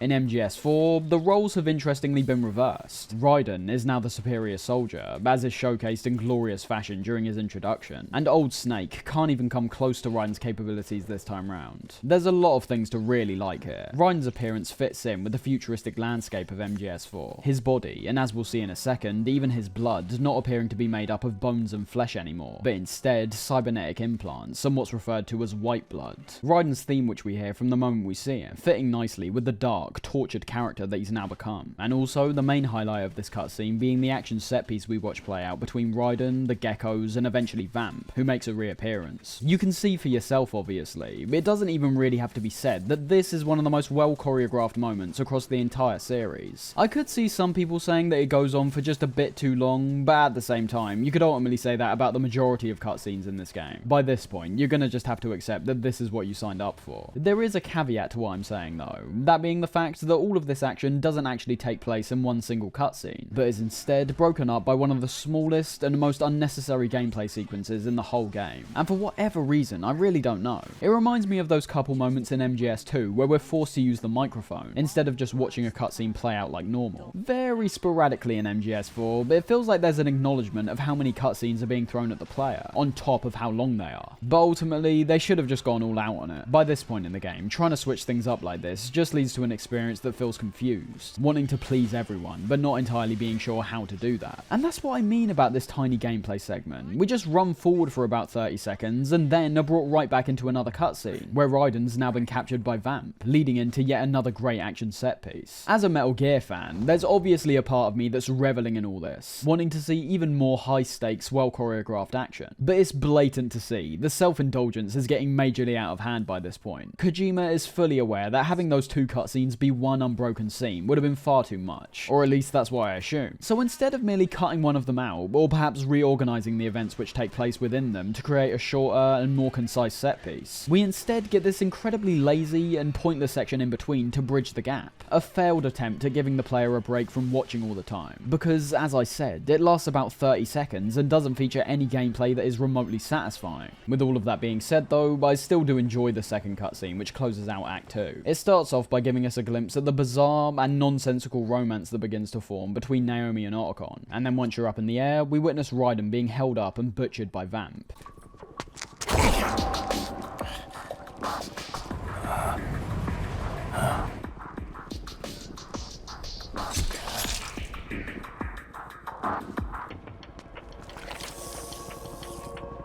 I love how personal the rivalry now is between Vamp and Raiden, despite ultimately having no real personal attachment to each other outside of their encounters on the Big Shell. I think it's the death of EE that continues to permeate throughout Vamp's character. What makes him even more of a rival in my opinion is that he just doesn't go away. Just like with Liquid, who has somehow managed to survive for years through Ocelot, Vamp isn't going away. The reappearance of the bullet hole on his forehead being a constant reminder that even with how close Raiden got to killing him, he's still here. More action ensues after Snake shoots Raiden free, being equally impressive as the previous cutscene, but arguably being even more engaging, considering the injuries that Raiden sustains prior to the fight, as well as the personal vendetta we have with Vamp.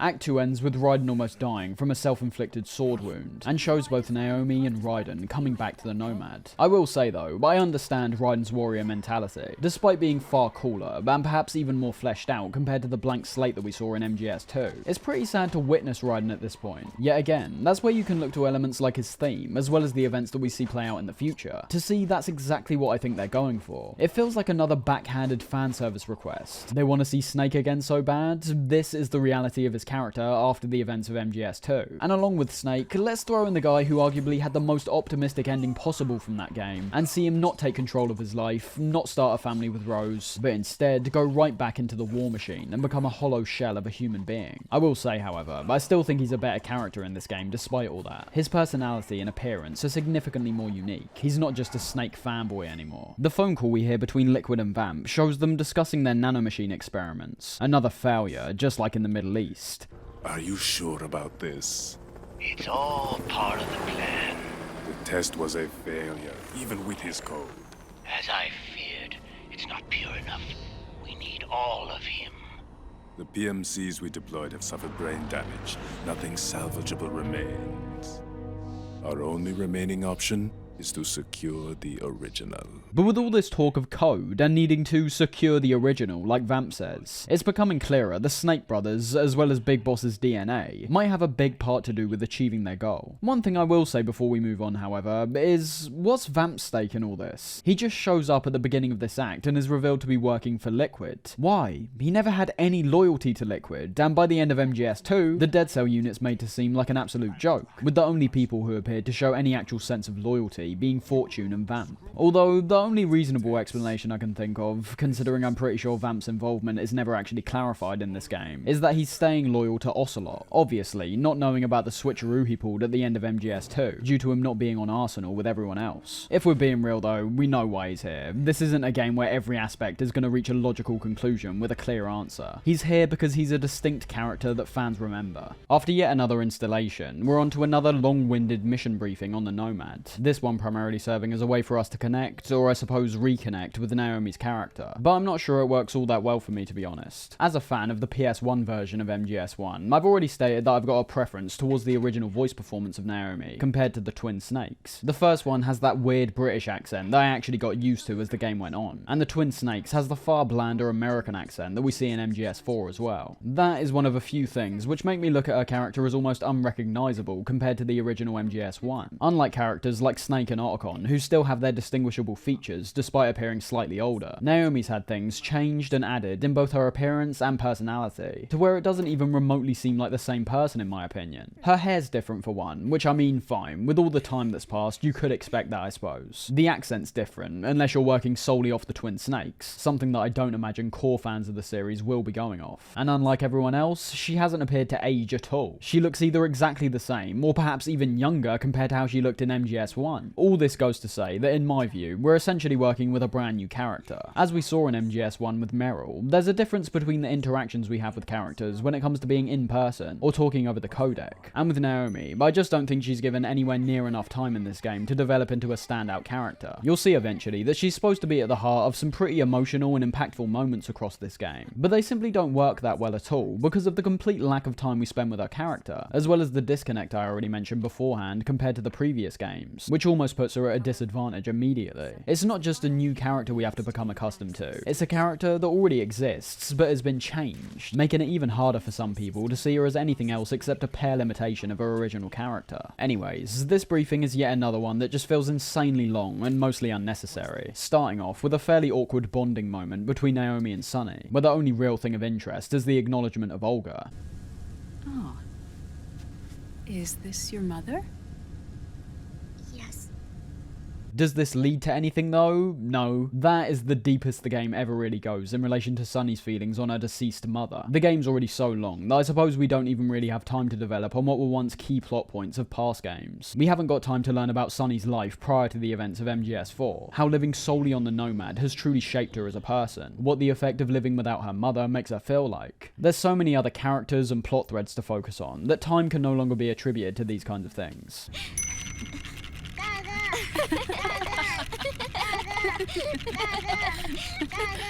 There's lots of things in this briefing that just get under my skin in a way that no other Metal Gear game has, to be honest. Unlike other games where I can acknowledge some of their shortcomings but ultimately still appreciate them as a fan of the franchise. Now we're entering the territory where things are being over-explained to a degree that even I'm finding hard to deal with, as well as contradictory information being thrown out that hilariously shows that even Kojima might be starting to lose the plot. It's confirmed that Liquid's after the corpse of Big Boss and is heading to Eastern Europe in hopes that he can track down someone called Big Mama, who as we assumed is more than likely Eva from MGS3. Naomi talks about Liquid and Snake's genes, and how they aren't an identical match to Big Boss's.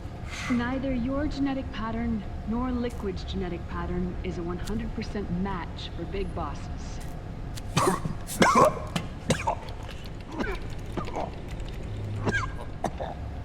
What do you mean we don't match? What Snake says here doesn't make any sense when you break it down, and Snake's character should already know this, unless in this moment we're seeing a brief sign of dementia that never gets focused on like this ever again. The focal point of MGS1's plot was all revolved around Liquid and Snake's genes, and primarily Liquid's hatred towards Snake for supposedly having Big Boss's dominant genes, whereas he apparently had the recessive ones. We already know they aren't an exact match. It doesn't make any sense to me why Snake and Otacon are so surprised by this. It's something that's already been reflected very clearly in the plots of the past games. games. But if you want to look at even more blatant examples, Snake and Liquid throughout the series have never actually looked identical to each other, or Big Boss. And as Naomi says, that's why Solidus came about. He was the perfect clone of Big Boss in every way. He was the only Snake brother to look identical to him. Liquid's previous tests to try gain access to the SOP system were a failure, with the security system blacklisting both Liquid and Snake's genetic code, meaning he needs to find Big Bosses to truly gain access this time. If the IDS suspects someone is trying to break into the system, it registers that genetic code on a blacklist. That code is then blocked and can never again be used to access the system. All well and good when being said like that, but there are still questions that stick in my mind that, to my knowledge, don't really get answered. With all this talk of accessing the system, we never actually see what that truly means. How is he accessing it? Via computer? Via nanomachines? How is he running these tests? I have no idea. If all the past attempts failed, what would a successful one look like? Some of these questions are eventually answered, but others are given little to no clarification at all. Big Boss is also revealed to be alive. Big Boss is alive. Not being a functional human being, of course, but a brain-dead shell who's merely having his cells kept alive. It is pretty crazy once again when you hear how determined all these guys are when it comes to stopping Liquid. As we've established, his motivations are continuing on from Solidus, trying to break free from the Patriots' control. We know the world will inevitably fall into some form of chaos for a period of time if Liquid succeeds, with the damage perhaps being unrecoverable. But we're once again in a position where we're fighting on the side of control, not freedom. By stopping Liquid, we're helping the Patriots stay in charge. At least that's how it seems right now. And with Raiden telling us that we need to head to Eastern Europe to get his white blood so that he can recover, which very conveniently is the same place that Liquid's heading to. We pretty much come to the end of this mission briefing. There is some brief things of note before we wrap up, like Raiden's mention of Dr. Madnar, who hasn't been mentioned since Metal Gear 2, where he tried to kill Snake. A weird name to randomly bring up and never elaborate on. Once again, just feeling like a way to merely wink at fans from the past. And the briefing ends with things getting a little close and personal between Otacon and Naomi. The romance here not working for me whatsoever. No. Leave them off. It makes you look handsome.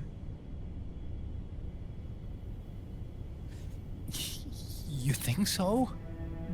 The setup in MGS4 itself doesn't work, due to how there's been so little bonding and time spent between the two of them, and as we know, there's been almost no history between the two prior to the events of this game either. In this very same scene, she's calling Otacon Dr. Emmerich, not even how. Their romance comes out of absolutely nowhere that is actually laughable to me, and that hardly gets developed or even focused on outside of this one moment really. Although, judging by some of the moments we see play out in the future, you'd think their love story would be one for the ages. I do still like the emphasis we see on the scientific community being unfairly used by those in powerful positions. I mean, it's not like us science holics or Satanists or anything. But even when we've got the best of intentions, we end up being used by others for evil.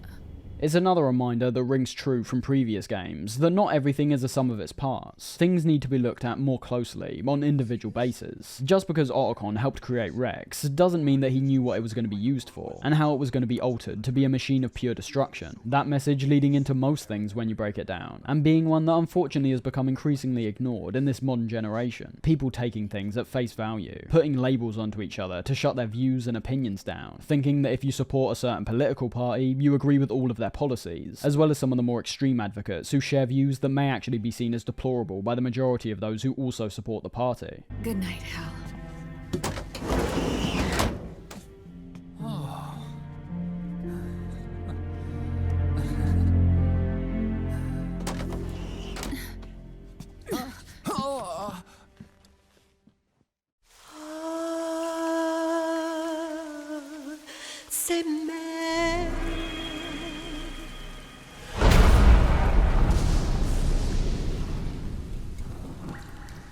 So with that slog over, we enter Act 3, which right off the bat sets up its atmosphere incredibly well, actually being what I perceive as one of the most distinct sections of the game, outside of Act 1 of course.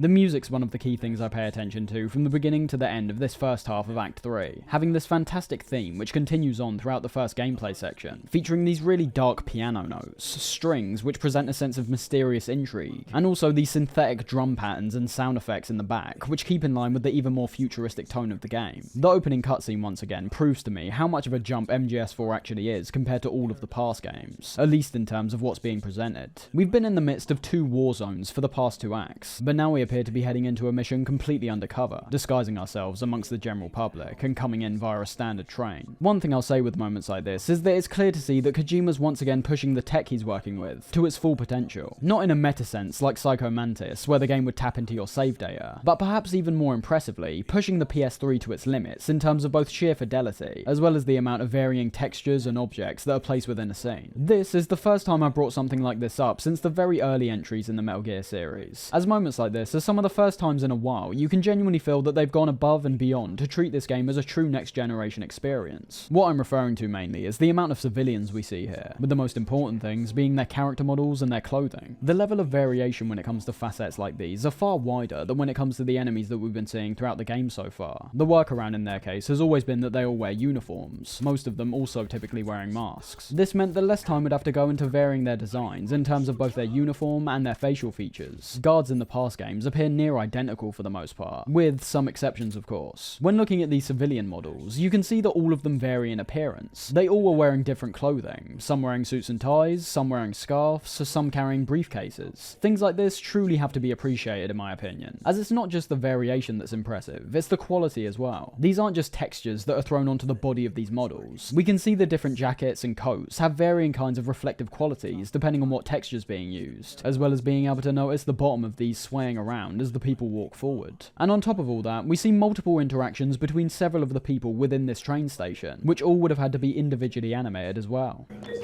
Make contact with the Resistance and find Big Mama. This is our last chance. We must reach Big Boss's body before they do. This being something that I think's pulled off to great effect in several moments of the game, having things playing out in both the foreground and background. The entire scene appears to be considered for essentially all of the cutscenes in this game, Kojima's sense of direction arguably being stronger than it's ever been. All of this being stuff that not many people will actually notice, but will definitely add to the feeling of MGS4 being a technological step up. When putting it in context at the time of its release, as I said earlier, it's one of the few times where I can actually see and appreciate why fidelity was being put before performance. As I was saying though, it's the atmosphere which I love the most. The music and European civilians adding to that obviously, but the mise-en-scene presents even more to praise. The dark, dimly lit surroundings pairing up well with the soundtrack, and permeating throughout the endurance of this act. Compared to the previous 2 sections, which seemed like they were entering Call of Duty territory, the beginning of Act 3 is about the closest I think we get to a gameplay section that resembles the MGS games of the past, cutting out the high-octane gunfights for a while and taking things back to the slower, stealth-based routes of the series. Before we get to that, however, Snake first has to meet up with Meryl and her team, having us be briefed on our mission once again by Campbell, which yet again provides essentially all the necessary information we just heard from the mission briefing in a far more concise manner. We're going after Big Mama and her Resistance, who apparently know where Big Boss's body is, ultimately being a race against Liquid before he reaches it. Something you'll notice fairly early on, however, despite trying to be portrayed as hiding in plain sight, is that Snake now appears to have much younger facial features, comparable to how he looked in MGS2. The interaction we see him have with the PMCs being slightly awkward, to just standing around and waiting before eventually being taken away by Meryl. You! Get your ass in the machine! Hey, are you deaf? Take him away.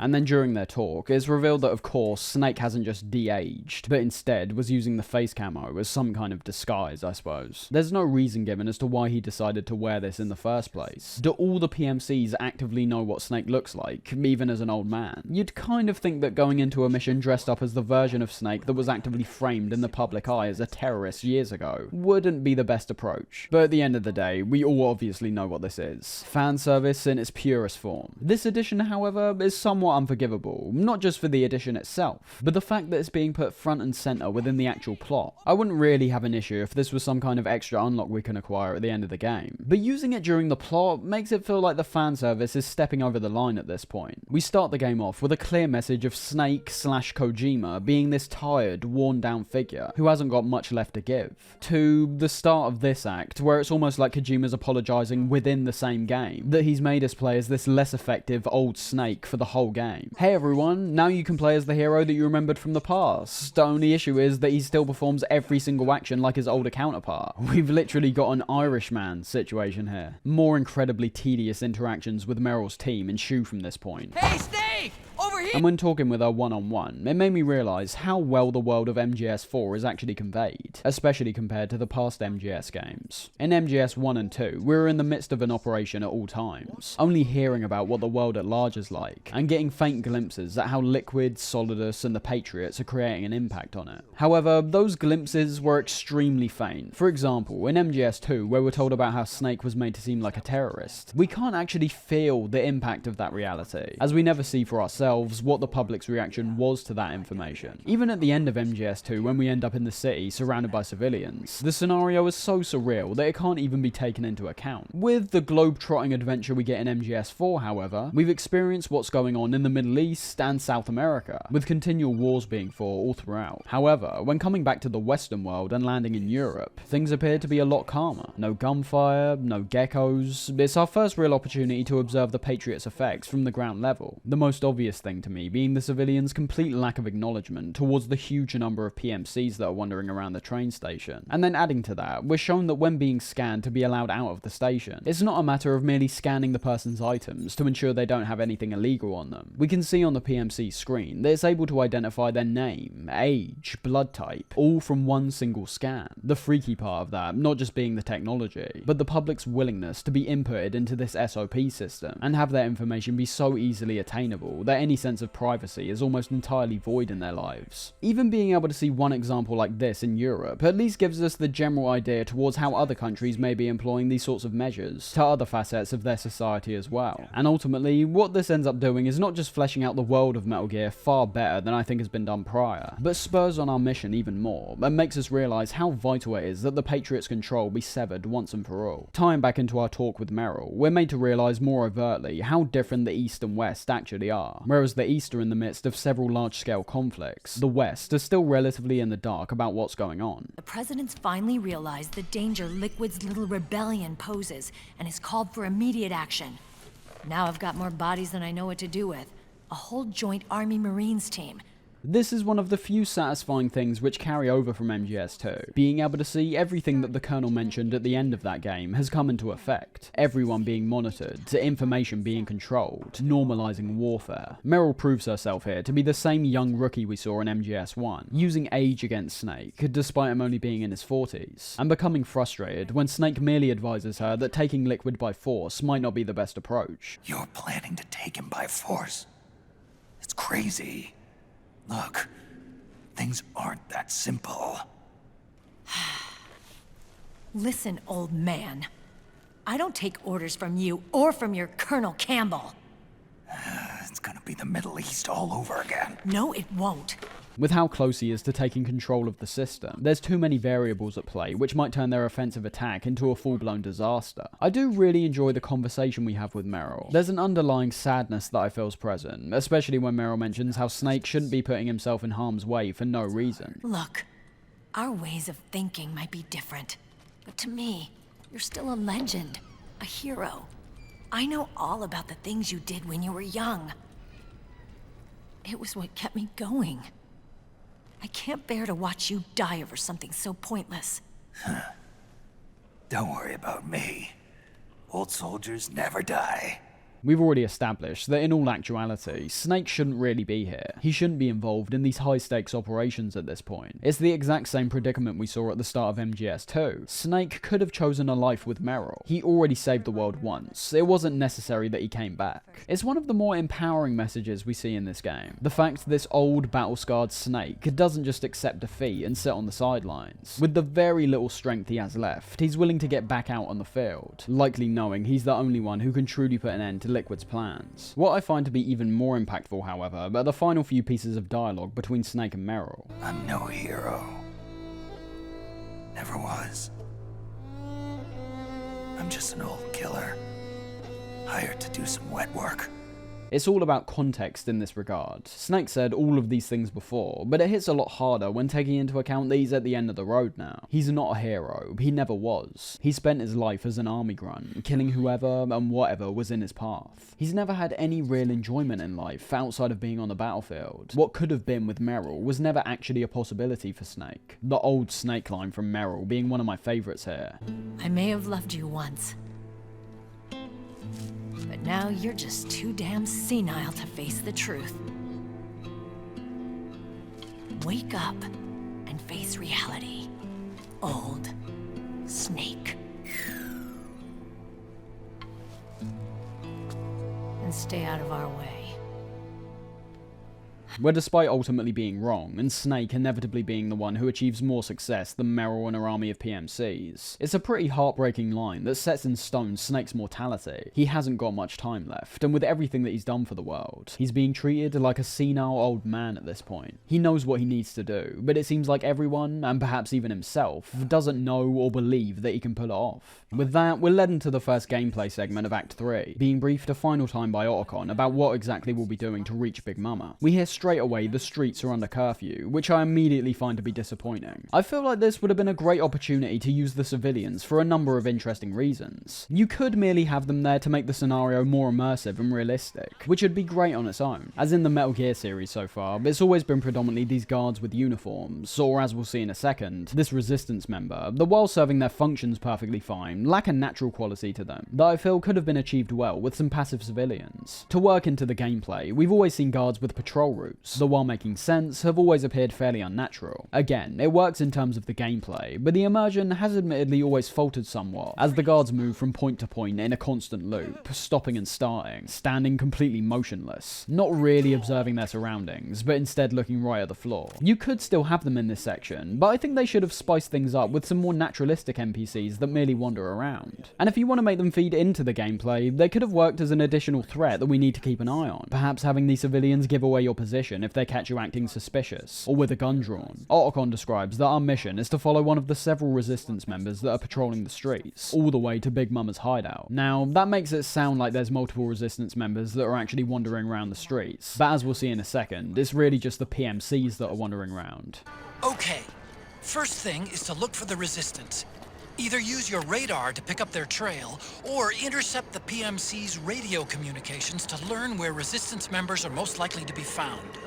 And getting into the game, we're given a signal interceptor, allowing us to identify where a resistance member is located in the general area. This only really being useful if you lose track of them, but even then, as Otacon mentions, the radar often works just as well. And making our way forward, we managed to find one nearby. Despite supposedly trying to lay low and be as inconspicuous as possible, it appears this guy, and as we'll eventually see, every resistance member, isn't able to contain themselves from whistling incredibly loud throughout their journey.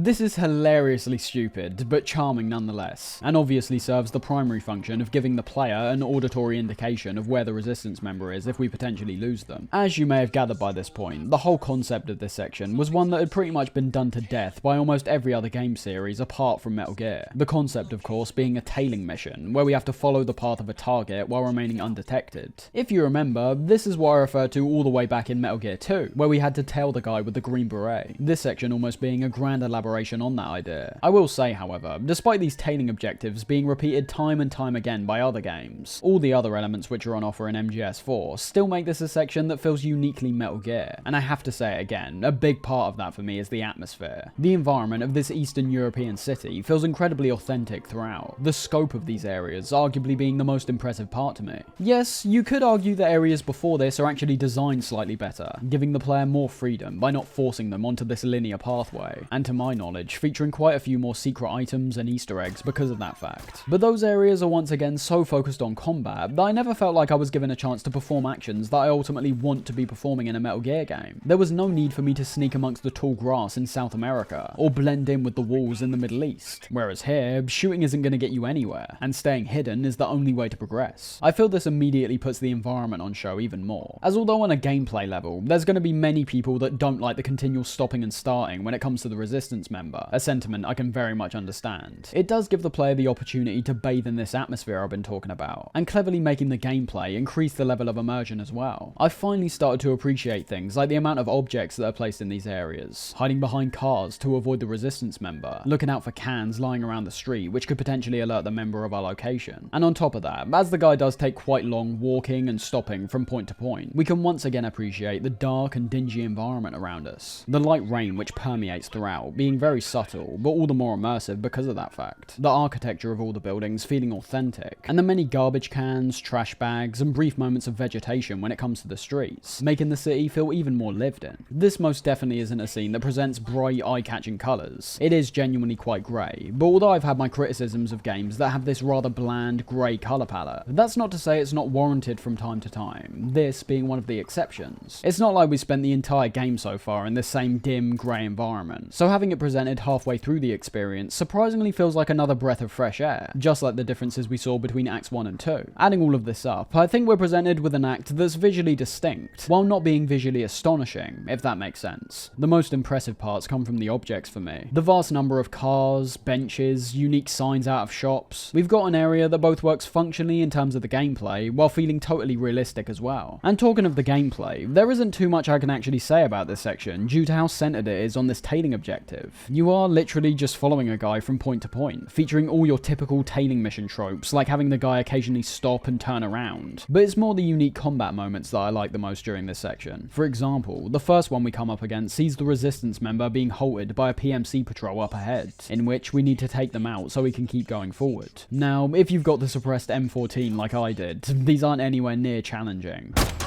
But I can still appreciate the additional threats in between to spice things up. Compare this to GTA's tailing missions, for example, where you're just slowly following a car or person with absolutely no threats in between whatsoever, and you can start to see how MGS4's approach appears to be a bit more considered than you might expect. But yeah, as I say, this is a section that's a sum of its parts really. The gameplay on the whole isn't that engaging, but the atmosphere, and most definitely the music, makes up for that fact. And as we just saw with those PMCs we had to take out, there's individual moments which are both thrown in the player's face, but also some that are entirely missable, giving this act a bit more personality than the previous ones. One of my favourite ones being the figure that seems to ironically be tailing us throughout the streets as well, peeking out from the corners of buildings once you're a certain distance away.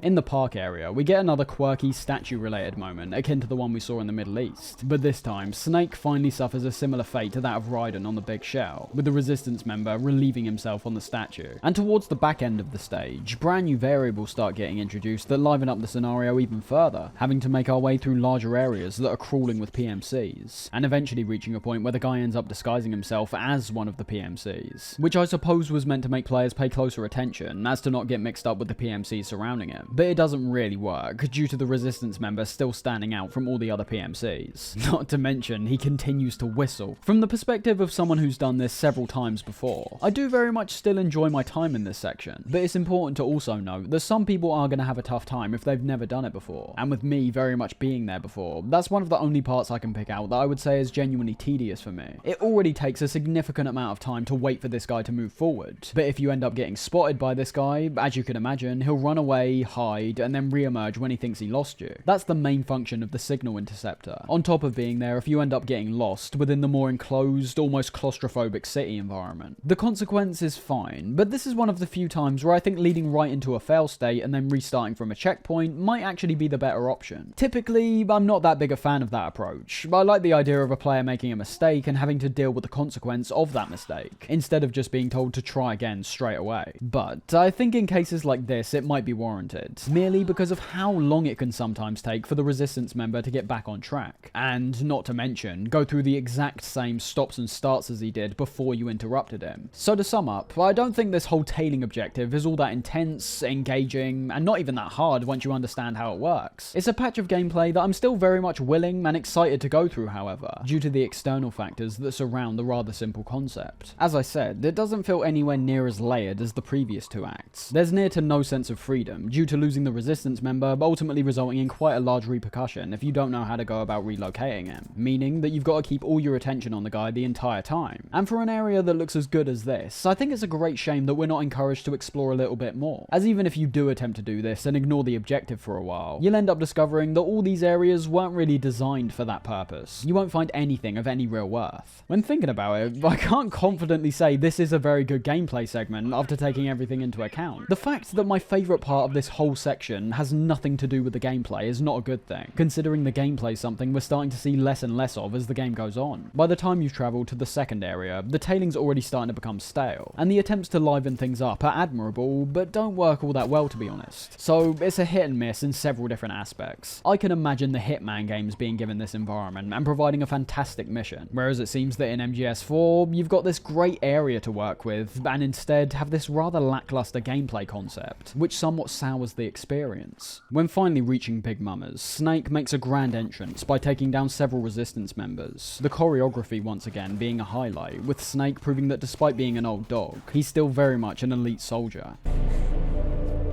Very impressive, CQC, Snake.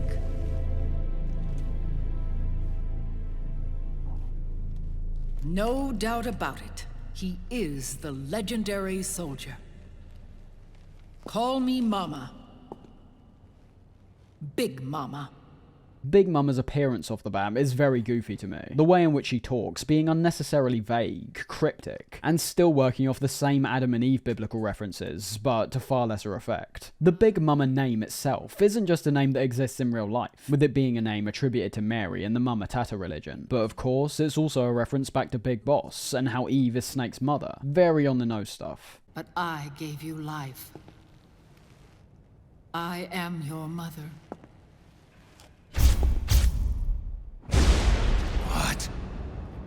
Snake's shock at being born via a surrogate mother is the second time in this game we've got a direct inconsistency, with it not making any sense for Snake to be so surprised, due to Liquid already telling him this at the end of MGS1. Some of the stuff Big Mama says here I just can't piece together. Picking up an apple on the floor and saying it's appropriate. Why? What's appropriate about it, aside from the surface level religion-based observations we can already make? This permeates throughout a lot of our conversation with Big Mama, unfortunately raising even more questions with how unclear her dialogue is, in a game that's supposed to be wrapping everything up and giving clarity to the player. At the start of our talk, we get one of the biggest revelations, arguably, of the entire series, just being thrown out like it's nothing, and having Snake not appear to have any idea what Mama's even talking about.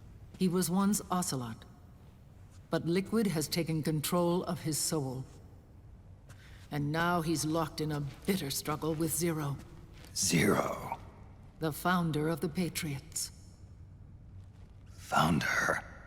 When did this happen? At the very least, we do get the events of the increasingly convoluted Metal Gear timeline laid out quite clearly by Mama. The Philosophers came first, then came the Patriots, and since MGS2, the Patriots have merely become an ideology that's being carried forward through technology. But as Big Mama continues delving into the backstory of the Patriots, Kojima ends up trampling on the fantastic foundations that he set up in MGS2, and gives set answers to questions that should have forever been left open. It's kind of like what we saw in the case of Twin Peaks in relation to the death of Laura Palmer. According to Lynch himself, we were never supposed to find out who the murderer actually was. It was merely a jumping off point to introduce the world of Twin Peaks, and a focal point the whole plot revolved around. It's exactly the same with the Patriots. They're the focal point of the entire MGS series. Leaving so many details up in the air is what created all the intrigue around the Patriots. But as Mama confirms here, the mysterious Patriots, who were originally supposed to be a symbol of the elites that exist in our real world in MGS2, is now made to be 100% literal within the game world. This is the starting point to where everything begins begins to break down. I already said it during MGS2, but when you become so focused on subtext and the ideas that lie behind your plot, you can see many writers begin to lose sight on the literal reading of their text. I believe Kojima falters in both regards by revealing who the Patriots are. He first fails by destroying the intrigue in the past games, by focusing on them more as an in-game entity, as opposed to the figures they could potentially translate to in our real world. And secondly, as Mama continues to delve deeper into the Snake Eater operation and the foundation of the Patriots, the members which make up the Patriots don't stack up whatsoever.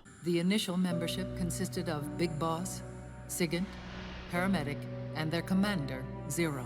And linking back to the literal story, this is very much still, well, a story. You need to have setups and payoffs to narrative beats. But we're once again in a position where it seems like Kojima's backed into a corner and is attempting to make things make sense, even if it doesn't work that well narratively. First, some of the stuff she says doesn't make any sense to me. We're entering the realm of full-on pretentiousness in the most literal sense possible. Describing the events of our mission during MGS3, we once again see these biblical metaphors that appear entirely confused about the actual events of that game. Back then, I was working as a double agent for the Chinese.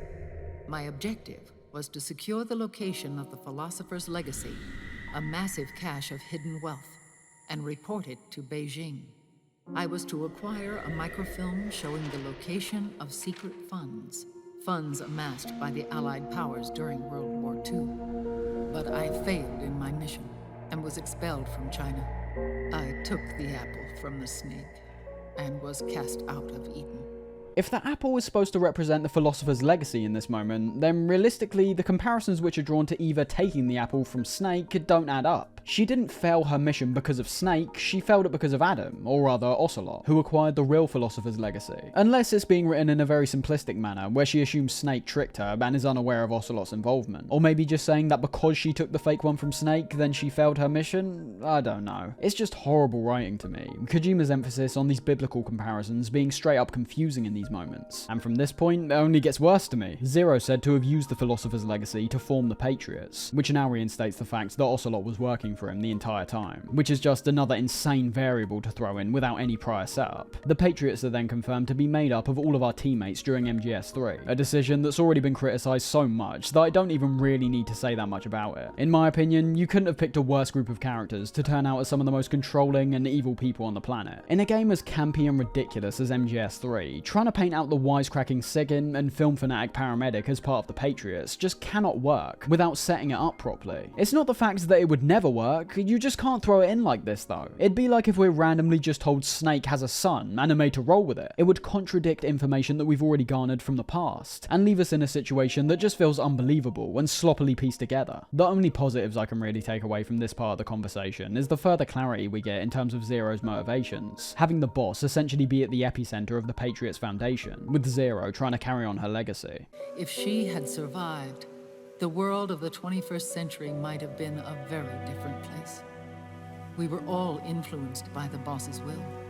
It was what drove us to create this organization, to be closer to that spirit. It still is stripping away my investment in the subtext of MGS2, which, as I say, was most definitely the intention when it comes to that game, being noticeably less interested in what the Patriots mean in terms of the Metal Gear universe. But when just accepting what's being conveyed, I do appreciate the dynamic and confusion which gets established between Big Boss and Zero when it comes to understanding the boss's will. As we saw by the end of MGS3, the boss's will essentially boils down to world peace, a weirdly common and simplistic belief for Zero and Big Boss to focus so heavily on. But of course, we know it's more about the figure of the boss which is spurring their actions on, not solely her final wish. We have to assume that Big Boss relayed their final conversation to Zero, in which two meanings were then garnered from arguably the most vital piece of her monologue when it came to peace on Earth, that being her experiences up in space, looking down and seeing a world without borders, a collective Earth where prejudice, injustice and war weren't visible, staying in line with the Patriots' tendency to hide in the shadows. Despite Zero being the one pulling the strings behind the scenes, he put Big Boss on a pedestal and used his heroic status to gain even more power.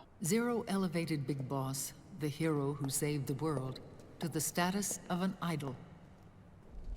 The truth behind Big Boss became riddled with exaggeration, misrepresentation, and outright lies.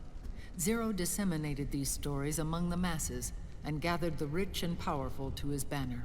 Zero knew that Big Boss wouldn't stand for being used this way, and in turn, we finally get the reasoning behind the Les Enfants Terribles project, one that of course has been pieced together for the sole reason of giving fans an answer of any kind, but one that I'll give a pass, due to these answers only enhancing what we wanted to know, not tearing it down like the Patriots revelation. Les Enfants Terribles. Its goal was to create a clone of Big Boss, the ultimate soldier.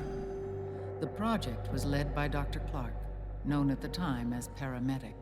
It was all based on Zero's hunger for power. He wanted to keep their icon no matter what, so decided to manufacture one in the event that Big Boss left, which he inevitably ends up doing when finding out about the project, deciding to carry out the boss's will in a way that he sees fit, leading to the creation of Outer Heaven. Zero essentially is the Patriots. He's the elite who rose up the ranks, sweet-talking those in power, and then elevating above them, all in a bid to gain absolute control, losing sight of the unity that once made up the boss's ideals, and becoming more about keeping everyone in line and following his ideals alone. All of this only giving us clarity towards the literal MGS universe once again. Everything that was already established in MGS 2 hasn't changed. It's now merely being attributed to one man. Everything else past this point is mostly a recounting of events that we've already heard about or experienced, merely with certain elements that were left up in the air being explained to a degree that I would argue becomes almost entirely unnecessary, telling us things like how it was actually Zero who recovered Big Boss and Grey Fox's bodies, and reconstructed them, something that when you boil it down we don't really need to know. Or how it was because of Big Boss's betrayal and eventual brain-dead state that led to him putting the Patriots' ideals in the hands of the AIs. No, the truth is, for Zero, he was an irreplaceable friend. After Big Boss's betrayal, Zero could no longer believe in something so uncertain as life. He lost his belief in everything. Nations, organizations, individuals. Zero was no longer willing to place his organization in the hands of the next generation. Instead, he set up a network of AIs, a decision-making system formed from all the information he had accumulated.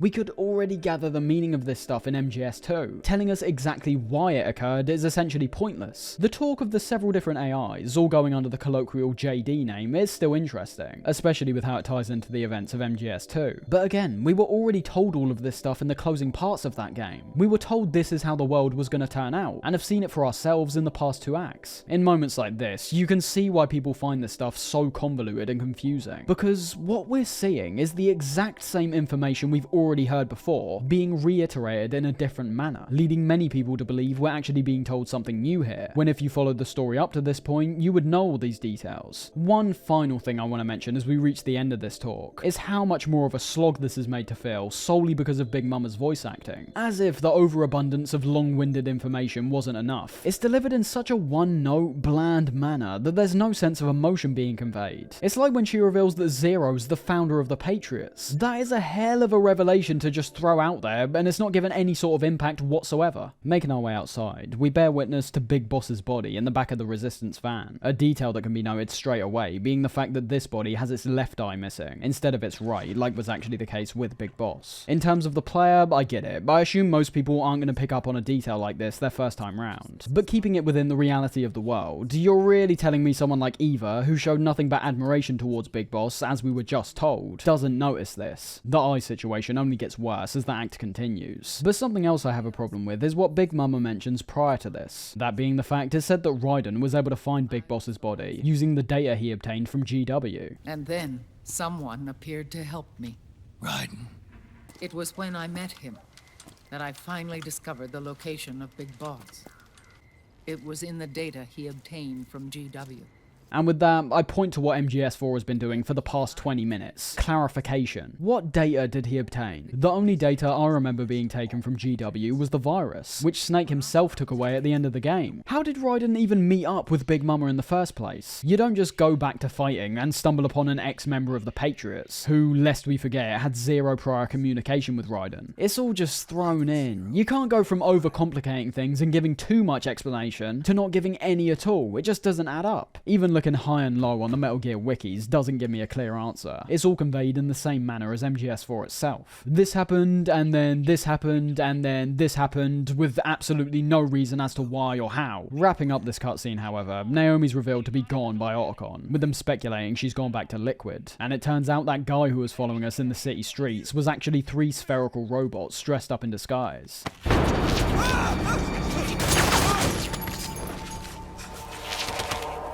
What the hell is that?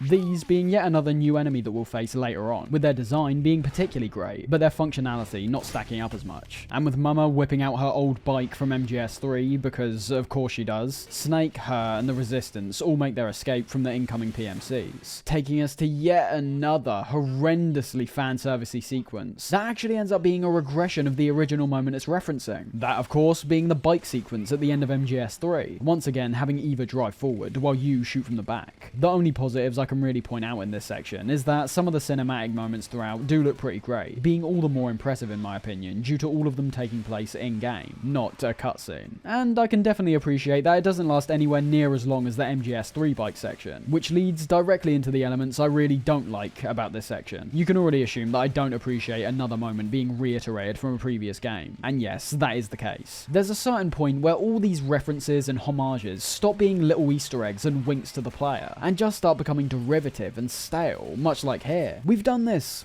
all before, but it's more the fact that MGS4's mechanics heavily drag it down and make everything so much more tedious. As you may have already been seeing, we're starting to see the tech be pushed a little too far during certain points, with the FPS occasionally dropping so low that it feels like the game's about one gunshot or explosion away from crashing. In terms of the path we take throughout the city, I do enjoy the fact we're heading back through some of the exact same city streets we went through on the way up to this place, a contrast that I always appreciate regardless of the game. Having the player endure a tougher gameplay sequence in one area, in this case being revolved around being patient and staying hidden, only to give them a sense of catharsis later on by throwing all those previous struggles out the window. And you best believe they throw those struggles out here, unless you're playing on the higher difficulties of course, in which I've experienced myself how tedious this part can be. On normal however, it never felt like there was any real jeopardy at any point. I felt like I could reasonably just put my gun down and have everything play out as intended anyways, and I arguably think that approach was 100% intentional, taking us to another criticism I have about this section, that being how overblown and messy it is. Thinking back to MGS3's bike section, the areas we had to work with were wide open to begin with, being able to see every single threat clear as day. Then, when being taken into the woods, it becomes slightly harder to hit enemies, because of the numerous trees that end up getting in our way. The area becomes more enclosed, but that's the whole point. It's supposed to be more difficult to land shots. Now, take that forest part, make it even tighter, up the amount of enemies to a massive degree, featuring both ground troops, vehicles, and flying enemies this time, and you've got a recipe for absolute disaster. Not to mention, whereas overall I still find the shooting mechanics to be far improved compared to the previous games, they just don't work here at all. For the pace we're travelling at, the aiming feels far too slow in terms of both first and third person aiming, and with there being so many threats on screen at almost all times, it can become difficult to even center yourself on a target and take them out. I can appreciate the attempt of what's trying to be done, but I'll be completely honest and say I find myself actually more engaged when my hands are off the controller, and that is nothing short of a full-on failure in my eyes. The section feels so tedious to play with how cluttered everything is, all the FPS drops, the never-ending enemies, that I'd much rather put the controller down the majority of the time and just watch it like a cutscene. Because bear in mind, if you do stop aiming at any point, that's exactly what it looks like from the way it's been directed. It just looks like yet another cutscene. So yeah, not a big fan of this at all. By the time we reach the second part where the sliders start attacking us from the air, I just wanted it to end already. It's sad for me to say that it's another part of the game where only individual moments can be picked out and appreciated, as every single mainline Metal Gear before this has been the complete opposite. There's a consistent trend with MGS4 where it seems like every other part of the experience is flawed to some degree. Whereas I can say I enjoyed MGS2 as a whole, despite featuring some elements that I have an issue with, in MGS4's case, each individual act on the whole seems more like a flawed experience that features some standout highlights. And as I was saying about this bike section, whereas the vast majority of it I really don't enjoy, boy. There are bursts of good stuff that briefly show up. The Call of Duty-esque slow-mo that's employed at key points being very over the top and overdone, yes, but still visually impressive. Blasting my weapons for minutes on end just isn't what I want from a Metal Gear experience though. We've already been doing that for most of the game anyway, so this sequence doesn't even stand out as much as it actually could have either. As it seems like we're about to escape, one of the sliders ends up totaling both Big Mama's motorbike, as well as the van. Something key we need to pay attention to when Snake helps Mama up, being the hallucination she has because of her injuries. Is that you, Snake? For a second, she ends up seeing Big Boss instead of Snake, with the most noticeable difference between the two being the eye patch and solid eye, with Big Boss's covering up his right eye, and Snake's covering up his left. This being a more obvious showcase of what we saw earlier with the supposed body of Big Boss. It appears to have been missing the wrong eye, and judging by her very distinct and accurate hallucination of Big Boss here, it's not all that believable that she wouldn't have already picked up on that rather key detail. More events from the past end up repeating themselves, with Big Mama suffering a wound in the exact same place she did before, and with Snake hearing the next B&B member nearby, that being Raging Raven. We head up a nearby clock tower and are brought into a boss fight with Raven.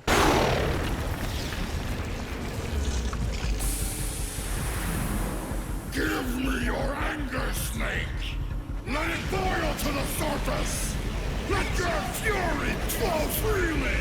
Now, I just have to say from the outset that I think this isn't only the worst boss fight in MGS4, but I think I'd go as far to say that it's one of the least enjoyable fights in the entire series for me. Everything I'd want to be featured in a Metal Gear Solid boss fight is entirely missing. It's not just lacking any sort of personality, engagement, or any unique approach outside of unloading lead on Raven. I also think the way it's been designed is awful. There's not a single thing I can point to in this fight that I find to be even remotely satisfying. Depending on what level you're on, this fight can play out in a couple ways. If you decide to stay at the bottom part of the clock tower, you'll find the fight devolves into an incredibly boring waiting game where Raven will swoop in, get hit, and then swoop right back out again, rinse and repeat. However, I imagine most people will try and head to the top and get a view of the outside, which at the very least can give you the opportunity to end the fight a bit sooner. But in terms of the gameplay, there's no real improvement regardless of where we choose to fight Raven. This is a fight that seems like it had almost no thought put into it, even when compared to all the other fights in this game, which, let's not forget, are still fairly lackluster. As I said, rinse and repeat is all this boss fight boils down to. Raven flies around the air for the entire fight, and all we essentially get is target practice. We need to hit the targets that are flying around the air in rather unconventional patterns. That's it. Another aspect of this fight which left me rather underwhelmed is something I brought up before, that being the minimal effect we're having on our enemies. This also going for the majority of the boss fights in this game, to be fair, but being especially noticeable in this fight. Notice that even when I'm landing shots on Raven, there's almost no visual indication that she's hurt. She stays in the exact same position for a few more seconds, allowing you to continue firing. I had this same kind of issue in the Octopus fight, but even then, when we landed several successive shots in that fight, Octopus would get knocked to the ground. These visual cues are very important to keep the player engaged, and also just aware that they're causing some kind of damage to their enemy. I know you can obviously gaze up to the health bars in the top left, but not only is forcing the player to do that taking away from the action, it's also nowhere near as satisfying as feeling the impact of our actions. As I mentioned during the Octopus fight, could you imagine the same kind of principle being implemented into the Vamp boss fight from MGS2? You spend a large part of that fight grappling with the sheer speed of Vamp, and then you finally get a shot off on him, only for it not to phase him whatsoever, and merely have him continue to attack and move forward. The screams and exaggerated reactions might be over the top in that instance, but it's a whole lot more satisfying than what we get here. Also, like Octopus, you'll find that when landing shots on Raven, the overall effect you have on a health bar can be so minimal, depending on aspects like what weapon you're using and how you're using it. In past games, bosses were given invincibility frames to recover from your attacks, and yet again, while that's not the most realistic approach, it was put in place because your attacks were creating a noticeable impact. Here, they've mostly done away with the iframes, but now have balanced it out with bosses that don't even seem to be aware they're being hit most of the time, and are far more durable as a result. And during a fight like this, the less time spent fighting, the better. For any fan of the series, looking at this fight for even a brief moment will expose so many of its shortcomings, despite the Metal Gear games and their boss fights having quite a large emphasis on gunfights when it comes to these unavoidable combat encounters. That has never been the only thing that's on offer. Standing on its own, Raging Raven could be placed into another game and I wouldn't even bat an eyelid. But this is Metal Gear we're working with. There's an undeniable standard that should be met at this point, and Raven's far beneath what most players' expectations will reasonably be. As I said, there's no unique ways to approach this fight. No real unique interactions we can have with Raven herself. The arena we fight in, no matter where we position ourselves, is far too cramped, making both offensive and defensive gameplay a chore. The only part of this fight I can somewhat appreciate has nothing to do with the actual fight, that being the views we get of the city from the top of the clock tower. That is literally all I can praise when it comes to this fight. Raven's a boss that I dread coming back to every time I play this game. It's a fight that I want to be over before it's even started. Not because of anything to do with how difficult it is, because in all actuality, most fights on normal are pretty much a breeze, with the amount of rations we're able to carry. But it's more to do with how this fight is so unbelievably bland and boring. It asks almost nothing from you. No sense of our skills being tested. No moments where we can use stealth. It's just awful. We also have the second part of the boss fight where we take out Raging Beauty, but just like with Octopus, there's nothing to really talk about. I do like the creepiness that's present once again, the highlight for me being the soundtrack in the back if you let it play out, but there's still obviously no real sense of challenge here. Another Drebin story time ensues after this, telling yet another tale of a beauty being turned into a beast, that while having varying details, still ultimately boils down to the same exact story we were told with Octopus. I can only ever really appreciate this stuff on a sort of experimentation level from Kojima, with him appearing to flex his storytelling abilities from the perspective of myths and legends. But as we know, with there being 4 of these beasts to deal with in total, he does appear to reiterate the same general concepts over and over, without presenting any food for thought. Here's where some of the really awful stuff comes about with MGS4, however, as from the second we end the fight with Raging Beauty, we not only don't get to play again until Act 4 rolls around, but within that time, the amount of cutscenes we get, as well as the sheer length of them, makes it so the player won't be playing this video game for about 1 whole hour. Yes, including the installation times and mission briefings, MGS4 is a game that asks the player to sit and watch for a whole hour to just experience the story. As best believe, if you decide to even just skip one of these, that going for the mission briefing as well in this case, you'll be utterly confused. I somewhat despise the fact that some people try to put a positive spin on this, labeling it as Kojima being Kojima, and remarking that people should expect this from the Metal Gear series at this point. As you can see from this series I'm doing, I'm a huge fan of all these games, and even for someone like me, who in the past has defended a lot of things that other gamers have reasonably criticised, the cutscenes that bridge the gap between Act 3 and 4 has to still be one of the most overblown, self-indulgent things I've ever had to experience in a video game. And this is coming from someone who actually enjoys when artists get self-indulgent. Kojima jumps about a mile over the line that he was already stepping over with the past Metal Gears, yet again all as an attempt to wrap up the story, as well as showing off his directorial skills with the higher fidelity, more realistic graphics. It's a lose-lose in my opinion. I've already criticised things like that incredibly short gameplay section at the end of Act 2, which I personally believed was an acknowledgement of how long we'd already been watching cutscenes. But at the same time, this is a video game that people are going to want to play after a certain point, as there's been movies I've watched before that have made an impact and gotten ready to wrap up by the time this whole sequence of cutscenes is about to be over. Video games are naturally longer, and can even be longer compared to reading certain books. Kojima's not using his time efficiently in my eyes. What many directors would be told in the film industry to rightfully cut out their film, Kojima leaves in for everyone to sit through. You do have to question at this point, is there anyone actually checking Kojima, or is he just being allowed to run rampant and do whatever he wants? You have to realise that getting other people involved to assist with your creative vision isn't always a bad thing. One of the key examples for me being the film Apocalypse Now, with the original cinematic version having quite a few scenes cut down, and full sequences entirely removed. Viewing other versions of the film, however, like the Redux or Final Cut, we can see that Coppola's true vision, his director's cut, is a version of the film that's significantly inferior to the original release. Funny enough, for the exact same reasons I've talked about with MGS4, featuring moments that go on for too long, getting in the way of the core plot, and oftentimes killing the momentum. That's the key though, and I don't think many people focus on it that much. They merely focus on how long these cutscenes go on for, and yes, that is still inexcusable for me, but as a fan of the series, if these at least featured anywhere near the level of insight that a game like MGS2 consistently did, I could at least try and give it a pass from a fan perspective, but it simply doesn't. The time spent watching oftentimes feels wasted. We spend so long going over points that we either already know, or could be summarised in a far shorter amount of time. This isn't just self-indulgence, this screams of misdirection. It screams of someone wanting to be as cinematic as possible, and having the game itself be sacrificed due to other key elements that are being ignored. So, with all that being said, what do we actually see amongst all these cutscenes? Starting off, Snake goes back to Mama, and it's revealed that all 3 vans that were travelling with us were all decoys. Not sure why there was any reason to hide this from Snake, to be honest, but we'll roll with it. The real van, or Pix, as she now starts calling it, is said to be floating down the Volta River nearby. So heading into the sewers, we eventually stumble across Liquid, who's just chilling out smoking a cigar, which I always find to be hilariously quite shocking because of how underplayed it is.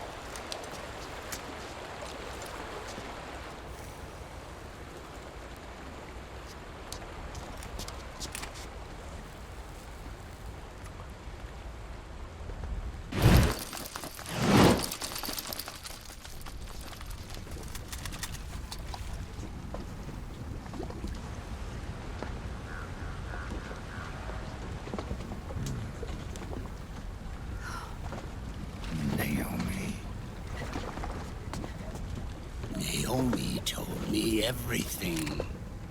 Liquid reveals that he's already acquired the body of Big Boss, and with Snake and Mama being surrounded by frogs, we witness Liquid give an absolute beatdown on Snake. The while being hard to watch from a fan perspective, does bring up an interesting point to ponder on, in terms of any kind of narrative that puts their lead character in a dangerous position. Many people refer to it as plot armor, the idea that a main character, no matter what situation they find themselves in, will always make it out alive due to their importance towards the overall plot. And Snake in many ways is somewhat the archetype of this. I think a setup like the one we see here has to be set up really well to have any sort of impact. There has to be a sense of jeopardy involved. And I think games in particular oftentimes struggle with this when it comes to putting a main character, and especially the protagonist, in a life or death situation, as more often than not, the trade-off of having the player then continue the game playing as someone else entirely almost never works. I'm looking at you, Last of Us Part 2. We've already established that the video game format can sometimes draw players into experiences better than any other media format, solely because of the interactive aspect. You aren't merely watching a character play out their part. You, yourself, are inhabiting them and playing out the part for them, establishing a bond between you and the character from the offset. So in a game like MGS4, where Kojima has already blatantly realised the importance of his characters to fans of the franchise, it's very hard to create any kind of fearfulness revolved around the well-being of characters like Snake. Don't get me wrong, anything's possible. Snake could have ultimately been killed off and we spend the rest of the game playing as Raiden. But it's less about that and more about the situation itself. We would be shocked if Snake all of a sudden was just killed, but on the run up to that, we have absolutely no expectation that Snake's actually going to be killed here, even despite being totally outnumbered. Therefore, when Snake doesn't end up dying, it's very much expected, and still renders this scene less impactful because of that fact. There's not a right or wrong in that situation, just something I wanted to acknowledge, as I do see games, films, and TV shows struggle with this aspect of their stories, wanting there to be some form of tension, but also remaining within the status quo, wanting to keep fans at the edge of their seats while not killing off all their favourite characters. One of the best examples of this, spoilers by the way, would be Glenn from the Walking Dead series. The reason his death hit so hard for many viewers was because he was a mainstay of the show going all the way back to series 1. You may say his story was cut short, that there was more we could have seen from his character, but those are the risks you need to take to keep something engaging. You need to bite the bullet from time to time, as you can guarantee that keeping the status quo will inevitably lead to the exact opposite criticisms also being thrown at you, saying it's become stale, nothing ever changes, no characters ever develop, which is perfectly fine for a show like SpongeBob, but quite damning to any story that attempts to reach greater heights, and achieve a sense of finality that leaves the audience satisfied by the end of it. Coming back to the scene however, Naomi's revealed to be back on the side of Liquid, and with Liquid showing off his superior CQC skills, I once again have to say the decision to go with Ocelot's voice actor instead of Liquid's was 100% the right call in my opinion.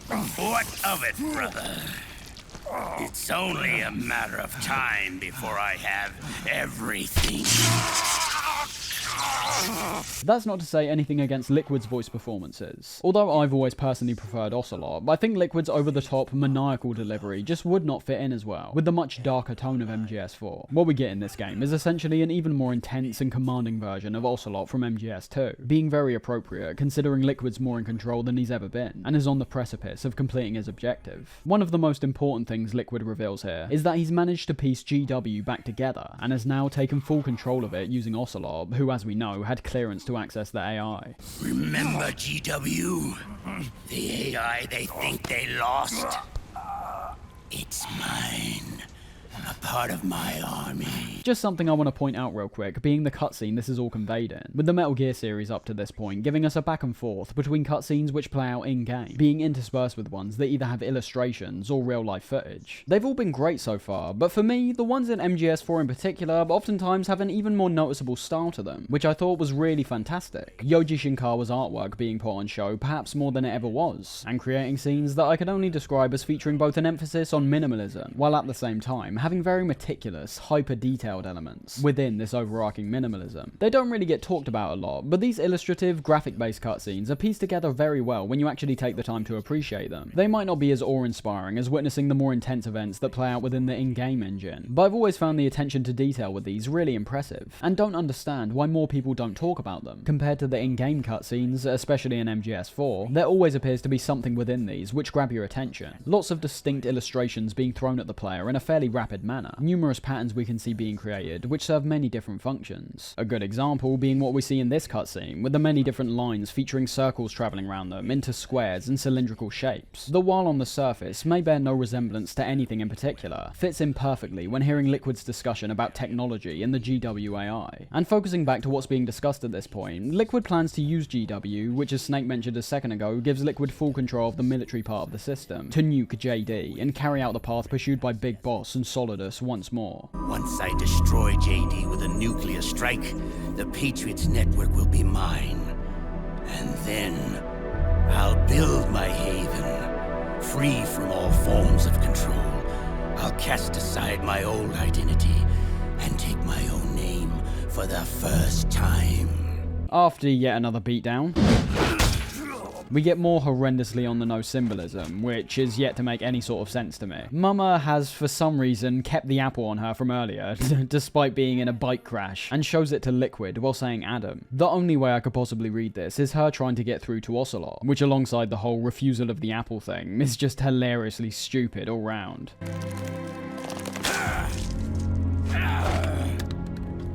The rest of the cutscene doesn't really have all that much to say, outside of things that are thrown directly in the player's face. As you may have gathered, MGS4, just like MGS3 to a certain degree, doesn't present the same level of constant questioning and intrigue that a game like MGS2 does. Which is perfectly fine, as I do still find MGS2 to feature perhaps one of the most profound narratives I've personally ever experienced. In music terms, it's sort of like how you can't expect every Kendrick Lamar album to have the same level of depth that T-Pab does, or have every Zappa album be in the vein of Uncle Meat. MGS4 has a reasonable amount of depth to it, quite a lot to read into more when it comes to the literal events of the story, but at the same time, I feel there's such an emphasis being placed on the spectacle of this game because of the new technology. We do get scenes like the one we see here, where there is some new information being conveyed, but for the vast majority of the cutscene, we're merely made to take in the scene and marvel at what's on display. It pushes far beyond a length that I would find to be enjoyable personally, with this whole final sequence lasting around 20 minutes in total, but there are brief points where the iconography is fantastic, making the whole scenario still stand out as one of the most memorable moments in the MGS series, despite ultimately being flawed in my opinion. Hold it right there, Liquid!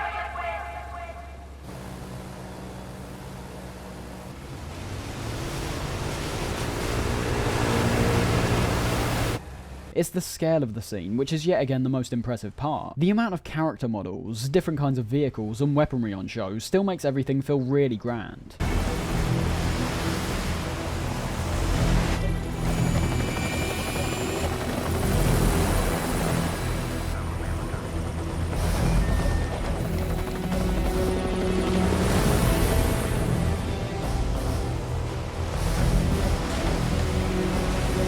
Liquid ends up surrounded by Meryl and the army of PMCs, but just as everyone's about to fire, Liquid shows off his control of the system by unplugging everyone's machinery.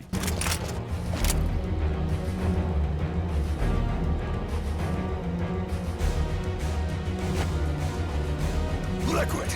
Stop!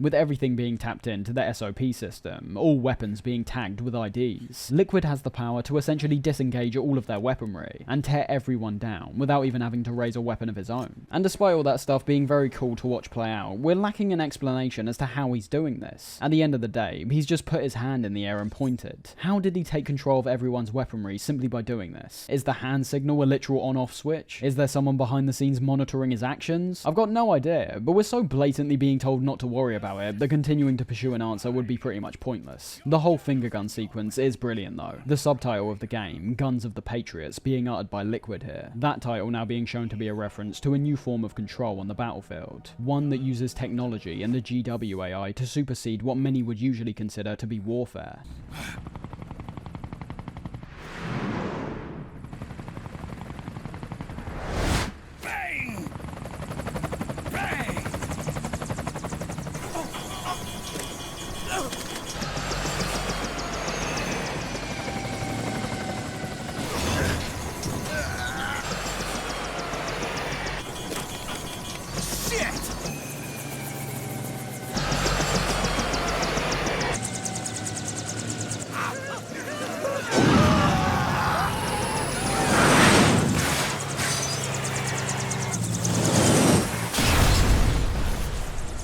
We can now see that this is the culmination of Liquid's tests in the Middle East and South America, the ability to control the battlefield as he pleases. From this point on, Liquid turns things into an absolute bloodbath with the help of the frogs.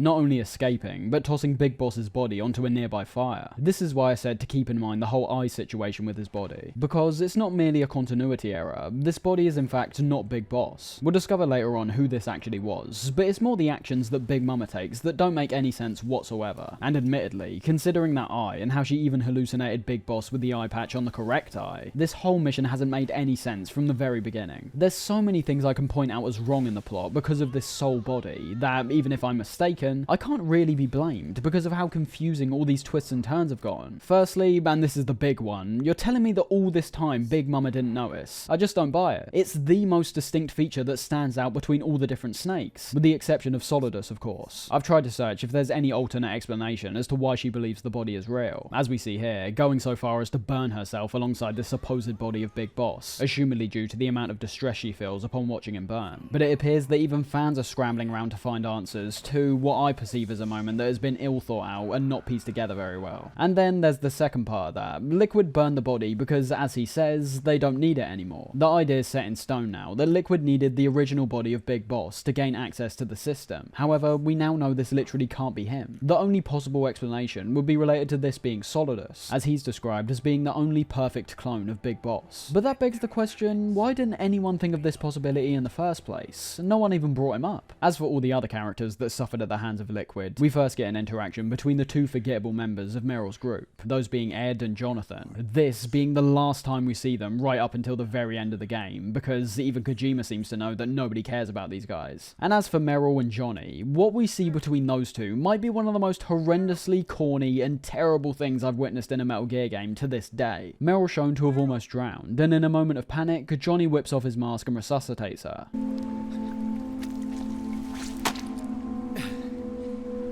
That's right, the guy who was crapping his pants non-stop earlier in the game is a heartthrob. And not only that, he's made to be taken seriously for the entire rest of the game. Not crapping his pants, not acting like an idiot, doing a total 180. He is by far my least favourite character after this point, but it's the relationship that develops between him and Meryl, which might be one of the worst pairings I could ever imagine.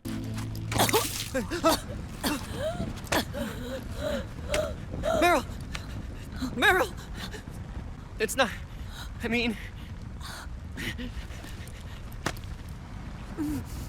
That's right, this joke of a character who's been played off as more of an ongoing Easter egg since MGS1 has now developed a romance with a main character. These are not the kind of links you want to be making. I understand the mentality of having everything come together and having all previous roads coalesce into one, but this should have never been one of them. The best thing we get from all this for me is Snake's injury, which he ends up getting when trying to save Big Mama, now giving us a physical representation of the yin-yang, light and dark parallels to Snake's actions on the battlefield. This being already apparent from the get-go, but being even further reinforced with what Mama says here. So long as there is light, there is shadow.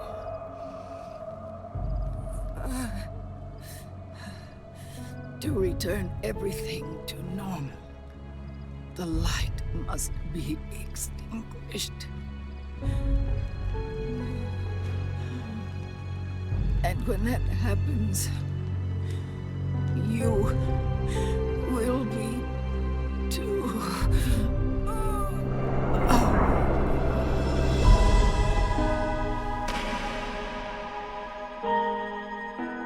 And with Mama dead, Drebin and his monkey come to the rescue. And while I still think he's a character who could have his primary function put onto Otacon without anything being any different, the personality that begins to shine through as the game goes on does make me think that Drebin overall is a pretty good addition. There's a good sense of loyalty that's developed with him and Snake at this point, that you do get a feeling of relief and ease when he shows up. It's twice now that he's pulled us out of tight scrapes, and even when he's not interacting with us in person, he's still supporting us via his shop. Coming into the mission briefing, this one at the very least includes some pretty vital information right from the start, that being a look at the footage which Otacon captured using the Mark II that snuck onto Liquid's ship, with his plan being to reacquire Metal Gear Rex as a way to access nuclear weapons that are outside the SOP system.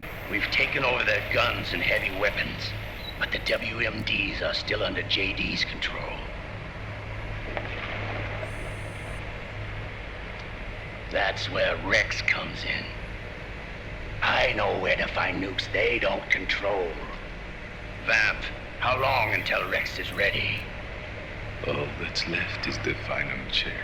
In reality, I'm not sure this would be the only way for Liquid to acquire nukes outside the system, but I haven't got too much of a problem with this. The upcoming act is one of the best instances, alongside the whole old Snake part of the game, where things are taken full circle in a manner that will satisfy fans of the older games, while also showing them the consequences of wanting to continually find out what happened next in their beloved story. After this, information we were just told by Liquid is repeated verbatim by Otacon. In the beginning, the Patriots system was controlled by 4 AIs, with JD at the top.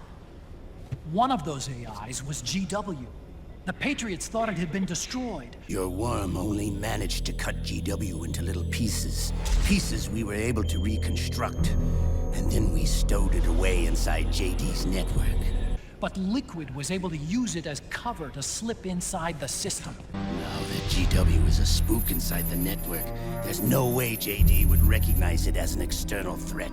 With me once again seeing this as either lazy writing on Kojima's part, which, let's be real, isn't too much of a far-out concept when it comes to MGS4 in particular, but arguably could also be a way for players to merely understand more clearly what's already been conveyed to the player in a far more confusing manner beforehand. This being especially believable considering how the dialogue's written here, with Otacon laying everything out using very clear terms and language. If your story's reached a point of convolution where you're continually having to reinstate information in varying degrees of clarity, I think that's a sign that you should pare some things back a little bit. You can keep the plot points, but don't mix them up with so much flowery language and symbolism, especially if you're just going to repeat them all again in a far more bog standard and direct manner later on. There's also some weird lines of dialogue thrown in during this info dump from Otacon as well. GW. I knew I'd heard that name before. Yeah. GW was one of the Patriot Cell AIs. Why is he saying this like he's only now realised what GW was? When Liquid brought it up, it seemed like Snake knew what it was immediately. Even if you do get a hold of the system, you'll only have one part of the Patriots AI. The military part. As you may have already assumed with the mention of Rex, the conversation eventually turns back to Shadow Moses, with Mei Ling even making an appearance in a second, resembling her original character far more than Naomi in my opinion, but still having the updated voice acting from the twin Snakes, which I think is alright to be honest. Have you heard that the entire Fox archipelago is about to slip into the ocean?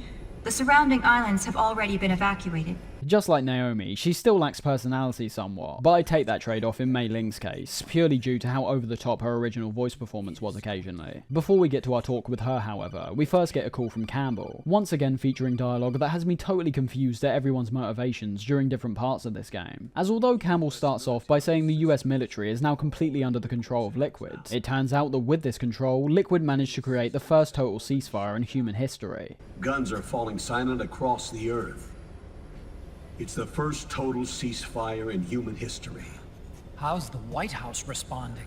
Now, I understand we were told not too long ago by Campbell himself that uprooting the Patriots in this fashion will lead to world chaos, so I can understand the concern somewhat. But the first total ceasefire in human history? On the surface, the only connotations with this statement could only be positive. This realistically is what everyone on the supposed side of good is fighting for, but they don't appear to be fazed whatsoever when being told this, still firmly seeing Liquid as a total villain, despite now arguably being the one who's been closest to achieving peace on Earth out of anyone else. All this talk of Liquid's control and the nuke he's going to launch on JD eventually leads back to Rex and how he's going to return to Shadow Moses and reclaim the Metal Gear for his own. We're being given the exact same objective as we did in MGS2, stop someone from overthrowing the Patriots. It's not like Snake and Otacon are even fond of the Patriots. Their motivations can't be too far off Liquid's in that regard. It amazes me that there's still no acknowledgement of that fact. Obviously, it's not like Snake and Otacon are ever going to sit down, be pally-pally, and discuss plans on how they can safely remove the control of the Patriots. But again, the whole concept of trying to actively stop the Patriots from losing control doesn't make all that much sense at this point. Let's not forget, the reason it worked so well in MGS2 was that by the end of that game, Raiden had not only lost all sense of reality, but had been toyed around with all the way up to the end by the Patriots. It's like we saw in the final boss fight against Solidus. If Raiden were to sacrifice his life in that moment and not bow down to the Patriots, he could have defied expectations in such a severe way that Solidus could have ultimately gone through with his insurrection. In retrospect, it just wouldn't have made sense though. Raiden was made to doubt himself so many times throughout the game that he was almost trained to think he was always in the wrong. This isn't the same with Snake and Otacon. They haven't experienced the same degree of brainwashing. Their minds should be relatively clear on the whole situation, and it's a mystery that someone as intelligent as Otacon can't figure something like this out. All the pieces are there to at least attempt an understanding with Liquid's rationale, but we never see them take that path. It's always Liquid that's made to look like a villain, his motivations always being painted out as wrong. I'm not trying to say the story should go down that path of actually teaming up with Liquid, but when you break everything down, I wouldn't have expected Liquid to ever join forces with them, but an attempt from the other side should seem plausible with everything we already know. It might sound insane even suggesting this kind of thing, because of how established the roles are between characters like Snake and Liquid, but we've gotten to the point in the Metal Gear series where these questions are now unavoidable. If the series ended at MGS1, we would have never had these questions. Liquid would always be seen as an outright villain, whose actions were mainly self-serving. Now we're at a point where Liquid is almost carrying on the legacy of Solidus, someone whose motivations in parts were extreme, but in other parts totally rational. The other part I find interesting in this briefing is something that's been going on for a while now, that being the incessant coughing fits and injections we see from Snake.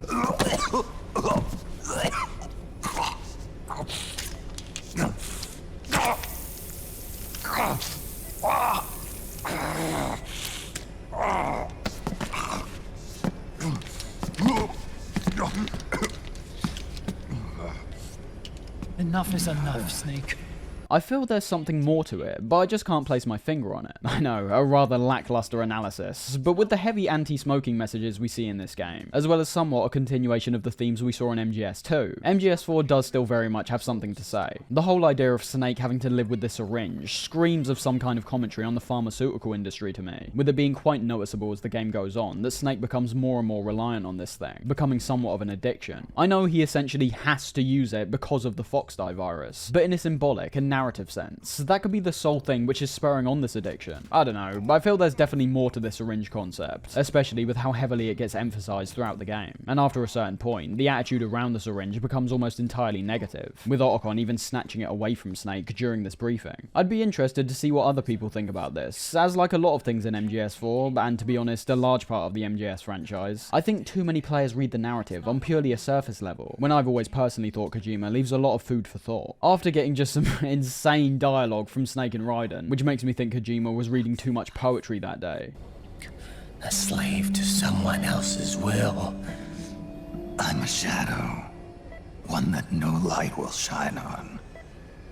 As long as you follow me, you'll never see the day. The interaction does culminate into something genuinely emotional, perhaps solely from a fan perspective, due to how these characters have declined as the game's gone on. You've got Snake, who's got no future to think about, so doesn't even care if he dies when trying to complete his mission, and Raiden, who could have a future, but has been so twisted by his past experiences that he can't seem to live a normal life. You have a family. I have no family.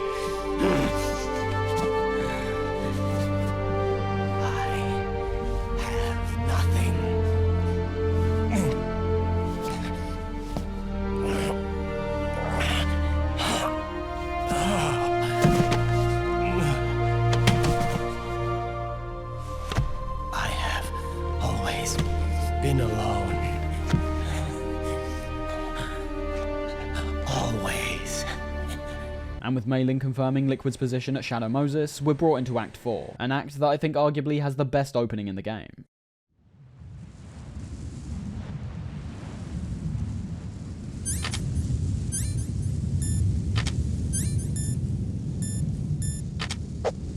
That's right, a bizarre, startling contrast without any prerequisite setup. We went from a save screen right into an emulation of the opening from MGS1. Now this is the kind of fan service that I was looking for in this game, as it's not merely a wink to the player, or a reference, or an ill thought out linking of events in the past and present. As we'll eventually see, this opening segment serves as a contrast in numerous ways. However, I think they all stem back to the fans, and their appreciation of both Shadow Moses and MGS1 as a whole. In a technological sense, being thrown right into this without any forewarning makes us appreciate how far the Metal Gear games have come, in terms of both graphical fidelity and gameplay. Back on the PS1, we had locked camera angles, pixelated graphics, a very limited amount of actions and animations in terms of both Snake and the enemies. Being made to experience MGS1 again within MGS4, the feeling of progression feels very strong. There's obviously a large nostalgia factor towards this scene as well, but again, I think it works significantly better than all of the references we've seen up to this point. This isn't a face camo of a young Snake to remind us of what used to be. This is a direct lead into an act where we're going to be exploring an updated version of Shadow Moses for ourselves. And funny enough, as we'll see during this act, the whole what used to be aspect is pulled off even better because of this MGS1 segment. I find it to not only be a good reminder for fans when we eventually see how much time's gone by since we were last here, but also an inclusive, albeit slightly confusing glimpse to players who are unfamiliar with MGS1 as to what it was like back then. Although I will say, if you haven't experienced the previous games, I'm not sure what the chances are for someone to have lasted this long with MGS4, to be honest.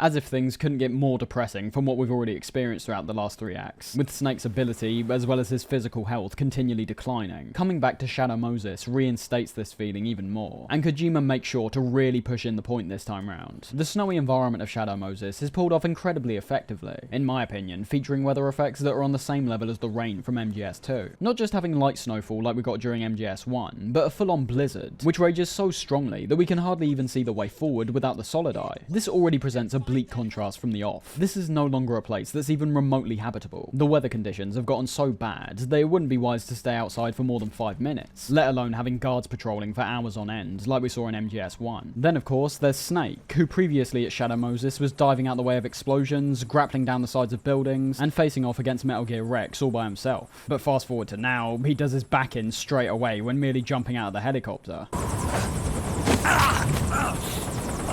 Snake! Are you alright?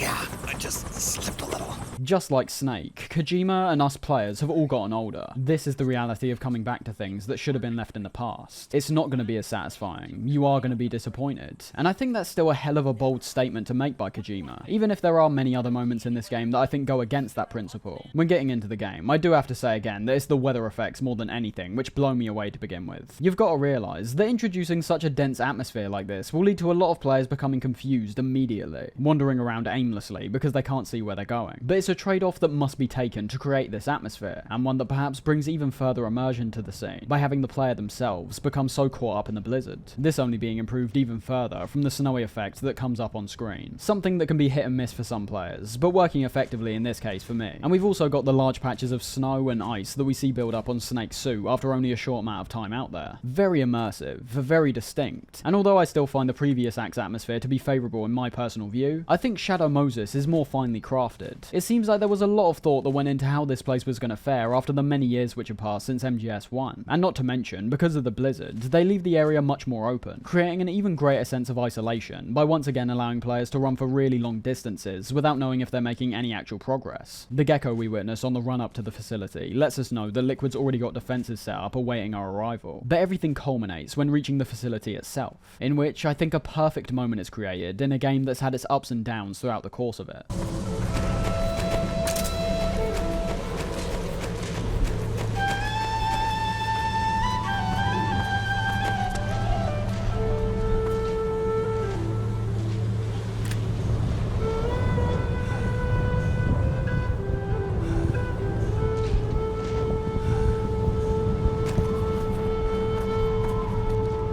especially for fans of the series. Hearing the re-emergence of the best is yet to come, and pairing that up with a near-perfect recreation of the outer area of the complex, it presents this contrast of a warm blanket of nostalgia, but also the cold reality of what this place has become. We're still not getting a clear view of everything due to the blizzard, but from what we can initially make out from the outside, it appears that just like Snake, Shadow Moses is way past its best days, and is starting to break down. This is reinforced even further when experiencing some of the flashbacks in this area, where just like the UFO reference we saw in South America, we're able to walk up to certain key objects and areas to hear some familiar dialogue.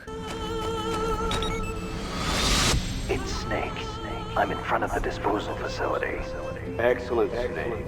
Well, somewhat familiar, as although we got a clear indication at the start of this act that the PS1 version of MGS1 is the classic, and as I'd argue, definitive version of the game. All the voice clips we hear in MGS4 are actually taken from the Twin Snakes, which as we know, had significantly different, and in most people's view, downgraded voice performances compared to the original. I understand this more than likely comes from the angle that all the recordings were of a much higher quality in the Twin Snakes, so in turn hold up better and are more understandable, that being especially important considering the heavy reverb and delay effects we hear on these. But I find it strange that you start the act off emulating the original PS1 game, and then pair that up with the Twin Snakes voices. It's a weird in-between to rest in, considering if you're a fan of MGS1, you're not going to be that happy hearing these versions of the dialogue, and if you're a fan of the Twin Snakes, you're not going to be happy with the PS1 version of MGS1 at the beginning. Most importantly to me is that they aren't thrown in the player's face, making them feel like they're catering even further towards fans of the series, by only presenting themselves when players investigate particular areas. It's a fantastic reintroduction to Shadow Moses. The music, the flashbacks, the rust and decay. Even the first surveillance camera we saw in this place crumbles to the ground when seeing it again. A surveillance camera.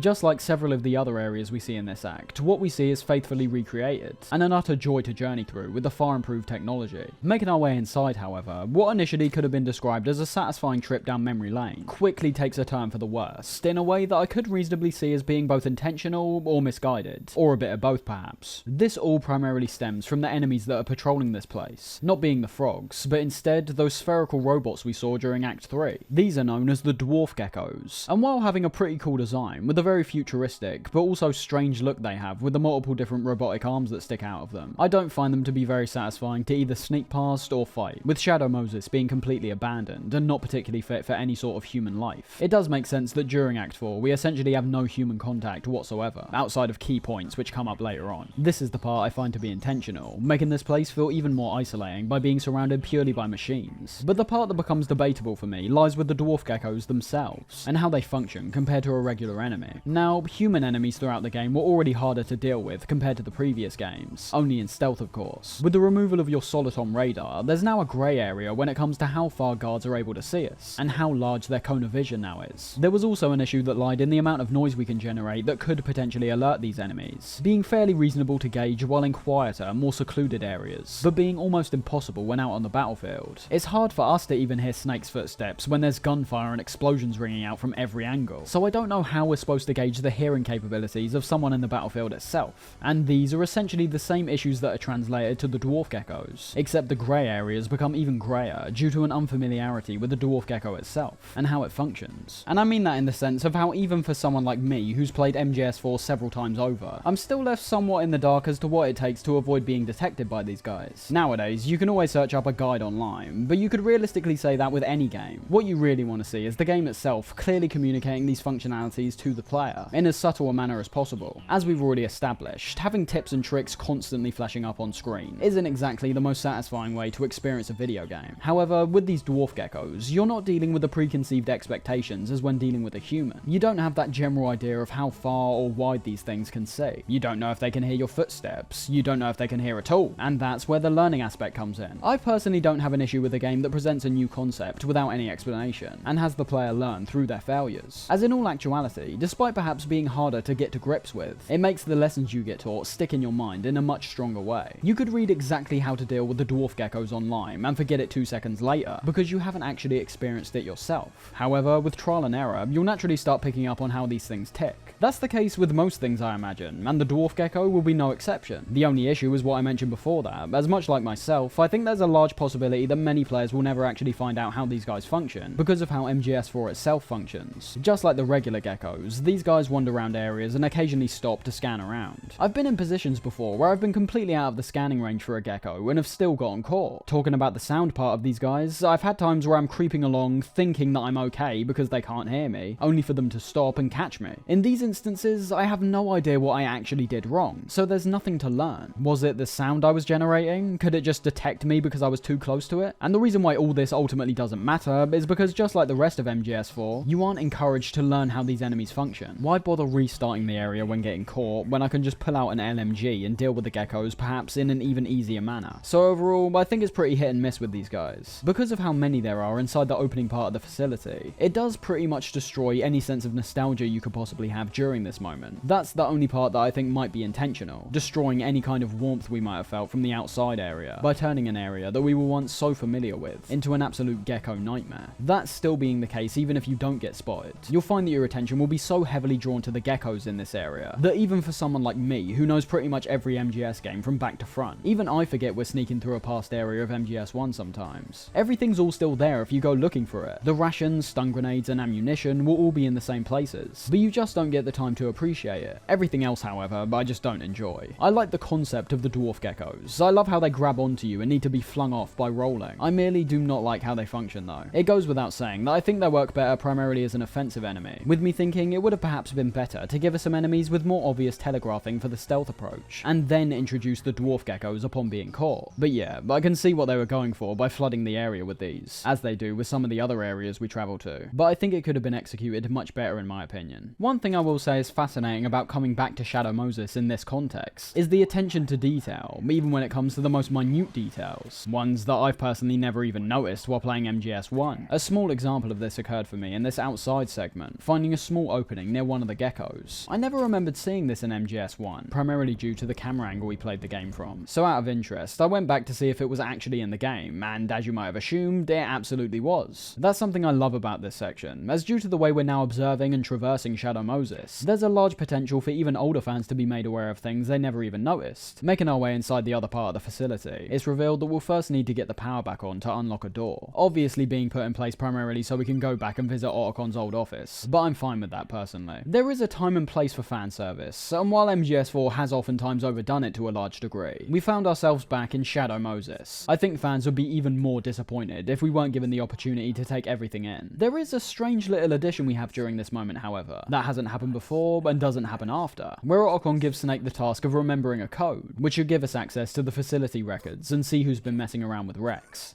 Snake, the password is 48273. Think you can remember that? I told you, I'm not senile. These are the kinds of things which stand out most prominently from MGS4. It seems to fit more in line with the general quirkiness that I was more used to in the previous Metal Gears. There's no real reason for us to remember this code. Otacon could have just as easily remembered it himself. But it's a fun concept that may trip certain players up who weren't paying attention, heading up the elevator and making our way to Otacon's office. We see that just like everything else before it, the area's once again been perfectly recreated, aside from a few differences, those being things like the lack of gun cameras, having the area be a bit more torn up than it once was, and also having all the bodies missing on the run up to the office.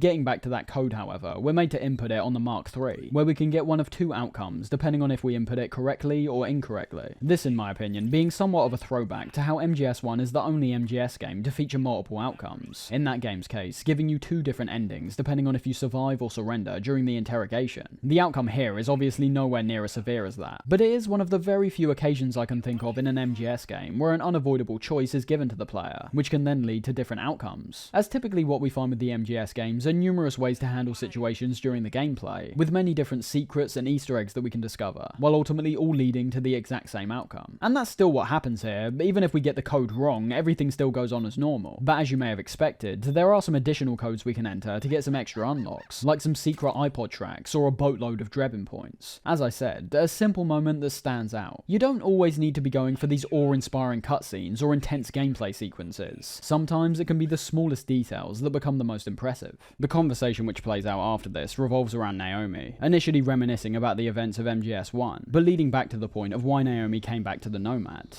But she was only using us to atone for her sins. So what? What did she do to us? You forgot already? She betrayed you. She stole your blood.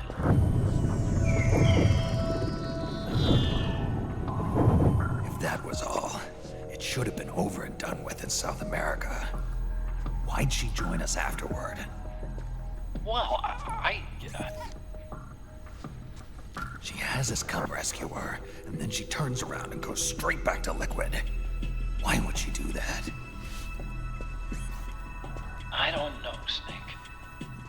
And to be honest, this is a question that remains up in the air for the most part, with the only answer that I've been able to conjure up coming a bit later on, and still not stacking up to be totally honest. And wrapping up what ultimately boils down to yet another nice journey through MGS history. We get a couple more brief gameplay segments before finally coming up against the next B&B member, that being Crying Wolf. Talking of these two encounters, however, we do see some more diversions from the gameplay formula that we've been used to from the previous acts. I'd argue with that coming from a necessity to cater to these more enclosed environments, compared to all the previous acts which were far more open. Although, I will say, with MGS3 we were getting increasingly larger areas and still had fantastic stealth encounters alongside them, but whatever. Both of these encounters revolve around geckos, a strange but effective enemy to introduce in these already claustrophobic environments, quite literally not allowing us to progress further without either getting severely injured or potentially dying. The first one crops up when trying to get back to the elevator, being able to perhaps take it out with one of your explosives, or more effectively, use the Mark III to reactivate the electric floor. Two things there which I would have liked to see a lot more across the game, instead of just this one self-contained moment, that being the Mark III and also the interactivity within the environment. The Mark III in all actuality is a useful tool, and would have been a wonderful addition in pretty much any other MGS game bar for MGS4. That once again coming down to how durable Snake is, even on some of the harder difficulties, and the vast amount of weapons we have at our disposal. In most cases, it's more of a hassle to pull out the Mark III and electrocute soldiers on the battlefield, when you can eliminate them yourself in a much more efficient manner, as even if you get caught in that case, your durability and large pool of rations will more than likely render any enemy attack fairly useless. The interactable environments, however, would merely be a wishlist item, though I would have liked to see further elaborated on from what we already witnessed in the previous games. We've already experienced it to a certain degree, so I'm not going to say it's completely absent. We obviously have the electric panel that we can activate here, but of course also things like the statues in Acts 1 and 3, or the rebels we can interact with in Acts 1 and 2. You could also say that Octo Camo is the antithesis of interacting with your environment, and I would generally agree. However, I'm talking more about direct interactions that will create a similar impact to what we see here. There is a potential issue with encounters becoming far too scripted if there was too much of an emphasis put on this approach, but you could even translate this interaction into environmental obstacles, akin to the bomb panels from MGS2. I think that's the reason why moments like the code stand out. Aside from mowing down enemies or sneakily making your way forward, there's nowhere near as much variety this time round. MGS2 and 3 took big leaps from the first game by introducing multiple different kinds of enemies, environmental obstacles as we just said, moments which border on platforming sections, as well as having tools which feed into those elements even further. But whereas MGS4 takes a step forward with certain aspects, I'd say it simultaneously ignores aspects that perhaps spiced up the previous games a bit more. As for the second encounter we get with the gecko, this comes in the form of a time-based survival moment, where we need to distract the gecko while Otacon opens up the door. Although I will say, you do end up realizing that it's a pretty contrived encounter if you happen to pull out any explosives and try to take this thing out, as for some unexplained reason, any sorts of missiles that you fire out go straight up into the air. And as you can see in my case, even though I was actually able to get round this and hit the gecko, it didn't have any effect whatsoever. Yes, I obviously know this would have been put in place to keep the scenario tense, as waiting around for 3 minutes while doing nothing isn't exactly the most exhilarating gameplay, but it also has to be believable and fit in line with everything we've experienced in the game beforehand. You can't just randomly start making up rules and giving the gecko's abilities which not a single one has shown up to this point. Getting past this, however, we arrive at the Crying Wolf boss arena, starting things off by creating a fairly chilling atmosphere, with the distant howls we can hear in the back.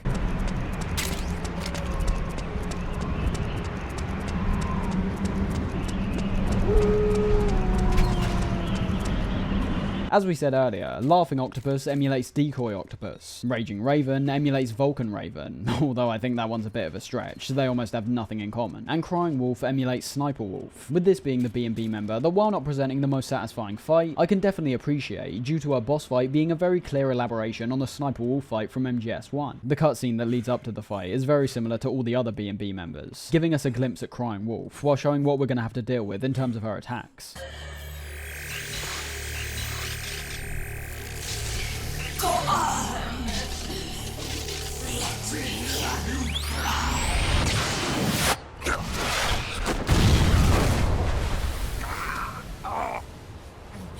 Unfortunately, this is another boss that's in the vein of Raging Raven, when I would have ultimately wanted a boss that featured more of the unique moments we witnessed during the octopus fight. But again, I can appreciate this significantly more than Raven, not just in terms of the arena, which in this case is far more open, and this time features multiple frogs that we also have to deal with, but also from the parallels to the Sniper Wolf fight once again, with the intro cutscene painting Crying Wolf out as a foe that's perhaps even more intimidating, having both an even more devastating railgun instead of a sniper rifle, and also having an immense amount of speed. It's a great setup, and when it comes to the fight itself, I'm not too displeased or blown away, to be honest. There's elements that I think are impressive and could be improved slightly. Starting with the arena, I'll say that with the sheer openness as well as the intense snowfall that permeates throughout the fight, while feeling good in terms of gameplay and being visually impressive, does make it feel less memorable to me. Very few of the boss fights in this game come anywhere close to being as visually distinct as, say, the Solidus fight on Federal Hall, or our fight against the boss. But Crying Wolf in particular seems to blend in with everything else we see in Act 4, because, well, it basically is. Elements like the colour palette are exactly the same. And aside from the comms tower that can be seen in the middle of the arena, there's no other part of this area that I think stands out. And not to mention, although you can climb up the comms tower, I really see no reason to. From the sheer inclusion of that, I feel like there was an element of this fight that was supposed to work as a full-on sniper battle, just like in the Sniper Wolf fight, but if that's the case, it's a pretty big failure. As I, and I'm sure many others have found, keeping on the move is by far the best approach. Look into the gameplay, this is where things range from good to just okay,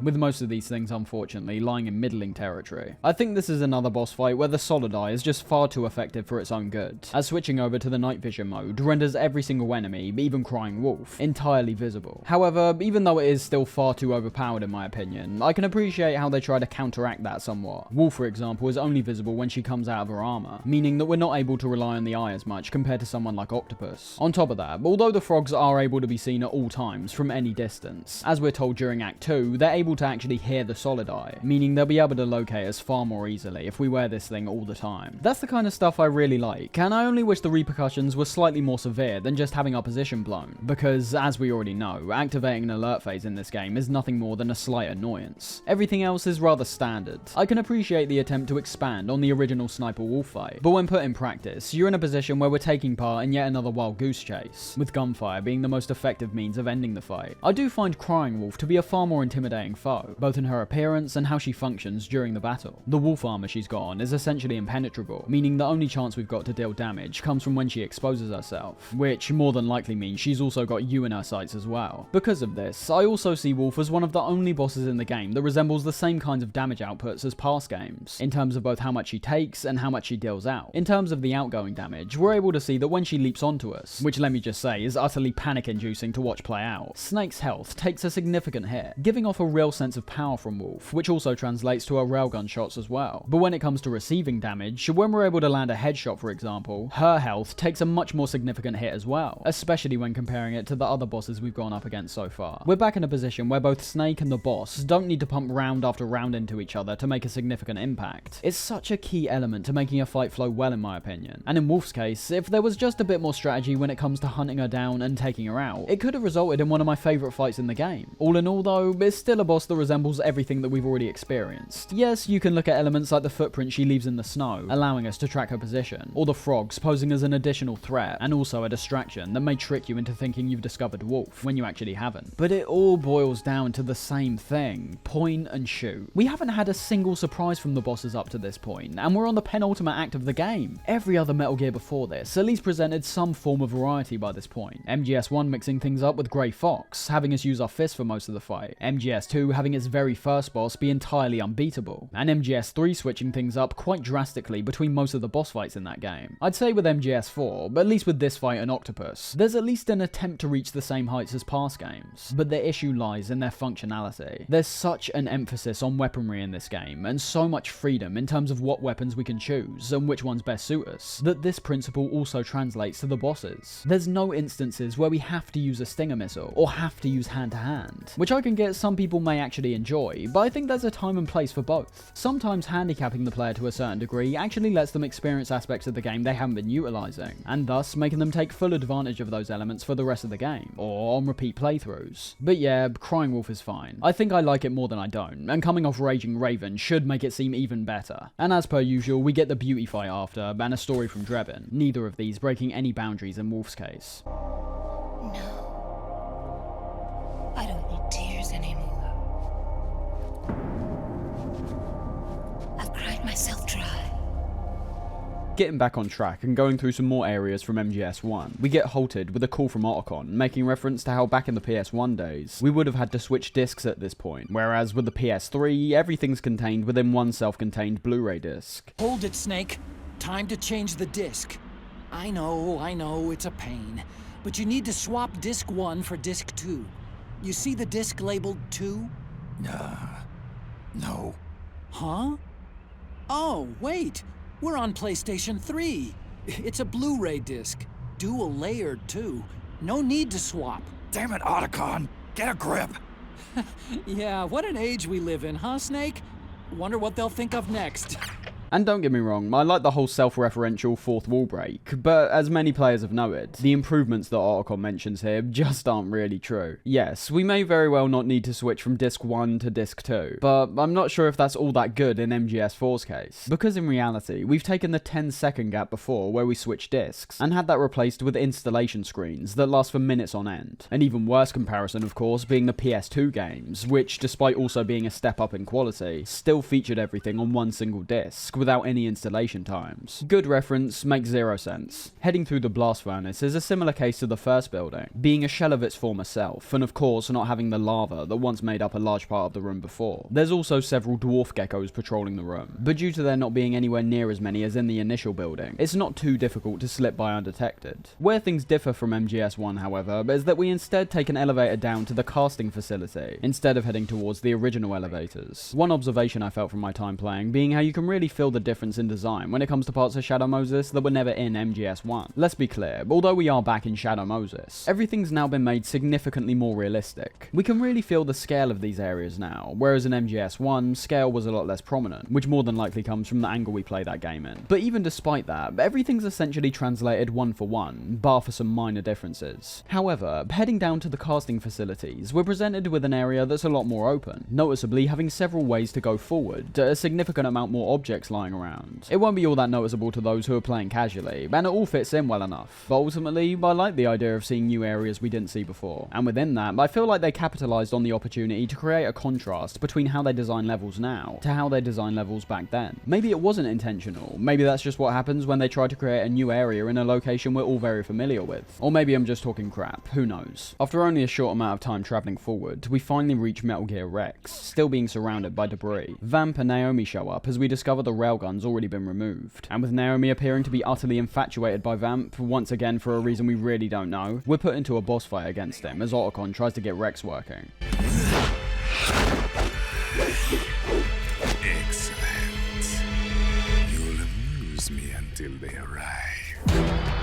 Now, this is the gimmickiest of gimmick fights you could possibly imagine, although with us going up against a rival from the past in Vamp, it does make the fight more interesting from the off. I'll start off by saying no, the fight doesn't even remotely top the Vamp fight in MGS2. In that game's case, I don't think Vamp was even the cream of the crop, but it was a good test of our aiming skills in a game where most of the time we're sneaking around. As you could have guessed, that function's now gone in MGS4, it's the complete other way round. We're having our aiming skills tested constantly in this game, and it's more of a surprise where stealth is actually encouraged. finished. The fight plays out in quite a similar fashion to what we saw in MGS2 admittedly, but with Vamp having a much larger area to work with, both in terms of the length and width of the arena. It does give him a greater chance to show off his sheer agility and speed, leaping around the arena, on top of Rex and dashing at you, all of which give the fight a great frenetic quality, which I really enjoy. It makes you realise the tight box room Vamp was placed in for MGS2 was actually quite a strange place for the fight to happen, with me much preferring what we see here. Just like with every other boss, you'll want to be using as heavy weaponry as you can, with even Vamp now being turned into this unstoppable tank, who appears to be totally unfazed by a full M4 clip going into his skull. But if there's anyone I could expect that kind of resistance from, it's Vamp, so not too many quarrels on that front either, to be honest. The arena is what it is. Nothing really stands out in this one aside from Metal Gear Rex, which still serves as a great backdrop, but everything else is rubble and debris, as we already saw. It's neither open enough or enclosed enough to cause any real problems. In terms of attacks, we're once again getting almost an exact repeat of how he functioned during MGS2, primarily using his knives from close and long ranges. My favourite part of the fight is definitely the pace, which I mentioned a second ago. Vamp is genuinely fast. You're gonna have to be paying close attention to keep up. While the debris around the room might not work that effectively in getting you trapped in corners, it does present a level of verticality in relation to Vamp's position, much like we saw with the railings in MGS2. With how refined MGS4's aiming mechanics are, the verticality doesn't present as much of a challenge as it did back then, but it will still require you to readjust, and with him moving around every few seconds, you're gonna have to be quick to get some shots off. Again, it's the sheer speed of Vamp, which makes the fight somewhat terrifying at points. When he's not just standing around and waiting to be hit, one of the only real issues I have with this fight, he's leaping through the air and trying to slam you into the ground, running straight for you at such a pace that I can't help but want to run away. I love that intimidation factor, and funny enough, I've only really felt that same kind of feeling from the last boss we went up against. One of the other things I really enjoyed about this fight is how it ends, introducing one of the most unique elements to any boss we face so far, outside of Octopus's hide and seek. That being the fact that when you finally take out Vamp, he'll simply lie on the floor for a second, before then getting back up and refilling his entire health bar, in which you need to then kill him again.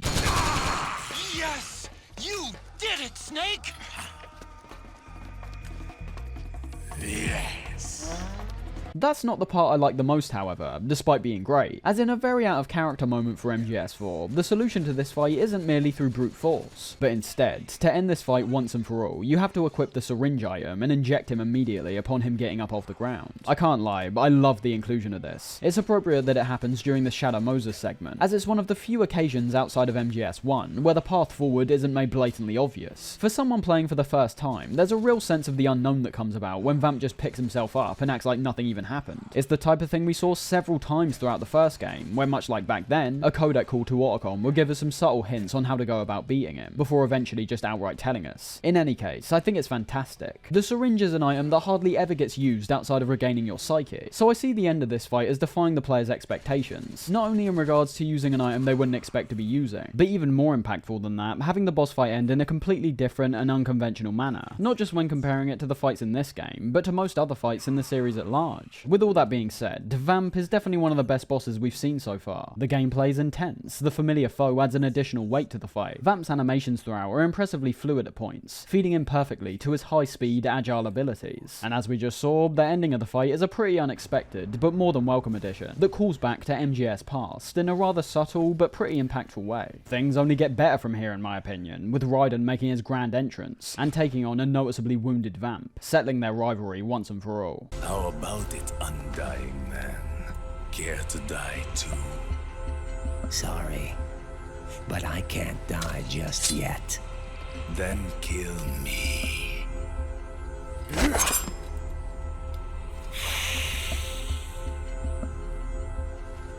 Snake, this one is mine. You keep those gecko at bay.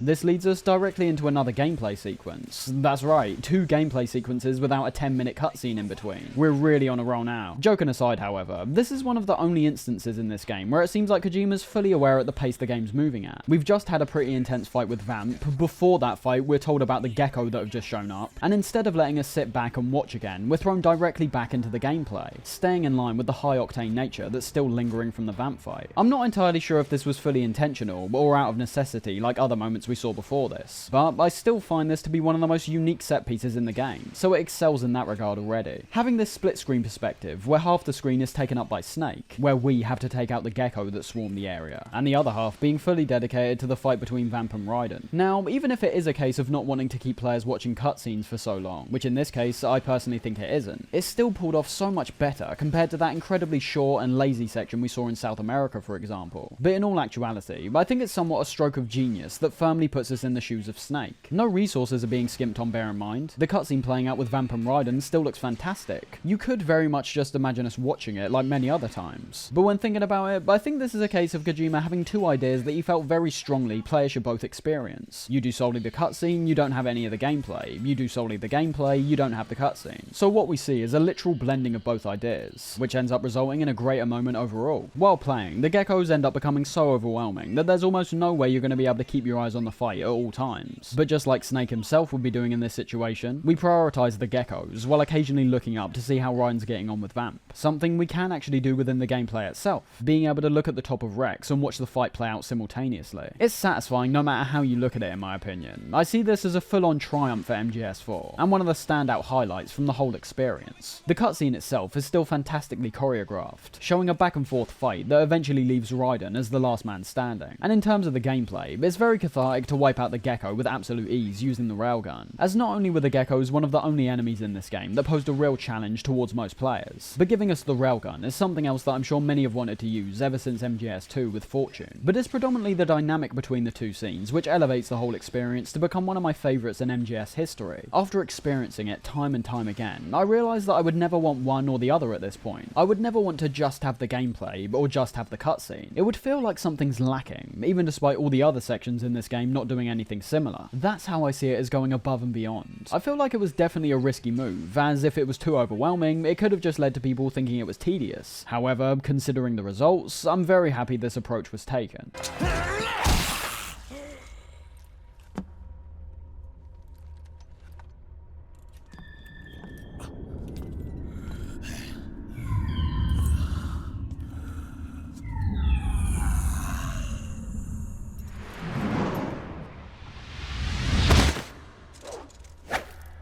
With Vamp down and Rex becoming active, Naomi gives a final word on Vamp. He was never immortal. His natural healing abilities were enhanced by the nanomachines inside his body. But after so many battles, he's finally reached his limit. Doctor, ease my pain. This stands out as another really confusing and mishandled sequence for me, as if Naomi's betrayal wasn't bad enough, making little to no sense and not really getting explained at all. We're now being made to feel sorry for Vamp, with his death featuring this extremely blown out and overdramatic music in the back, on top of having Naomi sob and apologise to his body. Now you can return to your true self. You can be at peace. I can die. Yes.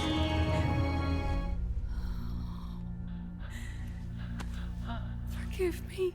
This is just insane. This is the purest form of fan service getting out of hand, in my opinion. Just because Vamp is one of the few returning characters to finally die in this game does not mean his death should be treated with the same amount of reverence that it does here. It seems like Kojima forgot that Vamp is hands down one of the most vile, unforgivable characters across the whole series. He appeared to live for nothing more than killing people, and even in his final moments, he snatched away any sort of redemption from Otacon, who would understandably want revenge over the killing of his sister, by snatching the syringe away and injecting himself instead. There is absolutely nothing likable about Vamp's character, and there was never supposed to be. I have no idea why they try to make this such an emotional moment, as the audience has quite literally never been made to feel anything except utter contempt in relation to Vamp. He dies with not only Raiden's blood coating his body from head to toe, but not letting Otacon be at peace. You can say revenge isn't the solution, but that doesn't particularly matter. Otacon was about to go through with it, and it seems that Vamp knew he would get some satisfaction, so decided it'd be better to take himself out instead. We're told by Naomi after this that Liquid's now formed his own kind of outer heaven, which he's ingeniously renamed Outer Haven. The talk she gives to Snake after this being nothing but imperious in my view.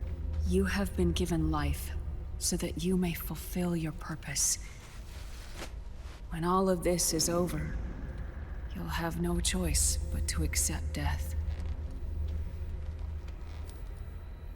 We are given life only so that we can atone for our sins.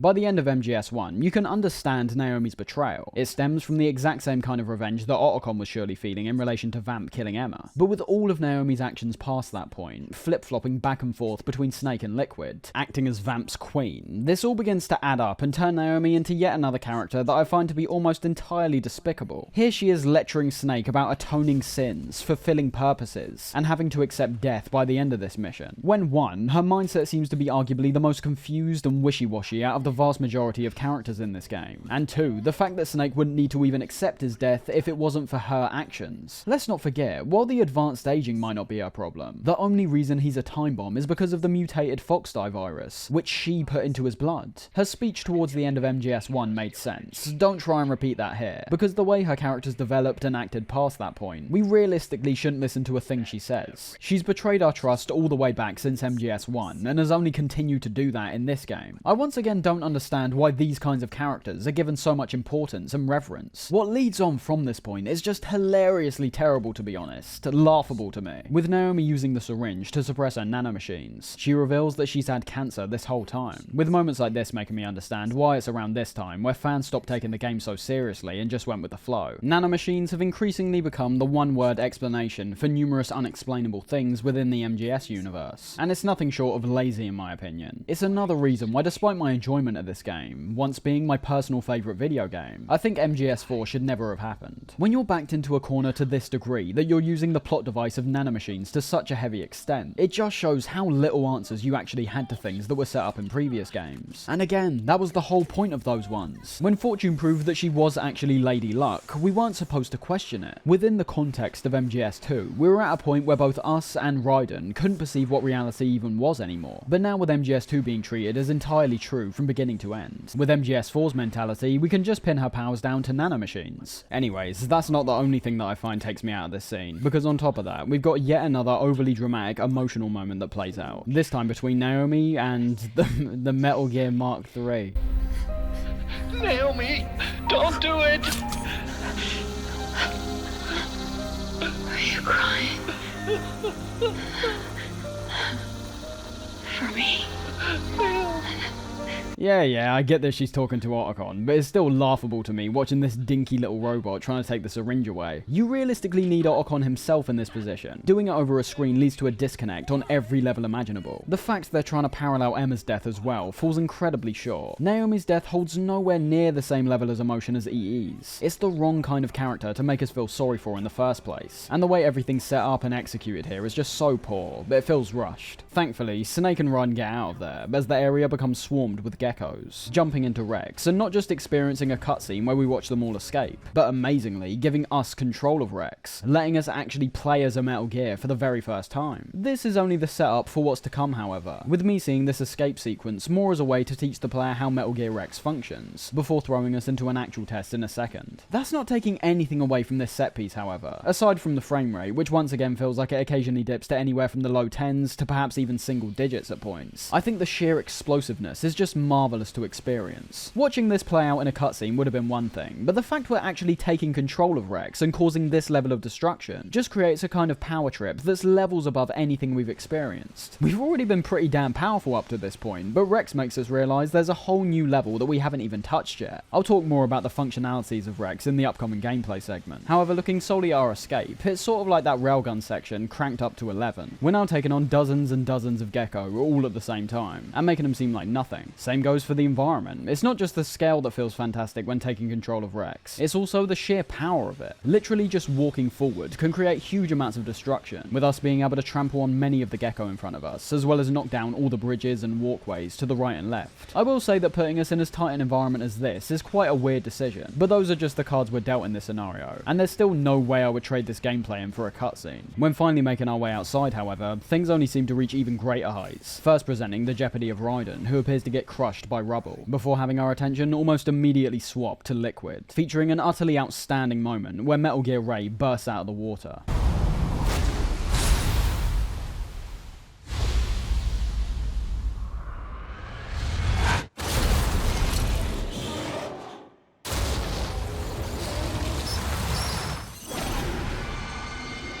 It appears like dreams do come true in this moment, as what you think is about to play out exactly does. It's Metal Gear Rex versus Metal Gear Ray, where just like the brawl we had with Liquid last time we're at Shadow Moses, Liquid has the upper hand. Let's not forget, Ray's sole function was to be an anti-Metal Gear. It's arguably the only time Ray itself has been used for the purpose it was being created for. But as you could assume, Snake's got his own ideas on how this fight's going to play out. So let's talk about this fight, and how both these Metal Gears function. In terms of Rex, I'm always pretty amazed by how fluid and snappy the controls are, with what appears on the outside as this huge mechanical beast. If you're walking forward and decide you want to stop, the mech stops almost instantly. If you decide you want to take a back or sidestep, there's not much of a readjustment period. There is a sacrifice made with how weighty this thing feels to control. The while perhaps being less realistic, feels significantly better to control when making it feel slightly more lightweight than we'd expect. Movement is a very key part to why this fight is successful in my opinion. If we were to inhabit a Rex that felt very clunky and slow to control, it would turn a fight that, as you can see here, feeds off the intensity of the situation we've been placed in, and make it more of a tedious chore. The other movement option we have can either work as a quick dodge, or a heavy smash that can knock Ray off balance, in which we can then perform a quick time event to deal some damage. Luckily with the QTEs not being that obnoxious. So movement in my opinion is rather spot on, but what about our attacks? Well, just like how good it controls, it's another part of Rex's functionality that undeniably makes it a standout moment from this game, but at the same time makes me yearn for some kind of side mode where we could utilize Rex to its full potential. Believe me, I'd take the most bog standard VR missions just so I could use this thing for a little bit longer. Just like the movement, Rex's attacks somewhat fit in line with Snake's regular ones to a certain degree, featuring 3 different kinds of firepower that we can utilize, as well as also being able to use Rex's limbs to hit Ray as well. In terms of the weapons, I like the balance of all these. A comparison that comes to mind being the AC-130 mission from Modern Warfare, which also featured 3 different weapons that worked as a light, mid, and heavy attack. The light attack in this case would be Rex's Gatling gun, allowing you to apply a steady stream of damage onto Ray, while being able to stop whenever you want. Then there's the missiles, which take a little bit more time to use due to its lock-on function, but packs a bit more of a punch. And then finally, we've got a laser, taking a significant amount of time to charge up, but dealing out really high damage. Rather simplistic stuff on the surface, but that's all you really need when you've got the MGS equivalent of smashing your 2 favourite toys together and calling it a fight. Despite supposedly being this anti-Metal Gear machine, Ray's attacks aren't all that dissimilar to what Rex has on offer, the most significant difference between the two being the much higher speed at which Ray moves at, easily being its biggest advantage, and leading to us having to both commit more with our attacks, while also putting ourselves at much greater risk of getting hit because of that fact. The visuals of this fight sort of go without saying, they're absolutely spectacular. I think ever since the very start of the Metal Gear series, there's been a part of all fans that was wishing for something like this, for us to finally step inside a Metal Gear and wreak some havoc. And that's exactly what we see here, and I'm not even remotely disappointed. It's pretty much everything anyone could ask for. The Metal Gears themselves look excellent, near identical to how they appeared in the previous games, but obviously at a much higher resolution, and with a significant amount more detail. The destruction is phenomenal in this fight, once again from the Metal Gears, but most prominently the environment. As the fight goes on, you'll notice that as both Rex and Ray pummel each other into oblivion, this is very much reflected in the mechs themselves, Rex appearing even more beat up as the fight goes on, and Ray going so far as to lose both its arms by the time the fight's over. All of our attacks look and feel impactful, especially in the case of the QTEs, which present some wonderfully cinematic angles, as well as having the Metal Gears oftentimes use the environment, pinning each other up against surfaces and letting rip. It's some really technologically advanced stuff we're witnessing in these moments. This stuff doesn't just hold up well, but I think it sets a bar that many other games still can't top. And then there's the environmental destruction, which is the absolute icing on the cake, with essentially all of the different structures that are placed around the arena either exploding or crumbling while the two of you fight, being impressive enough in that regard, but also working as a form of cover, which either of you can destroy to reach your target. As I said at the start, this most definitely isn't the deepest combat system you're ever going to find, but simple is absolutely the way to go here in my eyes. Overcomplicating things would only end up taking away from the spectacle that is obviously trying to be, but even then, it's not like it's easy. Ray still very much packs a punch, and if you perhaps become too engrossed in the scene and aren't paying attention, you could very well find yourself going on the retrieve and potentially dying. All in all, the fight is absolutely class. Outside of the performance, I really don't have any issues. It looks great, it feels like there's a real power struggle going back and forth between the two mechs, keeping the fight engaging and never feeling too one-sided. And from start to finish, it's an absolute joy to experience. It's an utter assault on our senses, both auditory and visually, and I couldn't imagine a fight between Rex and Ray being pulled off to any greater effect than this. Coming out of the fight, despite Snake being left bloodied and bruised, it appears that he ultimately triumphs against Liquid, with him reiterating the same fox dive phrase that he did at the end of MGS1, with a slight twist at the end. Snake! Fox.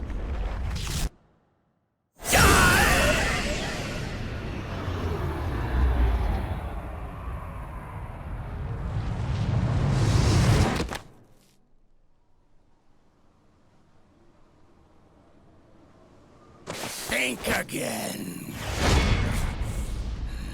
Still a great line, and delivered really well here, but pretty stupid when you see how unaffected Liquid really is. That's Joker tier levels of screwing around with your enemies. The ending of this act is pretty depressing and hopeless all round, with Liquid finally revealing his so-called Outer Haven, this turning out to be a modified version of Arsenal gear that hilariously has a Mount Rushmore of snakes carved out on the top of it. And for anyone trying to use this to feed into the VR theory in MGS2, it's a modified version of Arsenal. The visual differences don't have anything to do with the original Arsenal gear being in a VR simulation. What we're subjected to past this point is just a brutal showcase of how Liquid's gain full control and can hardly be stopped. Snake being so injured by this point that he can't even take out Liquid despite him being an open target, and Raiden having to slice off his own arm to come to Snake's aid. Just like Snake saved Raiden from several scrapes on the big shell, it's time for him to repay the favor. Sonny, forgive me.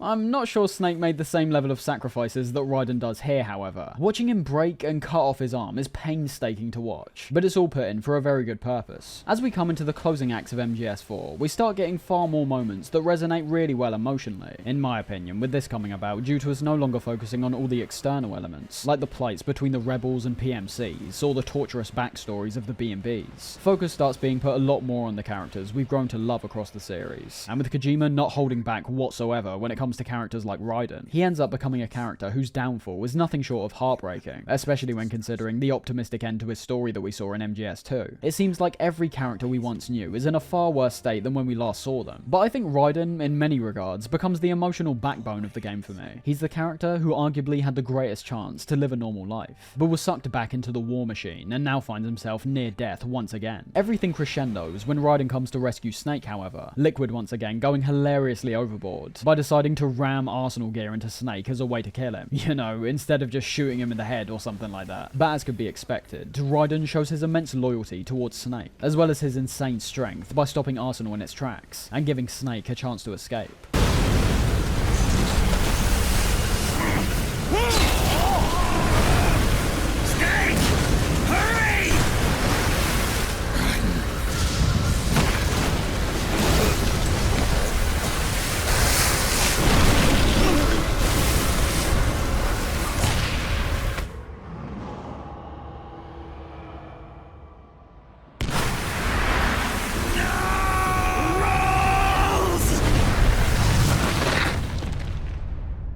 Jack, do you remember the day we met?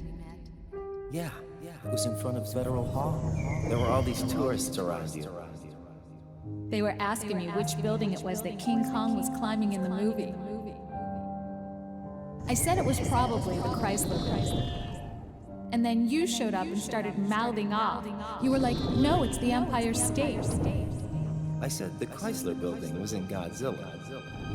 We started arguing, and I forgot all about the tourists. The next thing we knew, the tourists had gone away. And a week later, I found you again by coincidence out in the base corridor. An amazing coincidence. That night, we went up to the top of the Empire State Building. It was so beautiful. I didn't care anymore who was right. And that was our first date. We watched King Kong in your apartment a bunch of times that night. Didn't sleep till morning.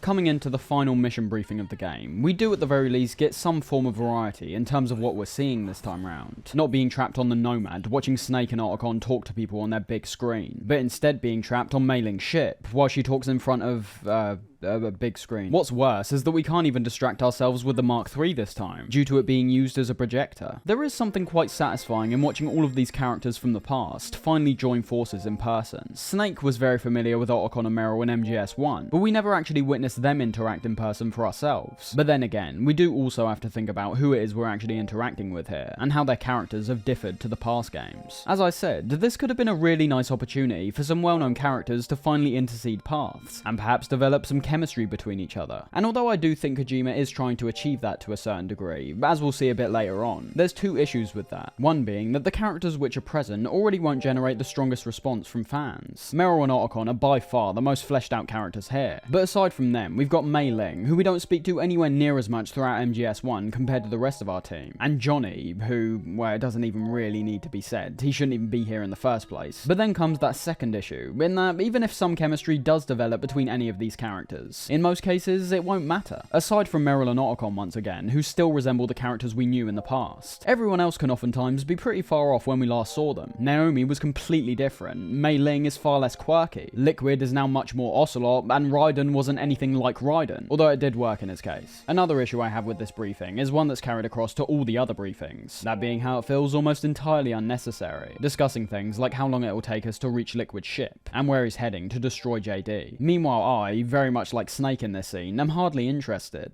You'd have to have a death wish to go in there.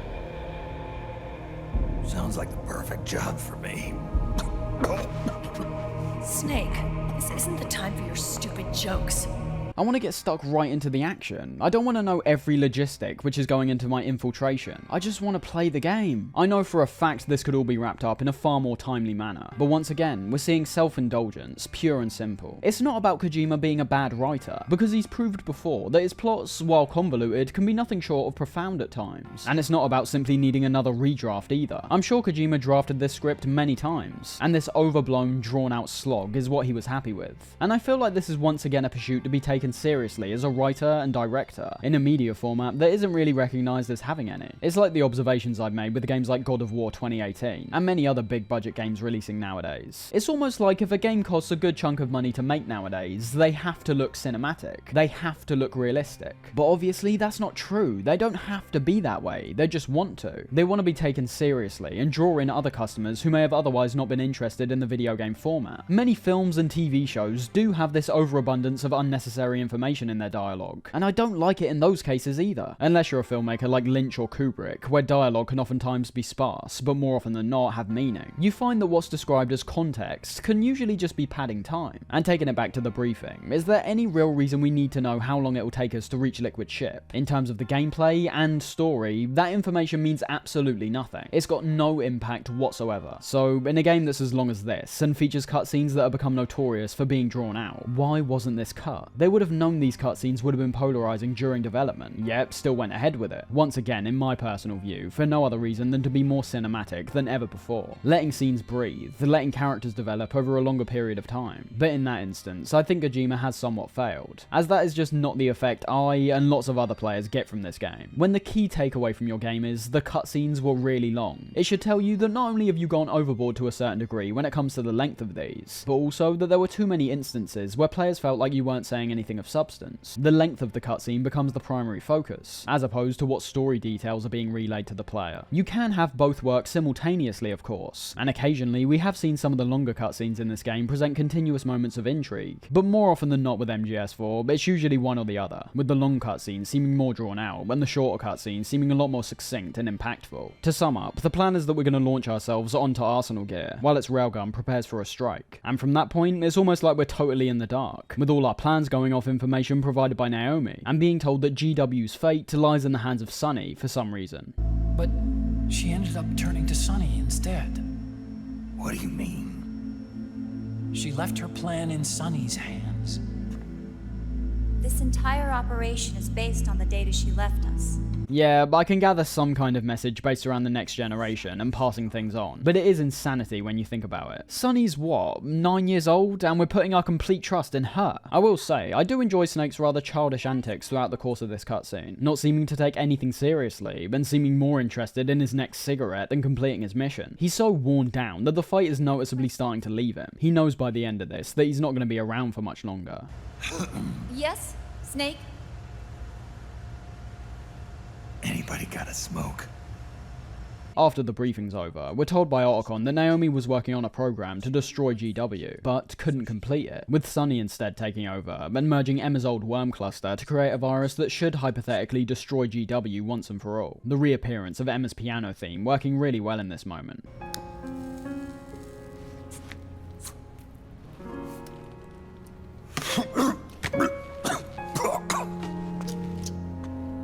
She took my sister's code and worked it into Naomi's program. I didn't have time to look over every single line of code, but what I did see reminded me of Emma. What's even better is the brief confrontation Otacon has with Snake, becoming frustrated that it seems like Snake just wants to kill himself at this point. Just like everything that led him here, it might have not been necessary for Snake to come back and fight. He's got the body of an old man, his skills aren't the same as they once were, and yet he still comes out on top every time. Why don't we get somebody else to go? There's no need for you to do it. I still have things left to do. Besides smoke.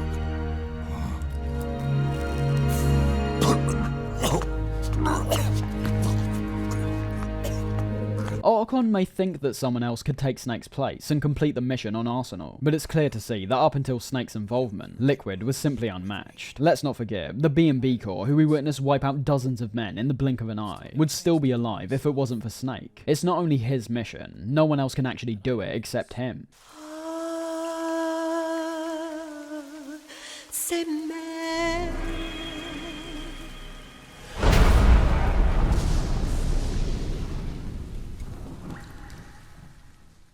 The cutscene this leads into merely shows our run-up to infiltrating Arsenal. Certain shots, like the one including Snake, Meryl, Johnny and Otacon walking forward, being a callback to a shot we saw in MGS2, although lacking an emotional weight due to there being one character in the picture that's an absolute joke and shouldn't even be there. One thing that genuinely frustrates me, however, is what we hear from Snake after this. Raiden, how is he? He'll live, but he's in no shape to fight. So, Raiden's alive? What was the deal with the flashbacks and his visor shutting off then? If you're gonna take a leap and kill off one of your main characters, actually do it. I think it seems cheap for you to act like you've killed them off in the moment, only to backtrack and claim they're alive. When it comes to our allies at least, Kojima most definitely has shown hesitation to kill off anyone of prominence. But as we discussed earlier with the whole plot armor argument, you sometimes have to kill these familiar faces off to keep things fresh, and perhaps introduce newer characters in their place. And no, I don't mean newer characters in reference to Johnny. You can't deny, when you get faked out in this kind of way, it does cheapen the impact of any future instances where it may happen again. If Raiden were to die for real at some point, how do we know it's not just another fake out? It leaves an opportunity for people to be more speculative and doubting, instead of merely getting engrossed in what should be an emotional moment. It turns out that Drebin's also here as well, him and his monkey once again proving themselves to arguably be the only entirely new characters added to the game that I find to be enjoyable. Having Snake trade his final cigarette for the monkey's soda, it's the perfect kind of ridiculous comic relief that I feel was missing for a large part of MGS4. This game is so much darker and depressing compared to the past games, and I get that's what it's going for, but at the same time, I feel like they sacrificed perhaps a bit too much of the series' charm when going in that direction. I feel there was still room for small interactions like this to be conveyed to the player, while still maintaining an overall darker atmosphere, but it is what it is. Just like every other act, Campbell renders the mission briefing useless by telling us everything we've already been told, in a far more concise manner, and with Arsenal Gear opening up, Mei Ling gets her ship up beside it, in a visually impressive and emotionally resonant final build-up, before having Snake, Meryl and Johnny jump onto Arsenal. The build-up arguably being my favourite part, with the brief snippets of dialogue between characters like Campbell and Otacon putting a real weight on this final objective. Failure will spell doom for the human race. You've got to stop them from using that railgun. Then annihilate GW. However, Johnny appears to ruin everything again by not landing on the ship properly.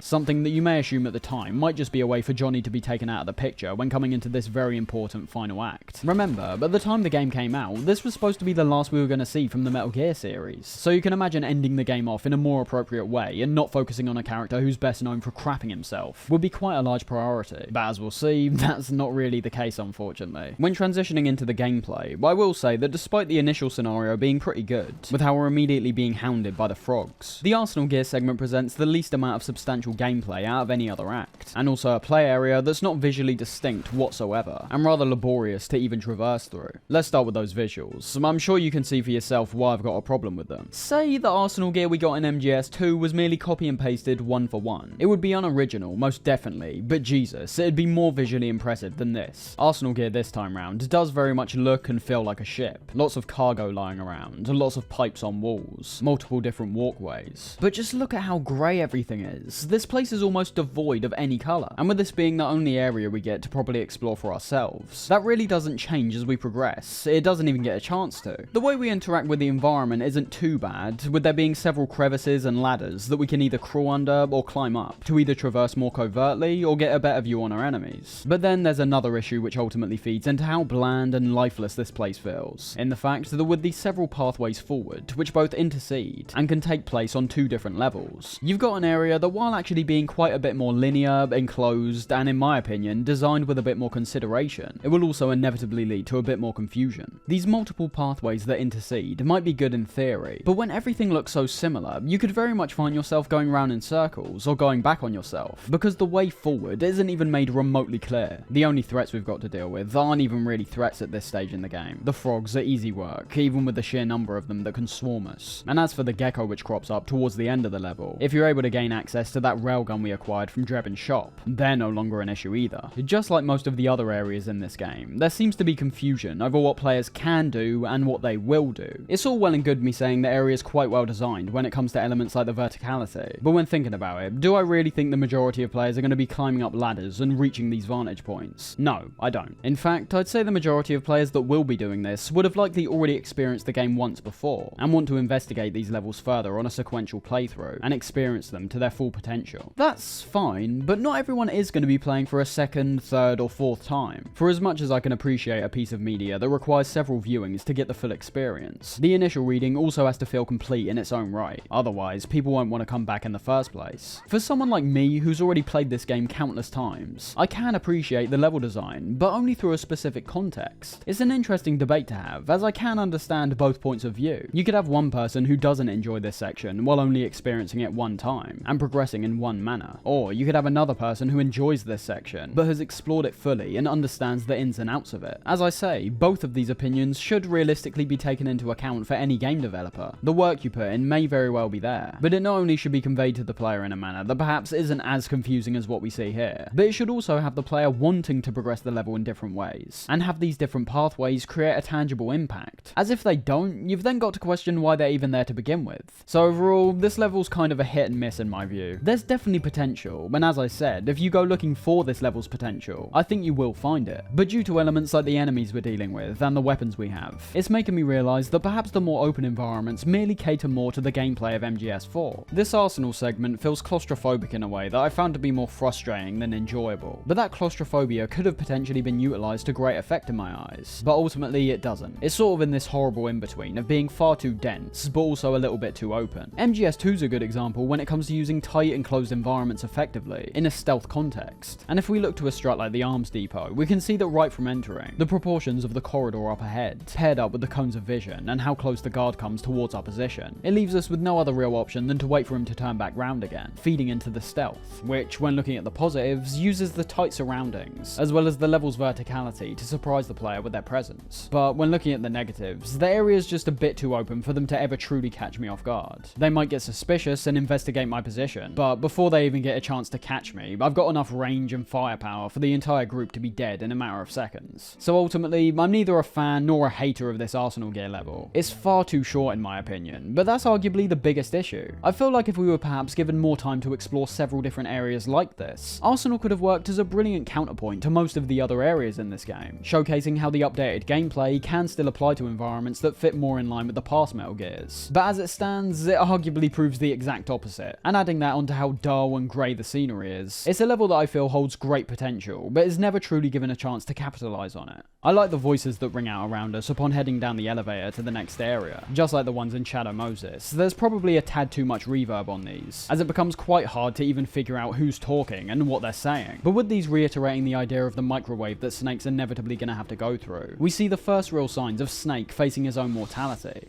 The corridor leading to DW is defended by direct energy weapons that emit certain types of microwaves. Did you say microwaves? At that frequency, the waves will start to evaporate from the person. Sounds like the perfect job for me. Fear might not be the main factor, as he still seems more than up for putting himself in harm's way to complete his mission. But just like in the last installation screen, I enjoy how we're now being given brief moments to contemplate what's about to happen. From here, however, we're put directly back into scenarios that are emulating the past. In this case, bringing back the concept of Meryl being in jeopardy, just like the Psycho Mantis fight, as well as also an incredibly similar setup to the Fish and Meld fight against the Arsenal Tengu, the arena being the most obvious parallel, with the frogs once again coming from all sides. I want to use this as an opportunity to address a reading of this game that some people do hold, somewhat as a means to justify the derivativeness that it oftentimes falls into. It's not one that I would personally agree with, but there's no harm in looking at other people's viewpoints about what the true meaning of this game is. There's a reading of this game that applies to all the prior information we've garnered up to this point, and when applied in a different context, supposedly leads to a new perception on the game, the events, and the characters. This all primarily stemming from a commentary of the series itself, as well as the gaming landscape as a whole, comparing the never-ending wars that were carried out by the Patriots to the seemingly never-ending sequels we see in games like Call of Duty, a game series that quite literally works off creating a cycle of war. Snake's attributed as being the player, but more specifically, a player who's been worn down by their experiences, yet still remains the more experienced soldier on the battlefield. Now, there's elements to all this stuff that you can maybe extract and create a meaning that becomes more personal to you, but for me, trying to get into the head of Kojima and look realistically at how this game was written, directed, designed, and marketed, I just don't buy it. First off, it's far too similar to the meta elements that were present during MGS2, the ideas of the past being emulated in every possible way. Even if this reading were to be true, we've already seen it before, and the elaborations we see to that concept don't generate any more intrigue or insight than what we saw during MGS2, and even in the cases of cycles being repeated on more minute levels, which we do constantly see throughout the game. Snake jabbing himself with a syringe every 5 minutes, continuing to smoke, continuing to go out on the battlefield. I don't think any of this stuff relates to some grand subtext in relation to the gaming industry becoming stagnated. All you have to do is look at many of Kojima's other games, and know that he predominantly lets those messages talk in terms of the actual gameplay. In terms of his anti-violence messages, for example, you don't have Snake refusing to put someone out of their misery. You instead are given an M9 tranquilizer, a far more subtle but still poignant comment on why you decide to kill when you have the option not to. So yeah, I don't necessarily agree with this game industry self-critique reading of the game, but I thought I'd bring it up nonetheless, due to at least including some elements that made me appreciate other parts of the game in a more self-contained manner. Just think realistically here. Look at how everything has transpired in this game up to this point. This is a game that's attempting to give the MGS fanbase answers, and oftentimes it does it in a very sloppy manner. I don't see any issue in reading MGS4 in the most likely way I can think of, that being objectively, literally. Understand, I am one of those people who reads into everything. Subtext can oftentimes be far more intriguing to me than a plot's literal meaning, but I merely do not get the sense with MGS4 that Kojima was firing on all cylinders when it came to the narrative. We've seen before with the inclusion of Rykov, and to be honest, the creation of MGS3 to begin with, that Kojima does want to satisfy his player base, and understandably so. As I established with MGS2, I don't think his writing has ever reached the heights of what he achieved with that game since. It's why it remains my favourite game of all time. There's very few things I can point to in that game that look sloppily executed, unsatisfying, or rushed. With MGS4, however, I very much can, and that doesn't just come down to the story, it comes down to numerous factors, which makes it increasingly unconvincing when people try to state the belief that Kojima purposely created MGS4 to be a disappointing and unsatisfying experience. Make no mistake, this game is not MGS2. Despite that game's subversions, the way it plays out is nothing short of pure brilliance once you put everything in context, and accept elements like Raiden. MGS4, however, has continually fallen short in terms of narrative, gameplay, cutscenes, and set pieces. I still very much like this game, but I feel like trying to paint it out as something that it more than likely isn't will only lead to newer players being underwhelmed, and more than likely thinking these theorists are talking nonsense. If you honestly think this game's critiquing itself and the gaming landscape surrounding it, that's perfectly fine, but in my personal view, it just doesn't stack up. The fan service usually really is just fan service in my eyes. I can't see past that fact. I've tried several times over the years to try and reconfigure my view of those elements, and paint them out as some kind of commentary, but what that could be, I just don't know. Except the literal reading once again, which ties back into pure fan service. All interesting stuff to read into though, especially the incessant smoking we see in the game. That's one of the most in-your-face elements that I can see does have a deeper meaning to it. All in all, I read MGS4 predominantly as a narrative that has mainly literal meanings. And if it is the case that I'm not managing to grasp hold of this far deeper subtext, referring to what the narrative's actually about, then I think the game has failed to convey this in a convincing enough manner. With all that out of the way, let's get back to our fight with the frogs inside the command center, eventually leading to our meeting with the final member of the B&B Corps. As I said before, this is almost a one-for-one repeat of the Fish and Meld fight, but on a slightly wider scale. But due to this similarity, it does make me appreciate aspects like the improved AI compared to games like MGS2, as although the frogs do act almost the exact same as the Tengu, leaping between different structures, ganging up on you, and opening fire from multiple angles, we can see there's a bit more consideration for their own well-being as well, having a greater emphasis on cover, where peeking out is quite literally just peeking out, whereas back in MGS2 you'd find the Tengu would stand directly up, and put themselves in harm's way for basically no reason. Just like all the other shootouts in the game, however, despite the unique setup and emphasis on verticality, those being the most enjoyable parts of the fight for me, it's still lacking any real punch because of how much we've been doing these same actions already. Again, with an encounter that's so similar to one from a previous game, we can more easily draw comparisons and see which one arguably did it better. And although we know the gameplay excels past MGS2, the impact of our Tengu shootout with Snake far exceeds what we do here. It's not only played out over a longer period of time, featuring 2 gunfights in 2 different parts of Arsenal, but most importantly, we weren't performing any of these actions on the run-up to these fights. It packs a punch because we're finally being given the opportunity that we almost entirely lacked throughout most of the game. I do have to say though, nothing can be taken away from the arena itself, which as we'll see is also used for the upcoming boss fight. I like the idea of being exposed from all directions. It keeps the player on guard at all times, due to the enemy being able to realistically come in from anywhere. Once we take out all the enemies, it seems like this final B&B member, that being Screaming Mantis, is following after their name, perhaps more than any other boss so far, taking control of Meryl in the exact same way that Psycho Mantis did, and this time featuring visible strings that appear to be controlling Meryl. These strings also being present as a minor detail whenever we die during the game, being a meta reference to how we're the ones who are in control of Snake. Run!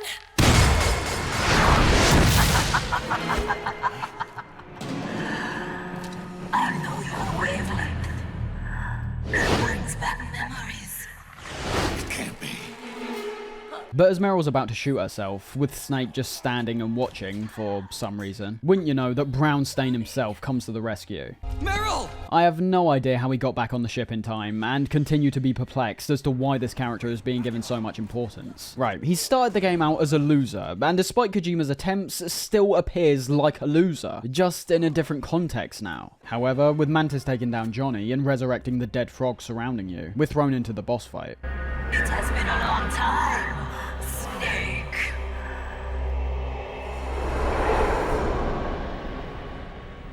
You, Psycho Mantis. No, that was another me. Can you hear the screams? They cry for battle. Let me hear you scream! Howl! Roar! Now, there really isn't that much to say about this boss fight, primarily because of how linear it is in every regard. Once you figure out how to beat Mantis, you'll have near to no issues with this fight ever again. Some of you may be thinking that's an attribute of the original Mantis boss fight, but let's not forget, looking away from the controller trick and mind games, which I should say are completely lacking from this fight, you still had Psycho Mantis' telekinesis, throwing objects around the room and creating these powerful energy balls which he also throws out. When it comes to Screaming Mantis, there's a step-by-step process you need to take to initially get yourself in a position to start the fight, just like unplugging the controller from port 1 and putting it into port 2. But unlike the Psycho Mantis fight, once you reach a point where you're finally able to deal some damage, the fight's basically over. Now, don't get me wrong, from a first-time player's perspective, this fight could be viewed as arguably the most unique and perhaps best fight out of all the B&B cores, solely because of the multi-step design. These steps being to inject yourself with a syringe to cut ties to Mantis, occasionally knock out Meryl, who tries to shoot you and herself, and instead of aiming at Mantis directly, aim for the small dolls that she's got floating beside her. It can't be ignored. While these parts of the fight are playing out, there is still good stuff here, featuring these small cutscenes in between where Mantis controls Meryl.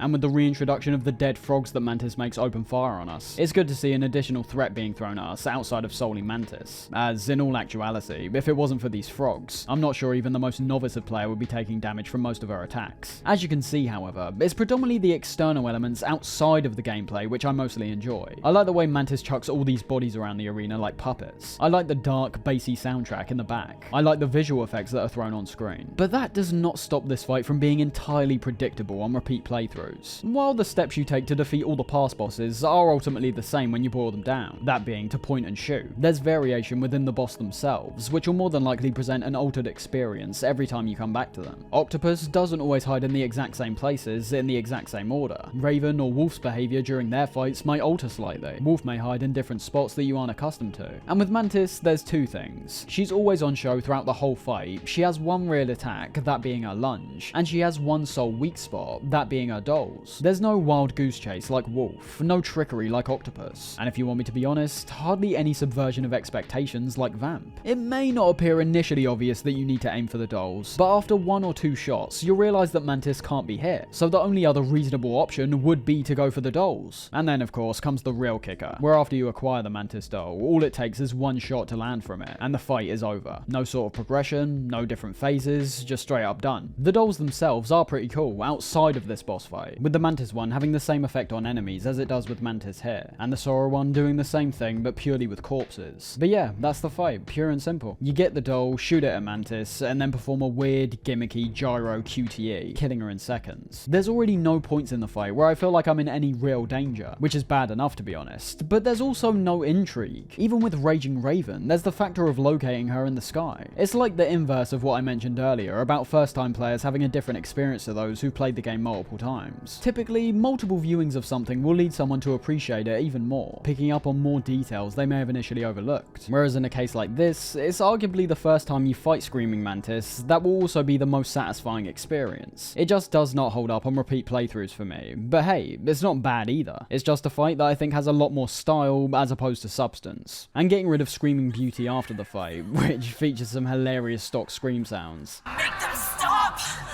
I don't want to hear them anymore! I'm scared. I'm so scared!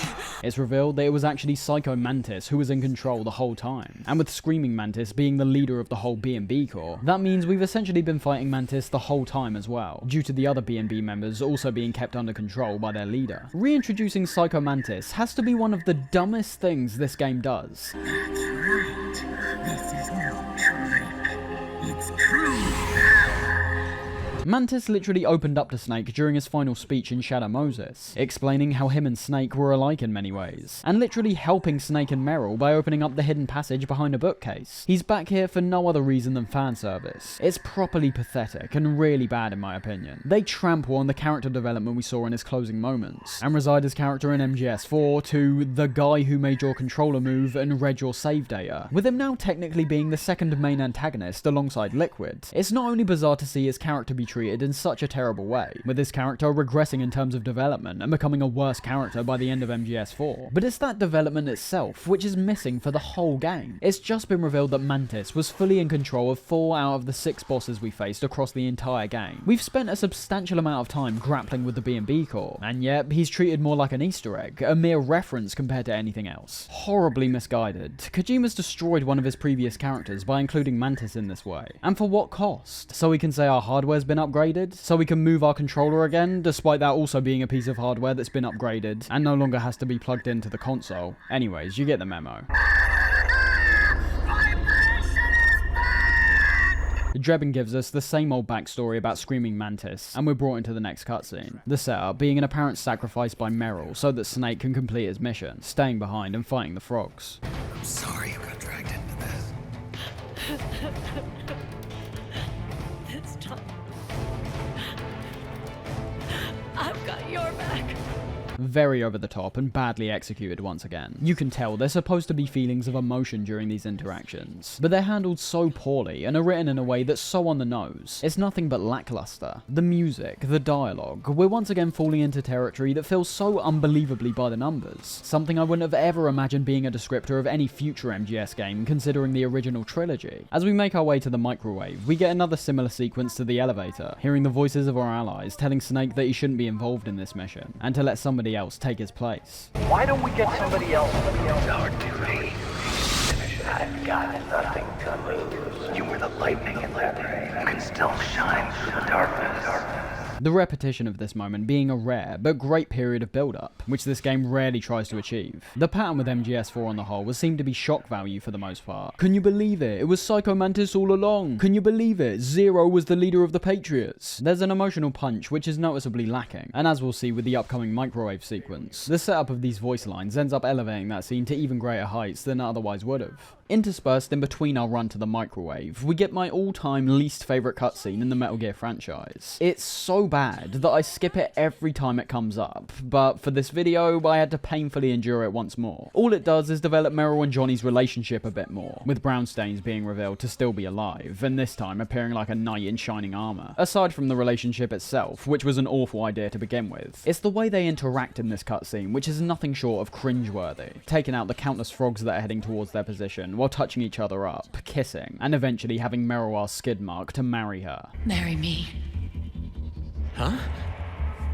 I'll say it again. Marry me. The action itself isn't too bad, with it being pretty satisfying to watch these two wipe out frogs with relative ease. But the dialogue is just abominable to me. I can't bear sitting through it. And I want a real wedding. With flowers and a cake.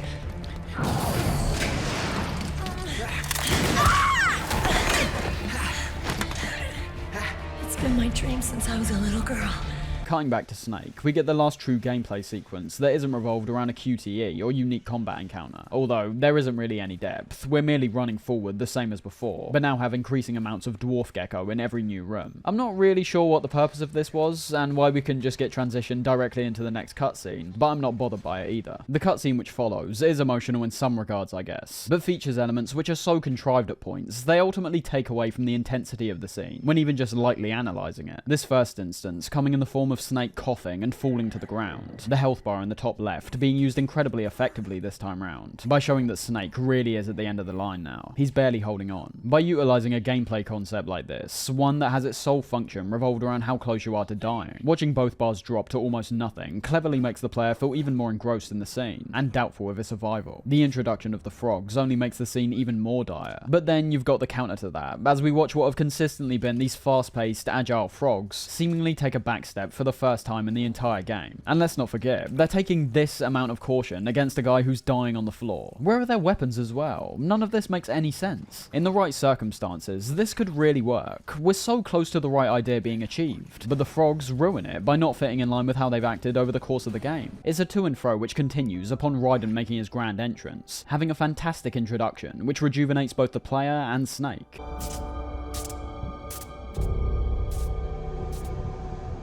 I am lightning. The rain transformed.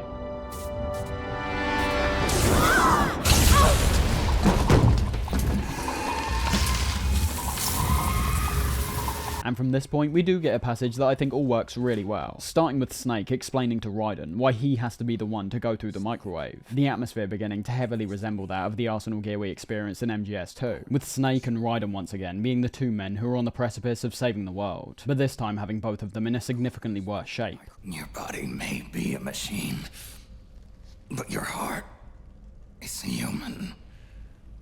You've got a life to go back to. She means nothing to me now. Raiden, look at me.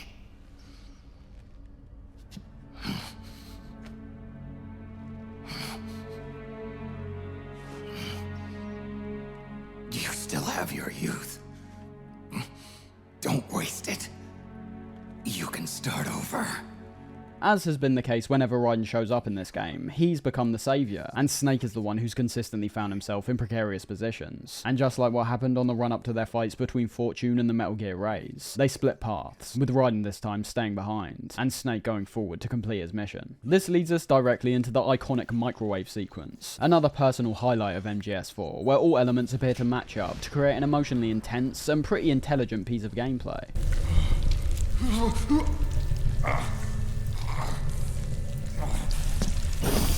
The concept is simple. We push forward through the microwave, and as Snake becomes gradually weaker and weaker, we need to press the triangle button increasingly fast to eventually reach the end. Sounds simple and is simple, but as we know, it's the context of Snake's character that led us up to this point, as well as another occasion where split screen's being used, which transforms the scene into something far more emotionally impactful. There's a lot of elements in this scene that I would describe as being near perfect. The music, for one, starting off with merely a sole voice, and becoming increasingly layered and giving a sense of hopelessness the further we journey through the microwave.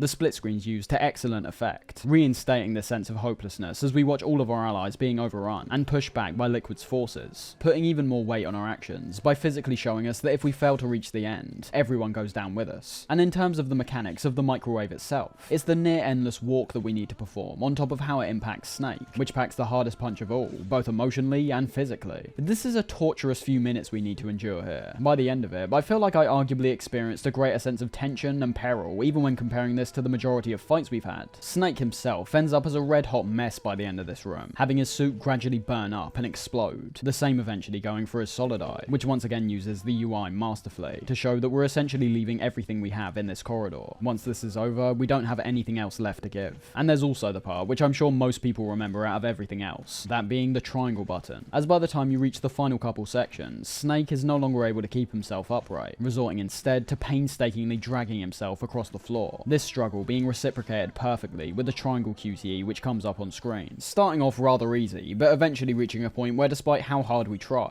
it seems like all of our efforts aren't good enough. That is not an illusion, however. The game at this point forces you to put everything you have into getting Snake to the end of the corridor. If you aren't tapping this thing in a rapid fashion, you will genuinely fail and have to start over. The main effect that's achieved by doing this being an ingenious way to put us in Snake's shoes, leaving both Snake and the player themselves exhausted by the time they reach the end. I perceive the microwave as a downright exceptional set piece in a game that's been filled with elements which are not so exceptional, to say the least. This is a prime case as to why you should always see a piece of media through to the end before you cast judgment, as in all actuality, there's very few pieces of media that I can think of that have zero redeeming qualities. Even what's notoriously become known as the worst film ever made, that being The Room, does have the redeeming quality of being an incredibly charming and endearing effort, even though it may not have been intentional, but it still should be taken into account. If you want to be pedantic, you can boil this scene down to a simplistic case of you're just pushing forward, which would be a correct evaluation in terms of what the gameplay has to offer, but it's once again the context that makes the scene what it is. Coming out of the microwave, we finally reach GW, with Zero seemingly setting up all the servers in a way that emulates a graveyard, the holographic flowers proving this to be another ode to the boss.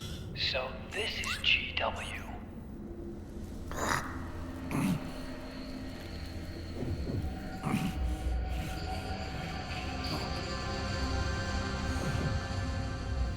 At this point making me realise the idolisation of our character from Zero and Big Boss, as well as the ties we saw to religion, most heavily in Act 3 with Big Mama, was perhaps slightly more well constructed than I initially gave it credit for. That's not to say the way it was handled was executed well with hindsight. All of the religious symbolism in Act 3 was on one hand nonsensical, and on the other way too in your face. And although the commentary on religion isn't as layered or deep as anything else Kojima's touched on before, there is at least room for thought, the main centrepiece of it being revolved around viewing the boss as a martyr, and having Zero and Big Boss represent two different religions, or perhaps two different branches of the same religion, that have two different interpretations on what the core message of their religion means. Just like in real life, that's a personal view which will vary from person to person. Some people look more into the text of the Bible, for example, looking at the many different scriptures or verses and extrapolating a meaning from them, while others are more interested in the core values, and using them as more of a mechanism to live a life they envision will be superior. There's no one true underlying meeting point which lies at the heart of every single religion, but the closest comparisons we could draw conveniently stem back to what we saw from the boss. Peace, a means to empower and enlighten. When looking at Zero and Big Boss, we can draw comparisons to the differences between Catholics and Protestants, both residing under the same banner of worship, but both also holding two different interpretations on how the boss would have wanted her message to be carried forward. Catholics and Protestants being a good example to look at, due to some of their differences being physically apparent, their churches notoriously differing in terms of how grandiose the Catholics make their churches, to show off the majestic aesthetic gloriness of God, whereas Protestant churches are far more modest, putting a greater emphasis on their scriptures. What lies at the heart of this message in MGS4, however, is when religions lie at the heart of a conflict, no collective understanding was reached between Zero and Big Boss, so despite them striving for the exact same things, we find ourselves on the brink of out-and-out chaos across the entire world. That's where looking at the game as a whole starts making the emphasis on religion and war a lot more clever, as we now realise there was perhaps an even greater intention as to why we started the game off in the Middle East. I won't go too much into it, because as I've already established, YouTube is no longer a place where you can freely discuss history and world events for some reason. But tying back into Zero and Big Boss, it all leads back to their collective rivalry tearing the world apart, because of their inability to find compromise, ironically going against the boss's will the more they tried to achieve it. Back to GW itself, the way everything's pieced together in this scene all works really well for me. Kojima's brilliant sense of direction rearing its head yet again as we're given these wide angle shots of Snake stumbling forward, as well as having all the servers light up, beaming a distinctive red colour. What we witness going forward is basically what we also saw during the microwave sequence, cutting between different characters we've interacted with, and showing how we're on the precipice of defeat if Otacon doesn't shut down GW in time. My favourite part of the scene taking place with Snake and Otacon, showing Snake fighting back against the insane amount of Dwarf Gecko, while still being so weak that he can hardly even stand or raise his weapon.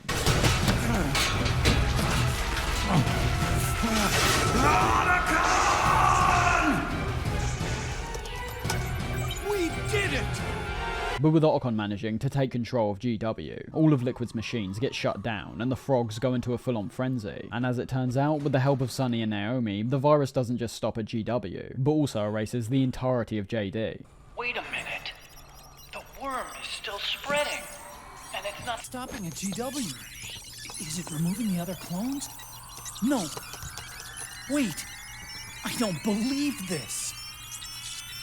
Naomi. Otacon, what is it?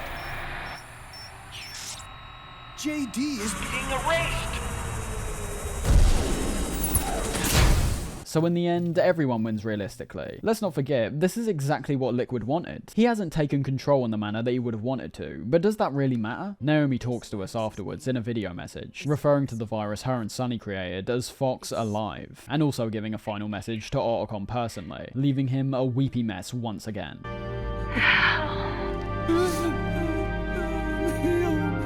I thought you had no more tears to shed. What's going on? I don't have any more tears to shed.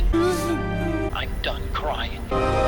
Hearing Naomi say, our country is an innocent child once more, doesn't really explain how this scenario is any different to what Campbell told us at the start of Act 2. We've literally just wiped out the Patriots AI system. This was their sole means of controlling everyone. We don't know where Zero is, but we obviously were told that he stepped away and put everything into the AI's hands. What's stopping the world from crumbling into chaos? What's stopping that power struggle we heard about in MGS2? With Liquid in control, I could only imagine he'd be spurring on this anarchy, but we already know it would have been there to begin with. There's no intrigue, it's more like we've just been told to deal with the outcome we've been given. Snake is the hero and he saved the day, despite ultimately achieving exactly the same goal that Liquid wanted to achieve, but being told that if Liquid succeeded, the world would fall into chaos. Make it make sense, I just don't understand. Outside of all the characters being so wrapped up in their mission to solely take down Liquid, somehow none of them realised that by going through with their mission, they'd actually be helping him. The next cutscene we're brought into shows that Snake's been carried to the top of Arsenal. No clue on how this is practical in any sense, or how he actually got here, but it presents some fantastic visuals for what we'll see is the final encounter of the game, so I can't rag on it too much. Liquid makes an appearance and begins going into the history of the Patriots and the Philosophers, in yet another moment where we're being told information we should already know from playing the previous games. But I suppose with us finally wrapping the storyline up once and for all, some reflection and clarification is appropriate, to be fair. The battle has ended,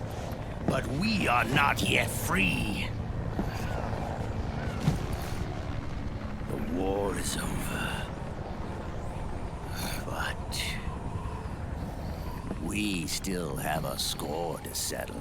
This is the moment we've all been waiting for. The mission has been a resounding success for Snake, Liquid, and assumedly the world as a whole. But there's a sibling rivalry that's still yet to be settled, taking us into about as perfect a grand finale for this game could possibly be. Show me what you've got, Snake!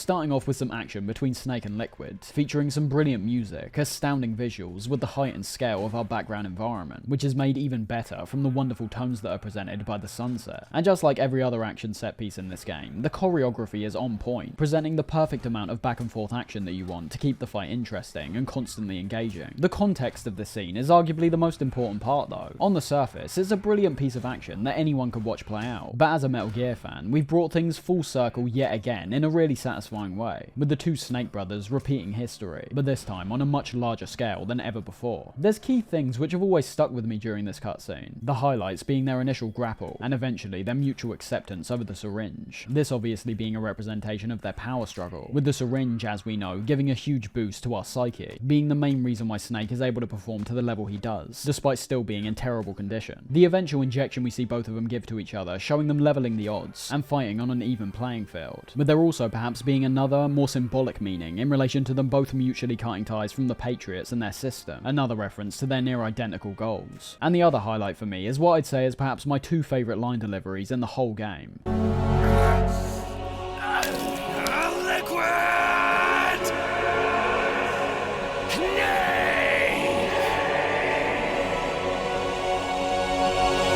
The epicness is off the charts, despite this all now being revolved around two old men fighting each other for basically no reason. And I've got to say again, it's particularly the music and direction leading into this final fight that I find to be immaculate. The Metal Gear Saga track which plays during the run-up to the fight being an emotionally impactful piece that calls back to the past games. And on top of that, all the quick snappy shots we get of Snake and Liquid pounding away at each other, while looking visually great, eventually works its way back to their brotherhood without saying a single word, with Snake and Liquid performing the exact same attacks during one point, almost cancelling each other out due to how similar they actually are. This all leads to the final boss fight of the game, and the last time we get to pick up the controller and actually play, which, with there still being over an hour left in the game's runtime, is slightly concerning. But ignoring that for a second, I'll start by saying that this fight is arguably my favourite fight in the game, only being rivaled by the Rex and Ray fight from earlier. Starting with the visuals, this is the kind of backdrop you want for your final boss battle. As I mentioned on the run-up to the fight, the sun-drenched atmosphere still looks amazing today, but it's also that really great sense of scale we get when looking to the background, and contrasting our position to Mei Ling's massive battleship in the back. We really get the feeling that we're properly up high, creating a greater sense of peril when it comes to getting close to some of the edges. Other notable inclusions in a visual sense are of course things like the camera angle, starting off perfectly by calling directly back to MGS1, and recreating the exact same perspective we had during our first fight with Liquid. But as we eventually see as the fight goes on, the camera angle actually changes with each new stage of the fight, varying up the scene, but also working on a deeper level in my opinion. As you'll notice that with each new camera angle we get, it gets closer and closer to Snake and Liquid, ending the fight with close-up shots that all convey how personal this rivalry's gotten with each sequential game in the series. Working on two levels really when you think about it. With Liquid appearing as Ocelot, we can put the role of Big Boss onto Snake, and even get the rivalry we saw between them in MGS3 come to a conclusion, something that I believe is acknowledged in the fight itself. And what I'm referring to in that sense is the only UI element we have in this fight, that being our two health bars, which as you can see, change with each stage of the fight. It's a blast from the past, most definitely, but as we can see with the MGS3 part of the fight, it does also feed into that generational rivalry that lies between Snake, Liquid, Ocelot, and Big Boss. Some may feel that the presentation is the best part of this fight, and I would never argue with anyone who has that stance. But it's not solely the visuals which match up perfectly, but it's the music as well.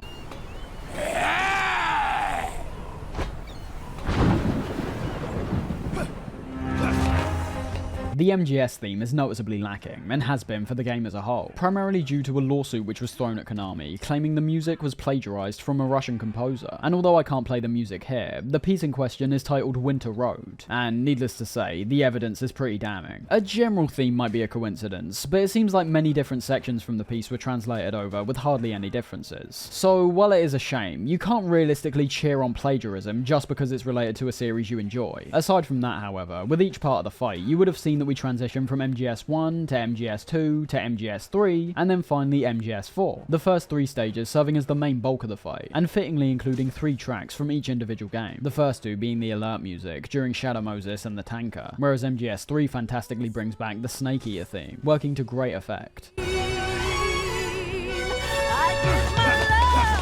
this! But in terms of gameplay, I still think this fight holds up really well, having surprisingly responsive controls, and giving Snake the kind of mobility that I kind of wish we had for the whole game. Now, let's not get too ahead of ourselves. The fight is still relatively simple. It's the backdrop of the fight which elevates it in my opinion. But what we essentially get is the most refined version of the one-on-one fights that we've experienced throughout each Metal Gear. There isn't as much depth when comparing it to the boss from MGS3, but that's kind of the outlier to be honest. MGS 1, 2 and 4 all have an emphasis on melee combat for their final bosses, whereas MGS3 was trying to test the player in multiple facets. You could still very much argue that the boss is the best final boss fight of the series, and in terms of functionality, I would possibly agree. However, it's the story implications of this fight, as well as how solid the gameplay actually is, that possibly makes this my personal favourite boss fight of the series. This is a straight up brawl, just like when we fought Liquid for the first time. His movement's been improved, and everything is now noticeably more flashy. Compared to the 3-hit combo we had back then, we now have a 5-hit combo that ends up presenting a fantastic risk-reward system, especially on higher difficulties. When executing this combo, the first 3 punches are fairly rapid, not really dealing that much damage. It's only when you attack for the 4th and 5th times where the leg kicks come into play, which if achieved successfully, deals out a lot more damage and knocks Liquid over. However, Liquid can not only block and dodge these, but say if you go for an all-out combo and end up missing, Liquid will then activate a counter-attack, possibly to devastating effect. I really enjoy that kind of stuff. In these moments, it's making you pay a lot closer attention to Liquid's behaviour. If he blocks your first few attacks, there's a chance that he'll be able to counter. However, there's also a possibility for him to become overwhelmed by your kicks, and actually get knocked back, leaving him open for some real damage. That's not all, however, as by holding the attack button down, we can now also activate CQC during the fight, not being presented as well as the other attacks in my opinion, mainly due to it giving us these separate camera angles that, while looking nice, take us out of the fight somewhat. On top of that, the CQC itself isn't just an action that you can perform, but instead working off QuickTime events, which is slightly underwhelming. They are great attacks to perform when you can, with the CQC featuring both straight damage attacks that cause quite a bit of damage, but also being able to affect Liquid's Psyche Bar, which in this case works as an oxygen meter. If you manage to whittle it down over the course of the fight by choking him out, you'll find that you'll be able to drain his health bar even faster without even hitting him. And not to mention as well, the CQC utilizes the environment to great effect, most noticeably in relation to the pillars around the arena.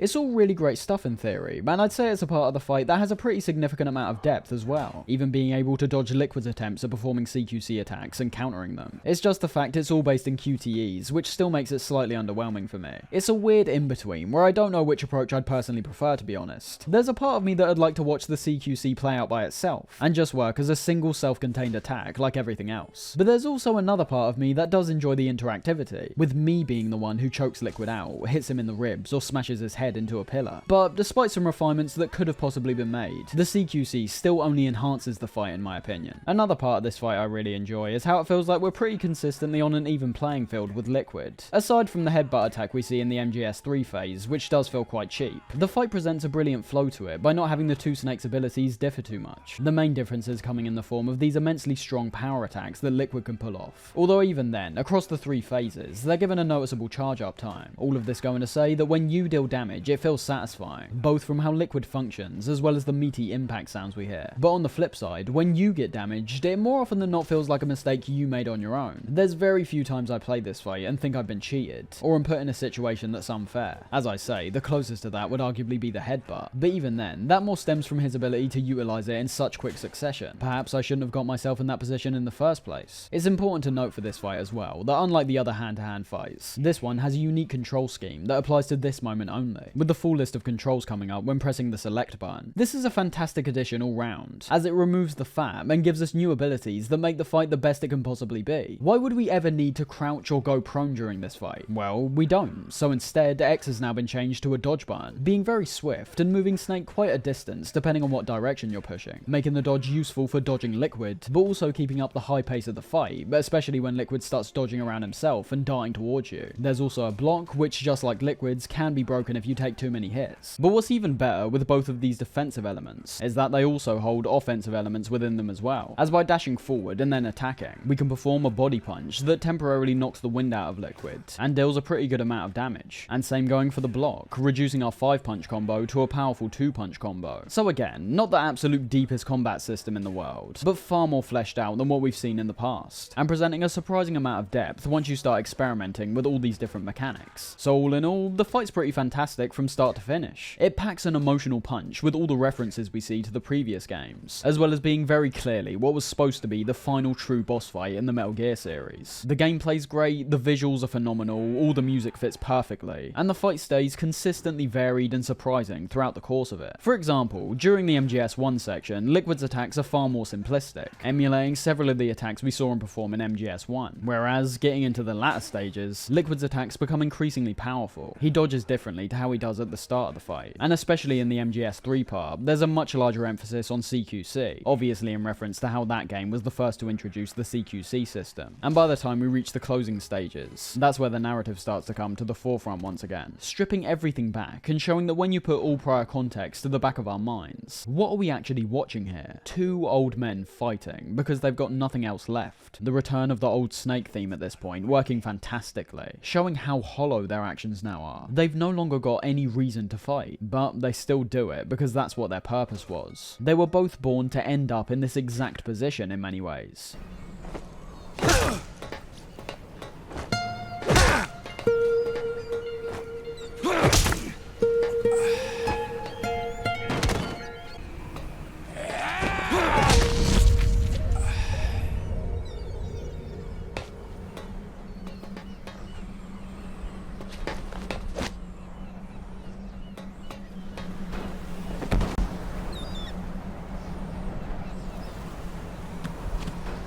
And against all the odds, Snake finally beats Liquid, with Liquid himself having one final word. America will descend into chaos. It'll be the Wild West all over again. No law, no order.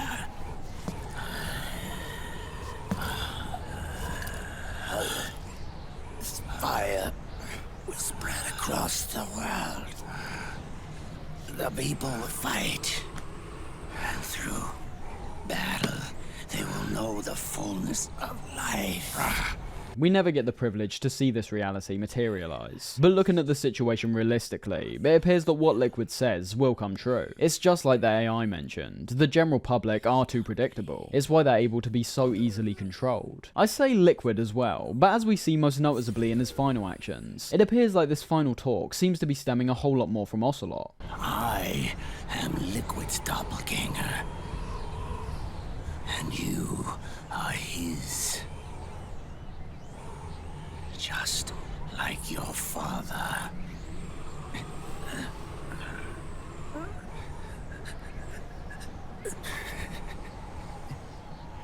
You're pretty good. You're pretty good. Pretty good. A fairly reasonable explanation in terms of MGS4 being related once again to nanomachines, perhaps with Liquid taking control via them, but having that control weakened due to the heavy usage of the syringe earlier. And with Liquid dead, we get a half-assed explanation from Otacon trying to wrap the story up, this part of it at least, as a happy ending. It turns out that Fox Alive was programmed to only separate the Patriots' control from the vital lifelines of society, obviously never having any mention of this before, and in all reality, being incredibly lucky on the parts of Snake and Otacon. Water, air, electricity, food, medicine, communication, transportation. She cut off the Patriots' control while preserving modern civilization.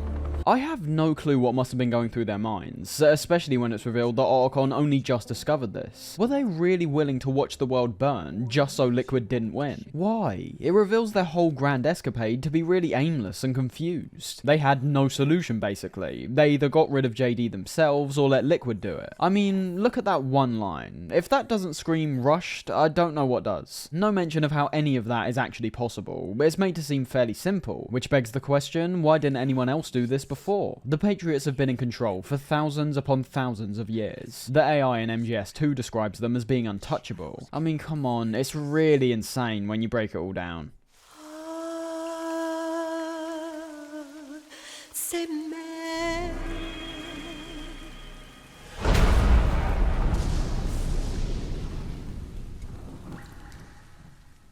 From here on out, we experience the epilogue, which, pure and simple, is just cutscene after cutscene, most of which wrap up the characters' stories we've seen throughout the game. Meryl and Johnny get married, with Meryl repairing her relationship with Campbell. The insanity being showcased once again, with Meryl pointing a fully loaded Desert Eagle directly at his head, before telling him to walk her down the aisle? Why? You're going to walk me down the aisle. Sunny goes outside for the first time and sees a boy that she likes. Very cliche, but I mean, who cares? And that's kind of the general theme that revolves around the epilogue, aside from Raiden's reunion with Rose and his son, which is quite satisfying to watch play out, purely because of how tortured he's been from MGS2 onward. I'll never leave you alone again. All the scenes during the wedding make me realise I just don't care about any of these characters. Hardly any of them had time to develop in this game, and even ones that did, like Meryl and Johnny, I wish were given significantly less time on screen. The highlight is, of course, the cutscene featuring Snake, returning to the grave of Big Boss and putting the final nail in the coffin. He knows what has to be done, and there's a great sense of finality which gets established, which does make us feel like he's really going for good this time. But the way it's actually handled is wonderfully dark and disturbing. It's a full circle in many ways, seeing the return of the war has changed speech at the start, hearing the reappearance of the love theme, which has played continual times throughout the game already, but feeding back into this game being an intentionally bad ending for such a beloved character. We don't witness Snake going out in a blaze of glory, or defying the odds and finding a way to outlive the Foxdie virus. Instead, we watch him pull out a gun, shove it in his mouth, debatably showing a sense of fear for the first time in the series, and pull the trigger.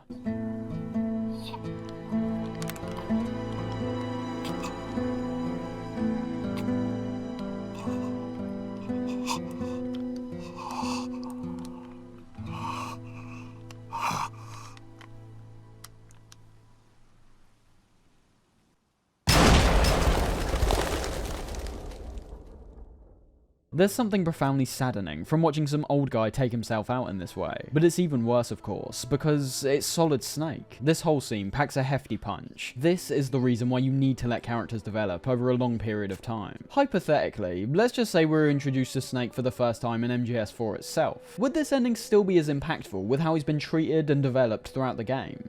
Maybe to some degree, but nowhere near the level of emotion when taking MGS 1 and 2 into account. That's not taking anything away from the direction of this scene though. It's brilliantly dark. Kojima doesn't hold back at all. It's not gracious. It's not holding Snake to the godlike standard we've witnessed in the past. He's reduced to a man that should have been dead years ago, finally putting an end to himself. The emotion continues when transitioning back to Otacon, with me appreciating the order in which these cutscenes were carried out, as realistically, despite Snake's cutscene technically being the best and most depressing option to close the game off with, Kojima does stick to his fanservice-y ways slightly, but to genuinely great effect this time, and gives the audience a chance to appreciate Snake and his character once more through what Otacon says here. Snake had a hard life. He needs some time to rest. It's some really impactful stuff. MGS4 may be a game that I view as being consistently inconsistent, but there's no denying that the way they wrap up Snake's story is damn near perfect. It's up there with Emma's death as a sequence that many fans alike find themselves either welling up or turning into a blubbering mess, and there's very much a reason for that, as the execution is handled really well. And that's MGS4. You already know it's not, as by the time we reach the end of the credits, we're given the wild revelation that Big Boss was apparently in the game, despite never showing up, leading directly into a final sequence of cutscenes, starting off by showing that Snake didn't actually take himself out. Kind of underwhelming in a story sense, to be honest, but this arguably leads to an even more interesting moment, that being the reveal that Big Boss is alive, witnessing their first meeting with each other since their final fight in Zanzibar land. It's been a long time, Snake.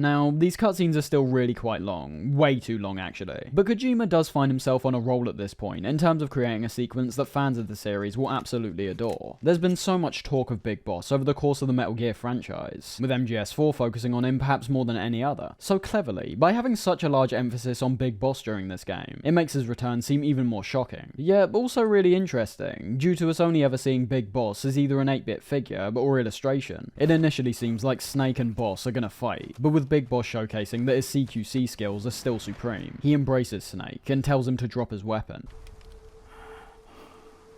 Let it go, my son. I'm not here to fight.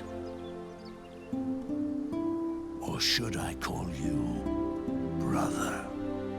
What leads on from this point is the wrap-up to the series, pure and simple, recounting information that we already know and giving us some elaboration on details that were perhaps obscured in the past. There's no point in complaining about this anymore though, we already have seen how this game didn't seem to care whatsoever about how it affected past games. We just have to accept what it's doing now and watch it play out to completion. The whole Solidus's body thing gets talked about first by Big Boss. That body, liquid burned on the Volta, wasn't mine. That was the body of a clone. Solidus.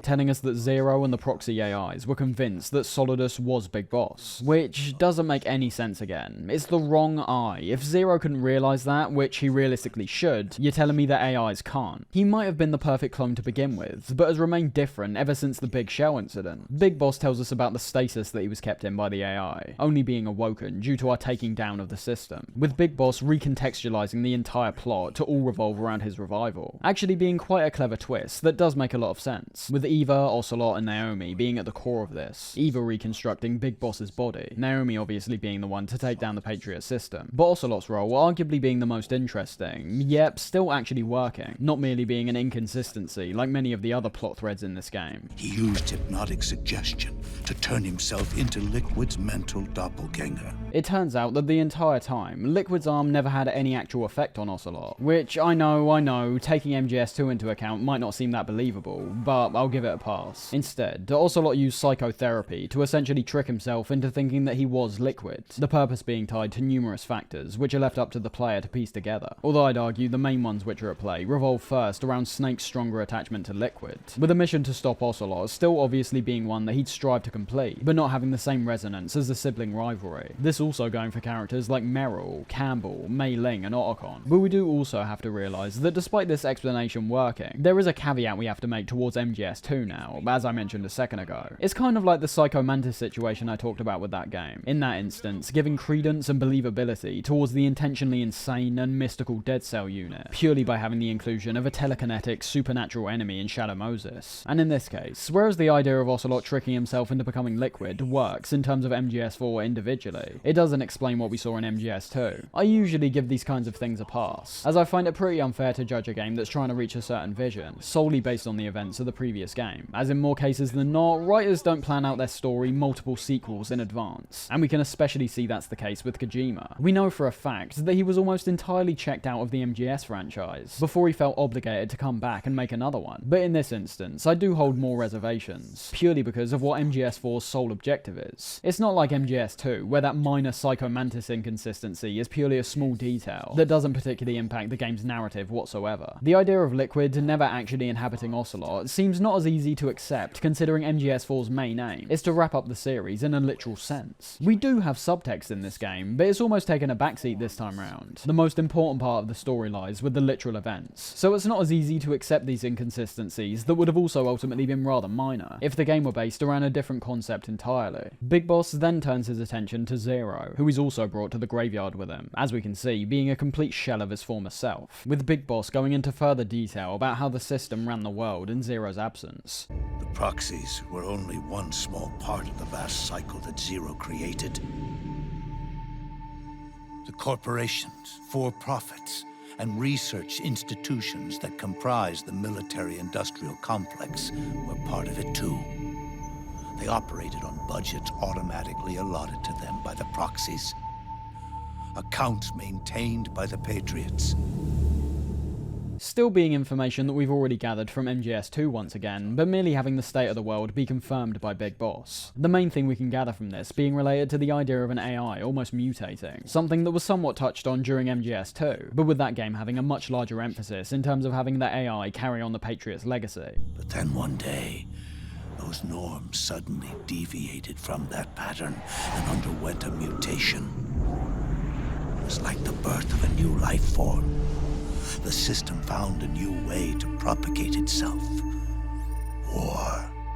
Let's not kid ourselves, however. Just like his predictions about the internet age back then, Kojima does manage to gauge and focus on a contentious talking point that was merely not being talked about anywhere near as much as it does today. Flashback to 2008, the vast majority of people weren't concerned about the potential of an AI system becoming fully sentient and having a mind of its own. Yet, fast forward to now, and it's a topic that only appears to be developing even more traction, with it seeming like it's only a matter of time before AI perhaps does take on a larger form of importance on a global scale, and perhaps does start mutating and differing from the commands of its developers. People are becoming concerned about their livelihoods, with AI only becoming more and more intelligent. Why bother researching how to code a certain function? Just go into ChatGPT and it will do it all for you. This being something I've experienced myself, to an impressive, but admittedly somewhat concerning effect. We can have faith that humanity is treated with the utmost importance, but who's to say it actually will? It's the old debate of a machine outperforming a human. If the machine does a better job, but is there any real reason to employ humans outside of the sheer humanity of it? Some would argue that with the rather uncaring and callous treatment that's been increasingly shown towards the lower classes, perhaps it's not out of the question. It's an impressive part of MGS4's story, debatably the most impressive part, despite not even particularly being focused on for a prolonged amount of time. It might not be as mind-blowing as the predictions he made during MGS2, but perhaps that's only because we're living through those predictions right now. Maybe with the passage of time, the idea of an AI being given a position of power over actual living beings, and having it make decisions according to its own logic, might eventually present itself in some form in the future. The scariest part of all this, obviously, being the AI's attraction to the war economy, differing from all of its previous commands, and having the Patriots AI become solely dependent on war, presenting the most amount of profit to be made and the most amount of control to be garnered. What's described as an AI gone out of control, basically. Zero put far too much trust in its processes. He wanted it to carry out the unified world that he wanted to create following the boss's will, but he let it spiral. He allowed the AI system to carry out its objective in a way that it perceived to be the most efficient, leaving behind any sense of care towards human beings. Emotion, feelings, human understanding. It appears that these aren't the AI's prerogatives. It was given a set of instructions, seemingly without many limitations, and completed its objective to the best of its ability. In my opinion, that's where people become confused about AI. They apply a sci-fi understanding of its functionality, when, as it's explained here, the only way something like this AI can spiral out of control is for these limitations to not be applied, and for that AI to be given such a vast amount of freedom in terms of achieving its goals, that it's allowed to tear the world down just so it can meet them. Although I think revealing Zero as the leader of the Patriots was ultimately one of the worst decisions this game makes, I do also think the whole idea of Zero is handled really well in this moment alone.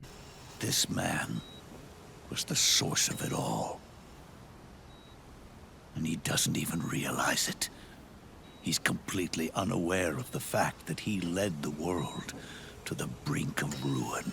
There's something that feels so unfair about Zero being in this kind of condition. No sense of justice can ever be reached now. As Big Boss says, it's impossible to make him aware of the fact that he almost destroyed the world. The sole man who caused all this isn't going to suffer any real repercussions. The following moment shows Big Boss explaining that Zero must be killed for the Patriots' reign to truly end. The significance he puts on Zero in these moments, exposing once again how little setup this beast they created was actually given. Remember, the last time we saw Zero, he wasn't a beast. He was our trusty commander. You can explain it all you want, and they've gone to great lengths over the game to do so. But we do have to see some of these things for ourselves to actually make it feel tangible. Make it feel like it's been properly set up. Which, as we know, it wasn't. The Zero revelation came from MGS4 alone, and even then, we only found this out in Act 3. So while Big Boss eventually sends Zero back to nothing, it's got the music, it's got the visuals, just not the setup. I'm taking it upon myself to send Zero back to nothing.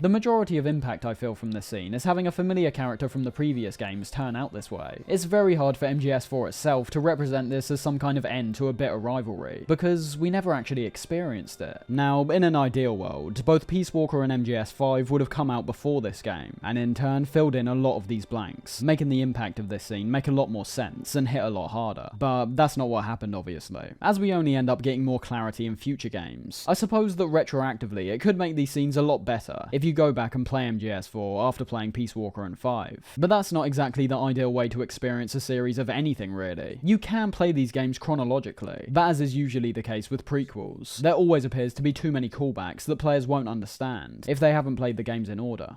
The fox die Zero planted in you. It's already begun eating away at my body.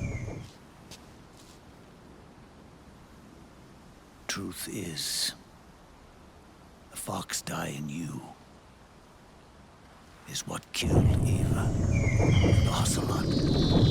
What are you talking about? Naomi. She told me everything. We're told by Big Boss that it was actually the Foxdie virus that wiped out Eva and Ocelot, this also being the case for himself as he falls to the ground and begins to gradually degrade in front of our eyes. Foxdie ends up becoming a metaphor at this point, to bring us back round to the message of passing things down to the next generation, with it being said that the new Foxdie in Snake's blood is cancelling out the mutated older Foxdie that was supposed to kill him and start an epidemic.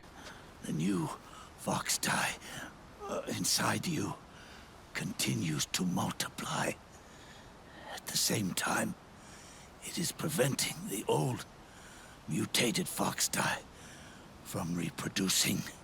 But just like Zero, Eva, Ocelot, Big Boss, and all of his sons, the Foxdie still remains so long as Snake is alive. Only after his death will everything truly go back to nothing. The cycle will repeat at some point, but the era of the Snake Brothers and Zero's tyrannical reign, like everything in history, will have its ending well and truly finalised. With Big Boss making his way to the boss's grave, he repeats the salute from MGS3, in a moment that, while being technically okay in terms of visuals and sound once again, it just doesn't stack up to anything all that impactful for me. We're quite literally watching the same thing from MGS3 be played out again. Even in its closing stages, it appears like Kojima can't break away from the fan service. Not trampling over an impactful scene this time, but just repeating it in hopes that it resonates for a second time, when I don't think it really does. Again, it's about the setup. It's not the salute in MGS3 that created an impact, it's what it stood for. Once the source of evil returns to Zero, a new one, a new future will be born.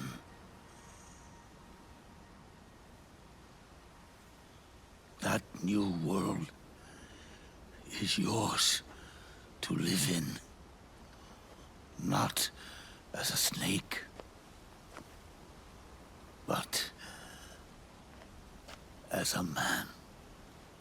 And with Big Boss finding his final resting place at the boss's grave, we get a brilliant final interaction between the two, where Boss ends up dropping his cigar, seemingly because of how weak he's now become. And despite all the hatred, bloodshed, and turmoil which came from both sides, Snake puts all differences to the wayside, and lights the cigar for him.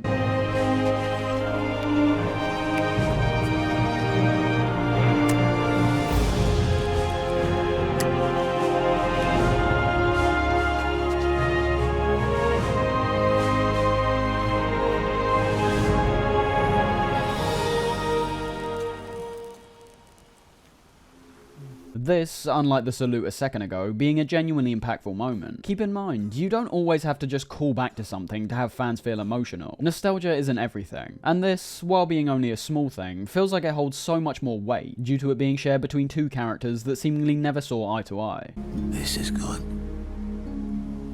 isn't it?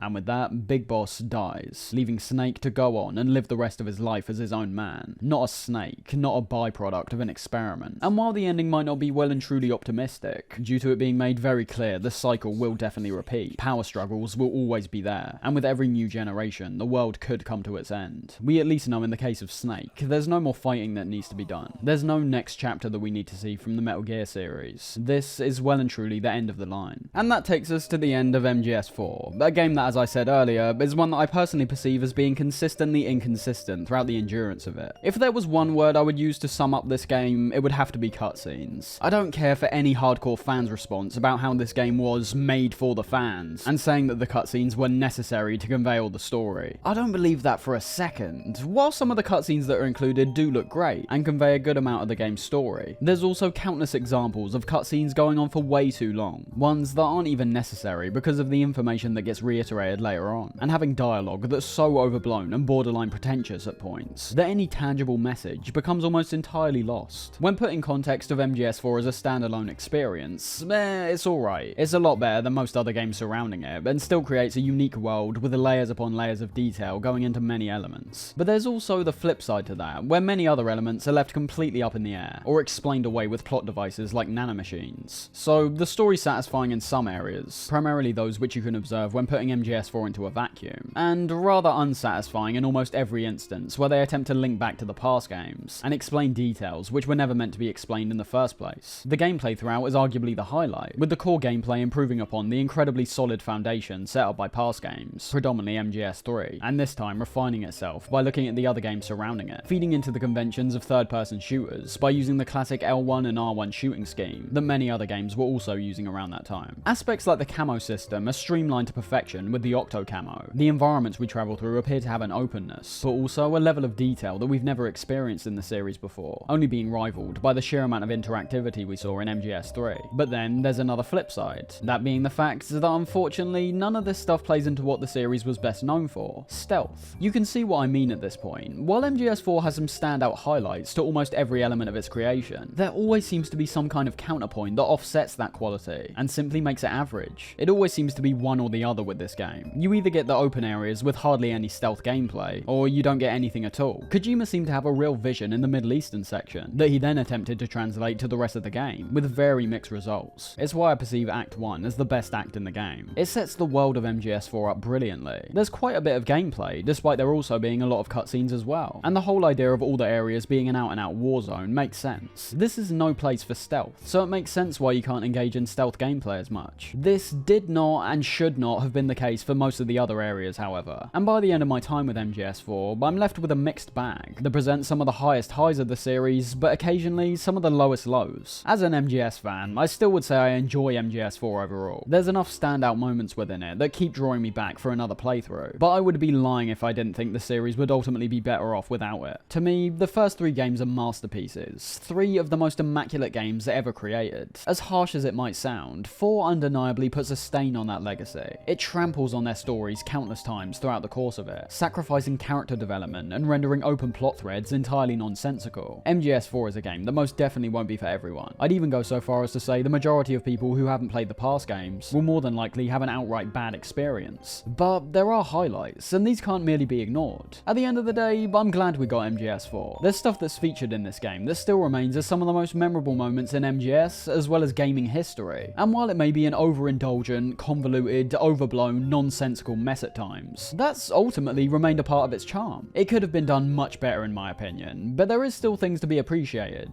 And in some ways, it's pretty gratifying to finally get a Metal Gear game outside of MGS1 that truly features a sense of finality. Not all the questions that are answered will be satisfying, and as we saw, a lot of them don't even make sense. But the attempt is endearing considering the situation Kojima found himself in. A mixed bag through and through, but one that I just can't help but come back to. Unfortunately, however, there isn't that much else to MGS4 in the way of different modes. I think what they did this time round was put a much greater emphasis on Drebin's shop, and the unlockables we can acquire in the main game, as well as obviously the online mode. But due to the servers being shut down years ago, and me not wanting to go through the grueling process of emulating it on my PC, I can't really comment on that unfortunately. Although I will say, from my vague memories of playing it years ago, I felt like I had a similar kind of feeling to the factions mode from The Last of Us. Not all that unique, boiling down to your typical team deathmatch affairs, but surprisingly engaging when you get into it. As I said though, Drebin's shop for one features numerous weapons that are made near impossible to unlock on one playthrough, some items costing millions of points, such as the Tanegashima, a weapon that creates vicious winds to take down the enemy. You can also purchase the classic items like the bandana and stealth camouflage, but with them costing up to 5 million points, it might just be best to complete the game in accordance with their challenges. That's the part of MGS4's unlockables that I really enjoy, whereas there was always a big detachment between the main game and the extras before. Now, everything's baked into the main experience of the game. This does come with some pretty hefty challenges alongside them, however, which I could see many finding to be tedious. For example, the bandana and stealth camo this time round doesn't just get unlocked by completing the game a number of times. Instead, to get the bandana, you have to have a full no-kill run, which might sound alright, but in the case of the stealth camo, you have to complete the game without getting spotted once. There are workarounds, of course, being able to reload a past save if you end up killing someone or activating an alert phase, but you can see where the frustration will be stemming from for certain players. I do kind of like this approach, however. For such powerful items, I do think you should have to work for them, although I will say that when it comes to some of these, the challenge will just be too much for some. To unlock the iconic Patriot weapon, for example, you need to complete the game and achieve the Big Boss emblem, the emblem system being something else that returns. But to get the Big Boss emblem, like all of the emblems here, there's a certain amount of requirements that have to be met, and with the Big Boss emblem requiring you to beat the game on the hardest difficulty without any alerts, kills, game overs, or healing, all in under 5 hours. That's bordering insanity. Unless I was to majorly cheese it, I don't think I could ever possibly do this, and I've played these games my whole life. So yeah, the challenge might go a bit too far to be honest, but difficulty is quite subjective. What might seem frustrating to some may seem heavily incentivizing and immensely rewarding to others. Everything else is primarily cosmetic, revolving around some brilliant Octo camo unlocks that range all the way from being able to dress up as Otacon, Campbell, or Raiden, and even having a strange Assassin's Creed crossover by featuring Altair's robes. Hands down the greatest and most varied amount of customization we've seen from a Metal Gear game. There's tons of Easter eggs and secrets that we could have witnessed throughout the game, so many that I'm not going to go through all of them. But just to give a few of my personal favourite examples, there's things like being unable to shoot a Vamp and Raiden during their fight, with Snake repeating some familiar phrases. I can't shoot.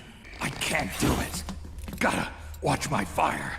No way. If you wait for a while during the beauty segment of any B&B fight, you'll be transported to this white room, where you're able to get the beauties to pose for the camera and dance around to the music. Many small secrets, and many great interactions to witness that aren't thrown in your face, just like all the other games prior to this. But that's about it, no VR missions this time round, which is unfortunate to be honest, as with the updated gameplay, I could have very much seen myself investing a bit more time into these. And on top of no VR missions, there's no extra gameplay at all really. They were essentially relying on the online mode, which I understand, as it was this generation of consoles where the online gaming landscape really exploded. But it has made the game appear quite dated and barren when going back to it now, with the servers being turned off and having nothing else in its place. Don't get me wrong, the main game is more than enough, but I'm just saying it in terms of the other Metal Gear games. So to have that expectation not be met is slightly underwhelming from a fan perspective. All we've got this time round is the photo album, which while not being to my taste personally, is basically a precursor to the photo modes we see in every big budget game nowadays, allowing you to take pictures in-game and then edit them when coming back to the main menu. And we've also got the virtual range, which in terms of its atmosphere makes me even sadder that we got no VR missions. From the AI enemies to the grainy, minimalistic surroundings and interface, I get the feeling they might have actually wanted to do some VR missions, but simply ran out of time. I've always found it suspicious that there's a VR type mode in this game, but only being a firing range where we can test out our weapons, which ultimately is pointless. You'll get bored in a couple minutes. And what's worse to me is that you can't even use all the weapons, only the ones you've unlocked in your save game. Literally, the only point of this would be to try out weapons I don't have. I can use all the ones I already have in the actual game. But that's MGS4, but unlike all the previous entries, there's not actually any spin-offs in the gap between the next mainline entry. As can be seen merely by looking at the game, MGS4 was arguably the biggest undertaking Kojima and his team had ever had to pull off. But there is also the other angle as well, and that MGS4 should have realistically been the end. There shouldn't have been any more mainline entries or spin-offs really. The series was supposed to be over, and for about a year, people thought it was. Unless you want to count the MGS Touch mobile game as a spin-off, which hey, wasn't that bad for a phone game to be honest. It seemed more than appropriate for the series to be left alone now. That's until 2009, where Kojima announced at E3 that a brand new Metal Gear title will be released in the following year, going under the name Peace Walker, and being released exclusively for Sony's PlayStation Portable. A mainline Metal Gear game on a portable console, how was that going to work? And more importantly, what was this game going to be about? And how was it going to impact the storyline that seemingly ended during MGS4?